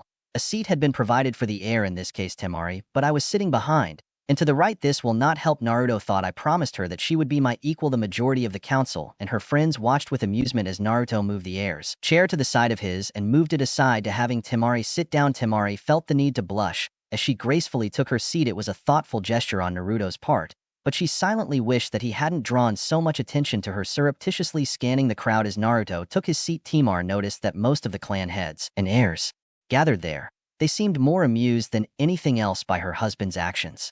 She reminded herself once again that Konoha was a very strange place. The chattering and whispering in the background faded away. When Tsunade entered in her formal Okage robe and took her seat, she took off her hat and left it on the desk in front of the council, which meant that the meeting was in order, as you all know, she said with complete seriousness. 2 days ago, there was an attempt on the life of the head of the clan. Namek paused as everyone turned to look at Naruto. As you can see, Naruto is fine, but the implications are very worrying. We have been expecting a hostile response from a Wagakure since Naruto's heritage became public knowledge, but an attack by a Jinchuriki was not something we had planned. Tsunade pulled out a dented and twisted itate that showed the Hakura insignia scratched on it. The records of the Third Shinobi War indicate that the Jinchuriki was a shinobi named Ani who wore the gobi. We don't know much about him, but it seems highly highly unlikely that he became a nuclear ninja after a lifetime of service to a Wagakure. We cannot prove that he received the order to kill Naruto, and as a nuclear ninja we have no legal reason to blame a Wagakure. A soft murmur of discontent echoed through the chamber as Tsunade finished speaking. Alita yacht. Crossed out, it was a polite legal fiction and a paper-thin cover, but it was recognized by the 5 villages. Unless they wanted to deny themselves the opportunity to use that tactic in the future, they would have no choice but to swallow it. Naruto moved to speak. He was very angry at the thought of being forced to kill to someone like him, and the idea of the person responsible getting away with it was infuriating. He stopped when Temari kicked him in the shin under the table. He looked at her with a questioning expression and read her gaze as not here. Not now. In a bad mood, he was sulking. He knew that. She was right. If she wanted to be a cad, she needed to start showing that she could control herself in situations like this, but she really didn't like fearing, and she mentally thanked her as she watched Naruto sink into his chair. She knew him well enough to know what he was doing. Thinking, and an outburst of anger at their second council meeting would cause serious problems for them in the future, since her husband seemed to live more or less entirely in the present. Someone had to take a long-term view. Sun raised his hand, and the room went blank. Silence for now. We will consider this as a possible first attack, and as such I will order a state of heightened alert after this meeting. Under the Operation Delta plan, we will begin withdrawing equipment from foreign missions, and we will concentrate our forces. The shinobi in the reserves will begin training weekly until we are sure that the crisis has passed. Let me be clear on this. I do not want a war. Even before the Konoha accident, Wagakure had an advantage in numbers and was able to ally with other hostile countries to reinforce its force. We needed time to recover. While the gathered shinobi digested that, Ino blurted out something before her father could stop her. But Okajima, Naruto knows the jutsu his father used to crush a Wagakure in the last war. He can't do it this time. Feeling the eyes of the room on him, Nar spoke in a low voice. Although I have learned to use the Ine, I still don't have my father's skill with it. I could certainly cause painful casualties to any attacker if I used it, but I couldn't just crush them like my father did. Danzo spoke from his place at the elders' table. It is possible for you to teach others to use the jutsu. If possible, he needed to have at least one of his agents trained, and then his tools would be much more effective. Naruto considered his answer carefully. I'm afraid I can't for 2 reasons. First, it's a clan jutsu, very similar to Yamanaka's mental techniques or Nara's shadow manipulation. Second, right now it only works for me as my father's son. I finally managed to break through the 3 Barrera seals on the main seal array, and frankly some of this still doesn't make much sense to me. One thing I did recognize was the seal that confirms the identity of the jutsu user. I thought if I took it out I could possibly modify the seal to allow Tima-chan to at least use it. It's a good thing I used a Bunin to prove it. There's a reason I now have a new pond deep enough to dive in near the back of my property. Several of those present winced as they thought about how powerful the explosion must have been. Danzo on his part, he just groaned. It would have been nice, but he had tried to break the seals for years with no luck. He was frankly surprised that the Kyuubi brat had managed to get further than his own efforts, but perhaps in time Tsunade called the room back to order. He had informed the council about the attack and the response, and now all he wanted to do was go search a little, serve, and maybe try to catch up on the paperwork. All right, does anyone have another business to deal with here today? He asked with a tone of voice that indicated he really hoped no one had it. His hopes were unfulfilled as Sasuke remained rigid. Okama, the Ukiya clan, has a request for the approval of the council. Tsunade cursed in his mind. Of course, he did, gesturing for him to continue. Tsunade wondered exactly what the boy was up to. Honorable counselors, Sasuke said, addressing the council, I come today to tell you about a matter of utmost importance. Over the years, the Sharingan has been a source of strength for the village, and I am the last loyal member of my clan. I feel that we must regain the strength of my clan for the safety of the village in future. Therefore, I propose that today we approve a law that I have come to call the Law of Restoration of Clans. According to this law, if a clan with a blood limit is reduced to a single male heir, he is heir can marry several wives to ensure the continuity of the bloodline. I don't do this just for me. Of course, this law would apply to all clans with a blood limit and will ensure the strength of the village for years to come. I support this motion, said Danzo from his place at the elders' table. I believe. What should we do? All whatever it takes to strengthen the village. Mentally, Danzo rubbed his hands happily as he considered the ways in which he could use this law to strengthen his own forces. The motion has been seconded. Now we will debate the merits, Tsunade said, formally hiding her distaste for the topic. She suspected. I firmly believe that this was motivated by the fact that Naruto and Temari had already conceived an heir, but I couldn't really say that without proof. The order will be reverse seniority, which I consider appropriate since this law would also affect the Namikaze clan. Tsunade put her own tactic into play. She didn't see Naruto supporting this, and she was willing to bet that he could stop him, even with his legendary bad luck with gambling. She knew she should never bet on against the brat. Naruto looked at Tima, and with a small smile as he stood up and took deep breaths to calm himself down. Now he had an exact idea why Sakura had looked so terrible earlier and resisted the urge to punch her. Sasuke's face looked like fear, insisting that she study the Konoha statute and the relevant clan laws was about to come in handy, even though he denied the idea. Not that he would admit it anytime soon, but he suspected she would feel a little smug. In this regard, later the Namek clan would reject this motion. He began, ignoring the anger that was reflected on Sasuke's face. We believe that this law would violate the Konoha statute that regulates the practices of the clans. It states that any power that not be granted specifically to the village by the statute itself is solely at the discretion of the clans themselves. This law would be a wedge that would allow future laws that further restrict the rights of the clans, and I simply will not tolerate it. Finishing his speech, Naruto sat down while the majority of the people looked at him in amazement. It wasn't bad for the dobe, he thought with a huge mental smile. He was surprised when Temari slipped her hand into his and squeezed it gently. That was very well done, Naruto whispered in his ear. Naruto whispered in answer, well, I had to think about something other than my wife would kill me. He didn't hold back a small scream when Temari playfully kicked his tube after Naruto's speech. The other clan heads also voted to reject the motion. Some may have been motivated by an aversion to the law or past grudges against the Uchiha clan, but the majority agreed that any law that undermined the traditions of the clan was a bad thing. The only members who voted in favor were the three elders and Tsunade. Turned to the furious Sasuke, my apologies, Uchi-san, but the motion has been denied. Sasuke grunted a response and Tsunade quickly dismissed the council to attend to business. When Naruto emerged arm in arm with Temari, he saw Sakura giving him a grateful look. This did not escape to Temari's attention, but she just ignored it for the moment. Her husband had done well and hadn't embarrassed her, so she wasn't going to let something like that ruin her mood. When she got home, both teenagers agreed on that they were tired, and it was time to go to sleep. Temari stopped Naruto in front of the bedroom door and ran in while Naruto waited, confused. His confusion increased when she opened the door and handed him a pillow and a blanket. Hey Temari-chan, what is it? This asked. Temari smiled at him while laughing. Naruto, when a husband makes a mistake like the one you made today, he sleeps on the couch until his wife tells him otherwise. Naruto looked at her astonished. What? Temari laughed harder at her expression. I'm sorry, Naruto-kun, but that's the rule, she said, closing the door in his face. Naruto stared at the door for several minutes until he came out of his stupor. He briefly thought about using one of the guest rooms, but decided he didn't want Temari to get mad at him. Sighing, he went downstairs and prepared the couch. As he lay down, he blurted this out. It sucks, Harry drawled Bob as the lights in his eyes blinked smugly. What you know about women, I can handle it. Jean Butcher Stormfront, there are bad things in the world. There is no way to escape them, but that doesn't mean you can't do anything about it. You can't leave life alone because it's scary, or because sometimes they hurt you. Jean Butcher the traitor. The sound of a window opening woke Naruto from his spot on the couch. He looked up with teary eyes and saw Jiraiya laughing as he headed towards the stairs with his notebook in his hand. It took him a second or two to understand the implications, and when he did, he launched in to take down Jiraiya as he started to climb the stairs. Urosai, what the hell do you think you're doing? He whispered to his sensei. Pouting, Jiraiya put away his notebook. I was just going to do some research, he said mischievously. I have an idea for a new book. I'll call it Checha, the Rose of the Desert. Ero Sani Lu. Naruto growled. If you dare to put me in fear and Chan in one of your books, I will tell Chan how I managed to train me for the Chunin exams. Jiraiya paled at the threat, raised his hands defensively, and stuttered, come on, Gaki.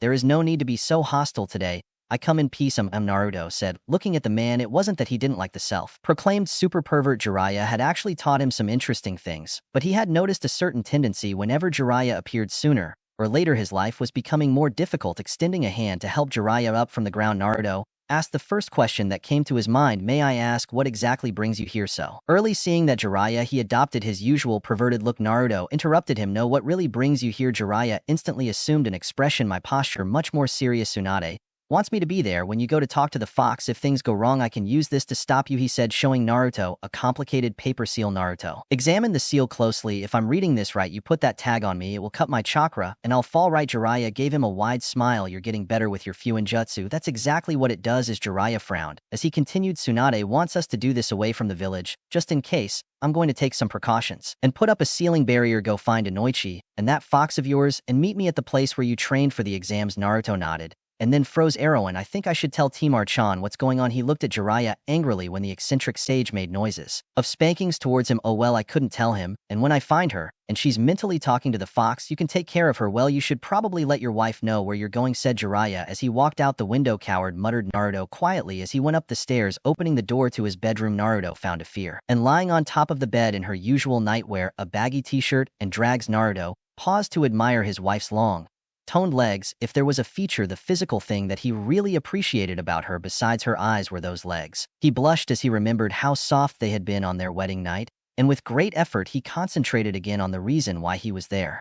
Approaching the bed, Naruto gently shook his hand. Shoulder. Temari-chan called her softly. Wake up, Temari. And Chan suppressed his urge to laugh when the girl abruptly pulled away and turned towards him in a daze. Naruto, what's wrong? She muttered, still half asleep. Naruto sat up and ran a hand over her hair. Rebel arrow Sennin stopped by this morning. I guess today is the day I'm going to go talk to the fox. With Reinhard Temari, he had been relaxing, enjoying the feel of her hand in his hair until he mentally processed the conversation. He opened his eyes, and sat up suddenly until she was sitting on the bed, surprising Naruto. She rolled her shoulders to relieve the knots and yawned. It's okay, I'm awake, give me 10 minutes, and we can continue our way. While she slid out of the bed and collected her things to shower, Naruto called her. He was just coming to let you know you don't have to come with me. Temari stuck her head out of the bathroom door and stared at him. Naruto, if you're going to do something as stupid and suicidal as putting other people in your head to talk with the Cuban kitsune, I'm not going to let you out of my sight. It's not that bad, Temari-chan. Anyway, from time to time I stay talking to the fox, Naruto responded somewhat defensively. Temari shouted from the shower, and it sounded annoying. Cow, do you remember what happened the last time someone it was in your head, right?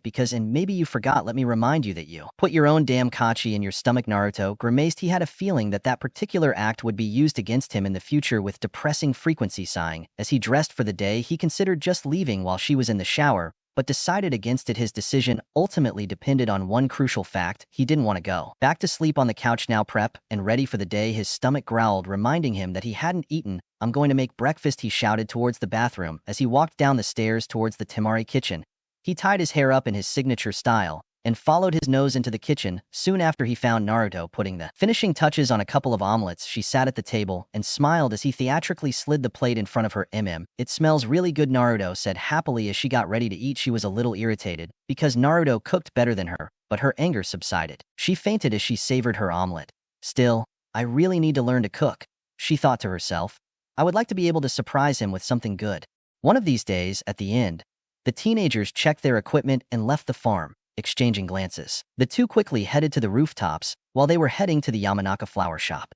The two of them thought it was strange not to be holding arms, but that would have made it difficult to run across the rooftops. And anyway, they were carrying their training equipment. Shinobi going down to the street. Naruto was about to enter the store when he noticed Inoichi walking along the side of the building. Hello, Inoichi-san, the boy called him politely. It's time. Inoichi nodded at the boy and signaled for him to wait while he turned around and walked back to the boring building. Naruto entertained himself by practicing the levitation of a kunai with chakra over his palm. He was having some difficulties since he was supposed to use a normal kunai, not the irisin ones. 3-leaf lot heavier for this control exercise, then focused on trying to hold it steady. He didn't notice Inoichi and Reynard approached behind him until Reynard spoke. Good morning, Naruto-sama, said the big gray and red fox, maybe a little too loud, cursing Naruto. He barely managed to get his hand out from under the sword while his attention was distracted from the exercise. Be Reynard, you did it on purpose, said the boy, pointing accusingly at the fox. The fox bowed. My apologies, Lord Regent. I was just trying to call his attention. Naruto glared, knowing that the Zoro was making fun of him. Maybe letting him spend almost 2 weeks with the Yamanaka was a bad idea, Naruto thought. Considering Reinhard's new attitude, it was subtle, but the fox seemed to be enjoying teasing him. Naruto made a mental note to find some way to get revenge and put the matter out of his mind. For the moment, Inoichi-san, Reinhard nodded to each of them. Chan decided that he wanted Erwin to be around in case complications arose. He is currently placing a barrier seal in the place where we will perform the mind walk. Seeing the look of confusion on Inoichi Temari's face, he decided to clear things up for the man. Goes to Chan is like Naruto calls Tsunade-sama and Hiro Sennin his nickname for Jiraiya-sama. Inoichi's eyes widened in surprise and amusement as he studied the boy in front of him. He had to admit that the man the boy had given Jiraiya was fun and accurate, but calls Tsunade-ba-chan had only ever met one person with that kind of boldness, and he briefly superimposed Kusuna's image on top of Naruto's in his mind.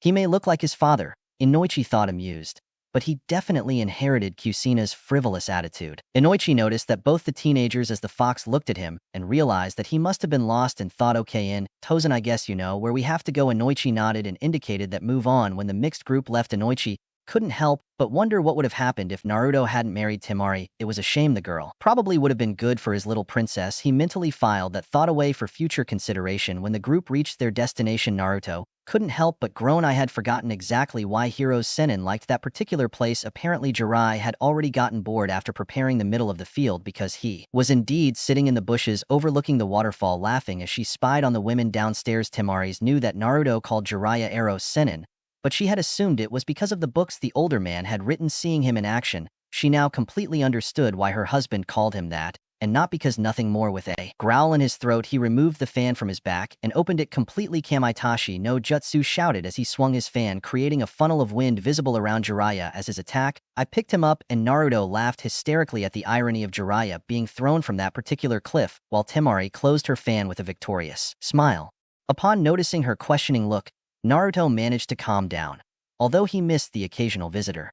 He approached the room, surprised girl, and hugged her tightly, while spinning her around. I've been telling you lately how amazing you are, Temari-chan. Temari blushed at the compliment and public display of affection, and demanded let them put her down. At least the aptly named Eros Senin wasn't there to see it, she thought as she sent unamused glances at the smiling Noichi. And Reinhard, well, Reynard wasn't really smiling, being a fox and all, but after having spent several weeks surrounded by the foxes, had learned to read the kitsune's body language. And it was definitely amusing. She was silently swearing revenge when a battered hand appeared on the edge of the cliff. He had lost a fight with Tora. The cat demon. Jiraiya pushed himself towards the edge of the cliff and dropped to the ground with a groan as he saw Naruto laughing at him. Jiraiya pouted. Do you think that's funny? Gaki. Naruto walked over to the prone body of his sensei. No, Eros Senin said quietly, so only Jiraiya could hear. I'm pretty sure it's bed. Worked. No, Jiraiya told the boy. Oh, I never said I wasn't Eros Senin, but the idea that the wife of the child that you threw into the cliff ended up throwing yourself into it. The cliff was very funny, Naruto replied with an easy smile. Jiraiya chuckled and raised a hand for his apprentice to help him stand up. I guess when you say it like that, it's a little funny. He stood up and examined the area. To everyone we need paused and looked at Temari cautiously, and an extra Gaki. I thought you were going to tell her that she insisted that she accompany me, something about me being stupid and suicidal, and she wouldn't let me out of her sight. Actually, I'm not. I'm sure he was a little distracted at that moment. Oh, Jiraiya said amusedly as he watched Temari give Naruto a look that indicated trouble. How did you get distracted? Naruto blushed. Images of Temari, and in his nightclothes, flashed through his head. Nothing, he muttered. No, it doesn't matter. Reaction did not go unnoticed by Jiraiya, but the old pervert decided to simply file that fact to make fun of his apprentice in the future. Clapping to get attention, he gathered everyone in the center of the Barrera seal. Okay, everyone knows why are we here, Naruto. I need you to sit here in the center of the barrier. Inoichi, you can be wherever you want as long as you don't try to cross the barrier. While Ada Reinhard is there the same as Inoichi. Naruto sat down and started to relax. He wanted to be able to enter his landscape mentally as soon as possible. Inoichi sat next to him, and Reinhard rested his head on Inoichi's lap. Seeing this, Naruto raised an eyebrow and looked at them both. It's easier for him to transfer my mind this way, Reinhard told him. Naruto is too very comfortable seeing that everyone was ready. Jiraiya already sat on the inner edge of the barrier. Are you sure you want to be here? He asked Temari when she sat down next to him. He is my husband, answered Temari with a sharp tone in her voice. I shouldn't have to remind you that if something happens to him, it will negatively affect the Sandblade Alliance. Jiraiya gave him a knowing look. Those are valid points, but I realize that none of them require you to be here. Maybe there's something you're not telling me. Temari say. He blushed, shut his mouth. Jiraiya laughed, and then adopted a serious expression. He extended his hands towards the line of ink in front of him and shouted, Naruto, I am raising the barrier. You can begin. When he inserted his chakra into the seal, a transparent and shiny dome formed around it from the group. When Jiraiya called him, Naruto was instantly immersed in his mental world. He didn't have to wait long before Inoichi and Reinhard arrived. Ha, welcome to my mind. Be careful here. It's a little humid. Making a gesture for them to follow him, Naruto led them to the Kyuubi's cage. Art's the guardian and the guests I see, said Kyuubi. When the group arrived before him, tell me, Ninjin, why is one of the younger cousins with you? A younger cousins? Oh, you mean Reinhard, asked Naruto, confused. If the kit next to you is called Reinhard. So yes, Kyuubi turned her head towards Inoichi. I see you made that Mind Walker's father bring him here. You went through a lot of hardship to bring him here. Why? Naruto looked suspiciously at the giant fox. Not me. You're not insulting or threatening to destroy the village or anything. Why did Kyuubi seem upset? And it showed in his response. You brought a kitsune. Sup, I guess this is a business, and business comes before pleasure. Oh, I see, said Naruto, while massaging his temples to ease his sudden headache. As you may have guessed, yes, I have brought Reinhard here to discuss something with you. The kitsune, consider me your regent since you are sealed within me. What are my duties as regent? Kyuubi chuckled in his cage. I see very well. I am surprised that a human honors my ancient oath. Your duties are quite simple. You must protect and defend the kitsunes. And when they requested, I assume from the presence of the younger cousin that the Kitsu have asked me for protection. Naruto sighed. Oh, the idiots, the villagers hate everything that has to do with foxes after your attack 13 years ago. So in addition to treating me like trash, they have been hunting and killing the kitsune. All the remaining ones from the forests surrounding the village are now on my property. Naruto closed his eyes sadly and shook his head. There's probably only a couple dozen left. Kyuubi seemed to expand in its cage as a growl sounded in the chamber. "Those fools will pay when I get out of here, you ninjin. What have you done about it?" Naruto shared a look of eyes very open with Inoichi, and Reinhard the deer sea-eyed the fox sounded angry. "I have arranged for the Inuzuka vets to take care of them, and I have offered them refuge in my land. So that the Inuzuka would agree, I had to consent to them. They sent young members of their clan to try to form lifelong bonds with some of the cubs."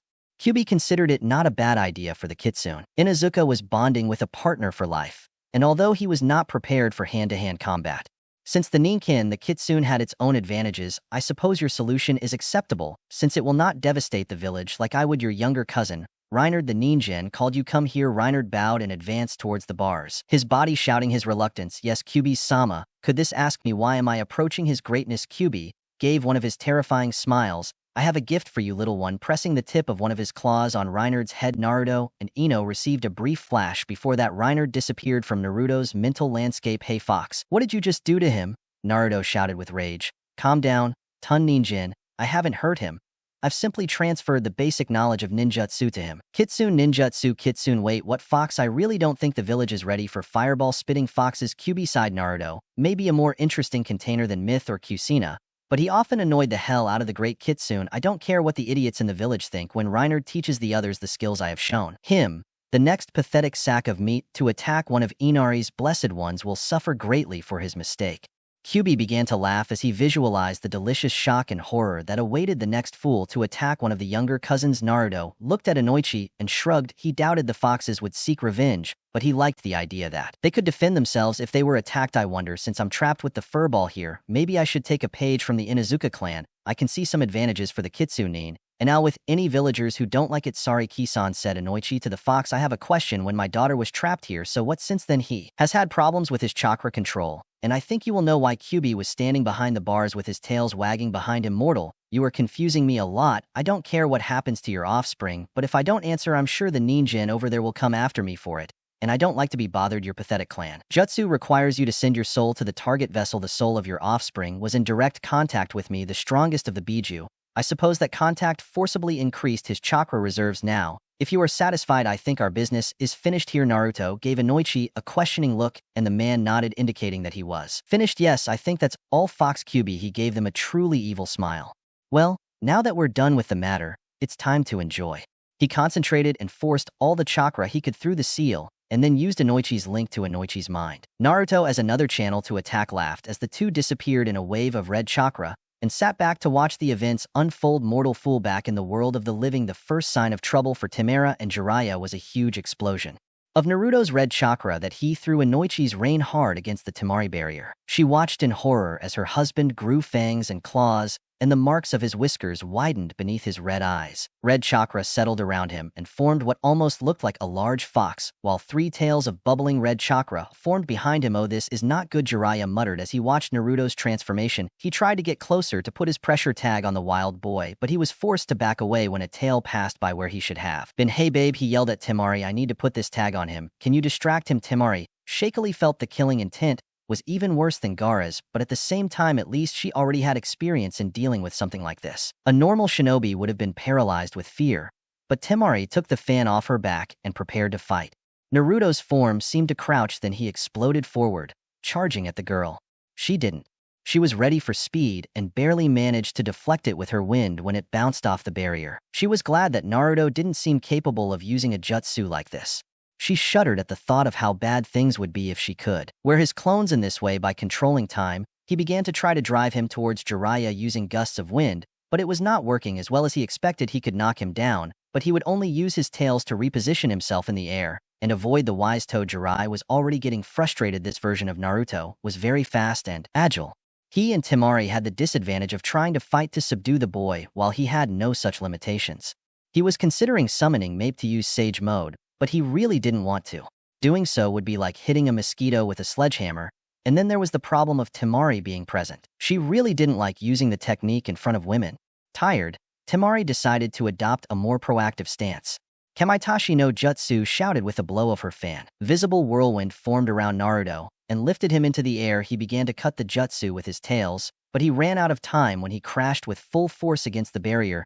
He bounced off the barrier and crashed into the ground with so much force that it left a small crater stood up, head tilted towards Temari, and then two claws made of chakra were launched towards the Temari girl. She tried to deflect the attack, but the claws pierced her jutsu, and she desperately raised her fan trying to blocking it. She closed her eyes, not wanting to see the attack she thought would kill her. The claws passed through the chakra-reinforced fabric of the fan but stopped just before hitting. Temari opened her eyes and saw the chakra claws floating in front of his face. He looked past them. She was confused and saw Naruto with his hands pressed against his head. A blue flash appeared through the red in his eyes, and she heard him croak, "Temari-chan." Jiraiya wasn't one to waste an opportunity, so he pounced while he was distracted, and he tagged his pressure on the boy. Red chakra swirled and drained back into Naruto as he fell face first to the ground. Temari carefully closed his damaged fan and then ran towards the prone body of his brother. Husband, she turned him over as carefully as she could and examined him. She was relieved when he seemed to be okay, only unconscious. She sat up. She placed his head on her lap and ran her hand through his hair. Under reasonable conditions, Jiraiya checked the race seal. He was worried that the ancient glowing white chakra cloak had taken on a reddish hue. He cursed under his breath when his inspection confirmed his suspicions. It seems like when Temari crashed into Naruto against the barrier, some of the Kyuubi's chakra had transferred to the purser seal. It wasn't a big worry. He couldn't bring down the barrier, but he could feel the speed at which the chakra was being used, and he figured they would be trapped for a couple more hours though. The fact that the Kyuubi's chakra seemed to overload the seal was something he might have to discuss with the Gaki later. Jiraiya walked back to the teenagers and smiled when he saw Tima and Naruto fussing over the girl.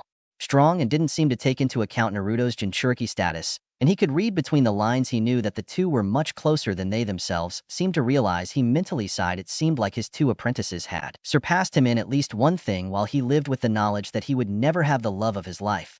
Both Minato and his son had found strong women to support them.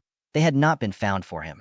In Naruto's case, he thought with a snort of amusement. Sat next to Temari. "I like you, girl, you have spirit." Temari looked at the man cautiously, wondering what he wanted. It was nice to receive a compliment from someone like Jiraiya, even if he had insulted her a little with the girl name, but she was wondering what his motives were. "Oh," she responded with coldness and raised an eyebrow. "I appreciated the compliment, Ero Senin, but I wonder why." Jiraiya looked into the distance while answering, "You are good for Gaki. He is a good boy and has a lot of potential, but sometimes he needs someone around to keep him down." Temari control nodded in response. "Yes, I thought about that during the council meeting the other day. I've never seen anyone able to react on the fly like he does, but then I decided that if he lived in the present, I was going to take a long view." Jiraiya grunted in approval. "Speaking long term, have you considered your training in the near future?" "I'm not sure what you mean," replied Temari. Jiraiya stared at his stomach and carefully considered his words. "Soon your condition will prevent you from training physically. Have you considered devoting yourself to other skills?" "I haven't thought about it much yet. All of this is very new to me." Temari responded with a frown. Jiraiya responded, "I can see it, but I know that son will suddenly start medicine classes." Jiraiya looked at Naruto and I smile.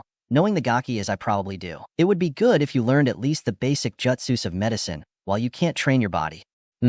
I can understand your point of view, but I had never thought about being a doctor. There really aren't many in SUA. Well, it's something to think about anyway, but I know most of the girls your age will be there. It might be helpful in that long-term perspective you talk about if I made some connections with them." Temari, he frowned. The old pervert didn't play fair at all. He knew he was right, several of them in fact, but he was afraid of having to deal with the fans who would be there. Even so, he couldn't see Tsunade tolerating that kind of behavior, and Jiraiya was already right. He would need something more on. Jiraiya was amused to see the change of expression on the girl's face, but he was smart enough to keep his fun to himself. He lay down on the ground with his hands behind his head and said, "Okay, we have a couple of hours until the barrier falls. Wake me up when that happens." Temari stared at the man as he fell asleep, leaning over Naruto. He whispered to the sleeping boy, "Naruto, and you better never turn into him, or you will regret." The sun was laying over Konoha while Sasuke looked out the window of his study. He was tired, frustrated, and angry. His life was not as he had planned, and he really wanted to blame Naruto. His rival seemed to have gotten the upper hand on him, and there didn't seem to be any way to stop the other boy. The pain in his arm reminded him of another reason to be furious with Naruto. And as he thought about how the dobe had ruined him, he felt the cursed seal begin to activate, feeding off his anger. A timid knock on the door forced him to appease the flames of his temper, and the cursed seal withdrew, but it would always come back. He shouted irritably from the door. The door opened and Sakura cautiously stuck her head out. "Sasuke, when you have a visitor," HNN replied Sasuke. "Well, don't just stand there, show them." Sakura shuddered at the anger in his voice. She bowed her head and shuffled out. A few moments later, Danzo's bandaged figure entered the room. "Old man, no Danzo. To what do I owe the honor of a visit?" Sasuke said, trying to be hospitable but mostly sounding Asuko. Taking a seat, Danzo studied the boy in front of him. "Tell me, Uchi-san, you still seek power. No one is an unjust villain in their own mind. Maybe even especially those who are the worst of us. Some of the tyrants, more cruel people in history were motivated by noble ideals or made decisions that they would call difficult but necessary steps for the good of their nation. We are all the heroes of our own story. Gene Butcher Turkish Tuna. Alright, so that's another chapter gone. I finally got the whole meeting the fox thing out of the way. I was having trouble with it, but I hope I made the fox look serious, and yet a complete idiot. Jiraiya is already pressuring Temari to train with Tsunade. Naruto can't handle three tails at this age without going crazy, or Yid Danzo is clearly violating the terms of his agreement with Akai. I'm sure that won't come back to haunt him at any point. Delta operational plan devised by Jonin Commander Shika. The Delta operational plan is a defensive strategy focused on possible hostilities with Iwagakure. The shinobi detachments throughout the country of fire are reduced, leaving the security of the city and the town mainly in the hands of the samurai of the Daima of Fire. The most of the summoned shinobi are sent northwest along the borders of Kusagakure, Amigakure, and Takigakure. Small detachments are sent to protect other borders while the pickets and large patrols sweep the camp of the country of fire in Konoha. The retired and reserve shinobi also join and form a personal guard for the village, the Ambu. They also have a more visible presence as a show of force to ensure a stable income. The low-rank missions are still completed by long-term Gening squads. Range missions are completed by academy students. Most expenses are paid for by a large war fund funded over the years by the Daimyo of Fire. And the previous OC, the Jonin commander, estimates that the Delta operational plan can remain activated for no more than 45 days before the village's income is reduced to unsustainable levels with an additional 60 days of war fund extraction. Naruto Uzumaki Namek. The majority of Konoha's population considered him an orphan of unknown origin. The secret of his heritage was hidden until the announcement of his marriage to Temari and his Ngakure, which Naruto had recently discovered, who was a descendant of Minato Namek Yonde Mokage and Kuzan Uzumaki, a kunoichi of rank S. Former Jinchuriki of Kurama, the Cuban Kitsune. Naruto was a peer for most of his life. Although he was never physically abused, the Ambu quickly stopped some drunken attacks. The majority of the village rejected him in his early years. His only companion was the Sandame Okage, whom Naruto referred to as Jijo Viejo. Although the majority of the population shinobi distrusted the boy, the civilians who did not, they understood exactly what a Jinchuriki was. They mistreated the boy at every opportunity. They frequently overcharged him for even minor items. Naruto found additional company in the owners of a small ramen stand. Naruto assumed the persona of a laughing prankster early in his youth when he noticed Naruto began dressing in a bright shade of his favorite color, orange, and began a career as the master of pranks. Pranks from hell. As part of this role, Naruto began to bury his darkest emotions beneath a smiling mask. Naruto's early education at the Shinobi Academy was sabotaged by both prejudiced instructors and those who had orders from key military personnel that the boy was failed. Said key personnel believed the boy would be more approachable if he was forced to leave the Shinobi program. So that's it for today's video. I hope you liked it. If you did, don't forget to like, comment, and subscribe. Also, hit the notification bell so you won't miss any new videos. Thanks for watching, and I'll see you in the next video.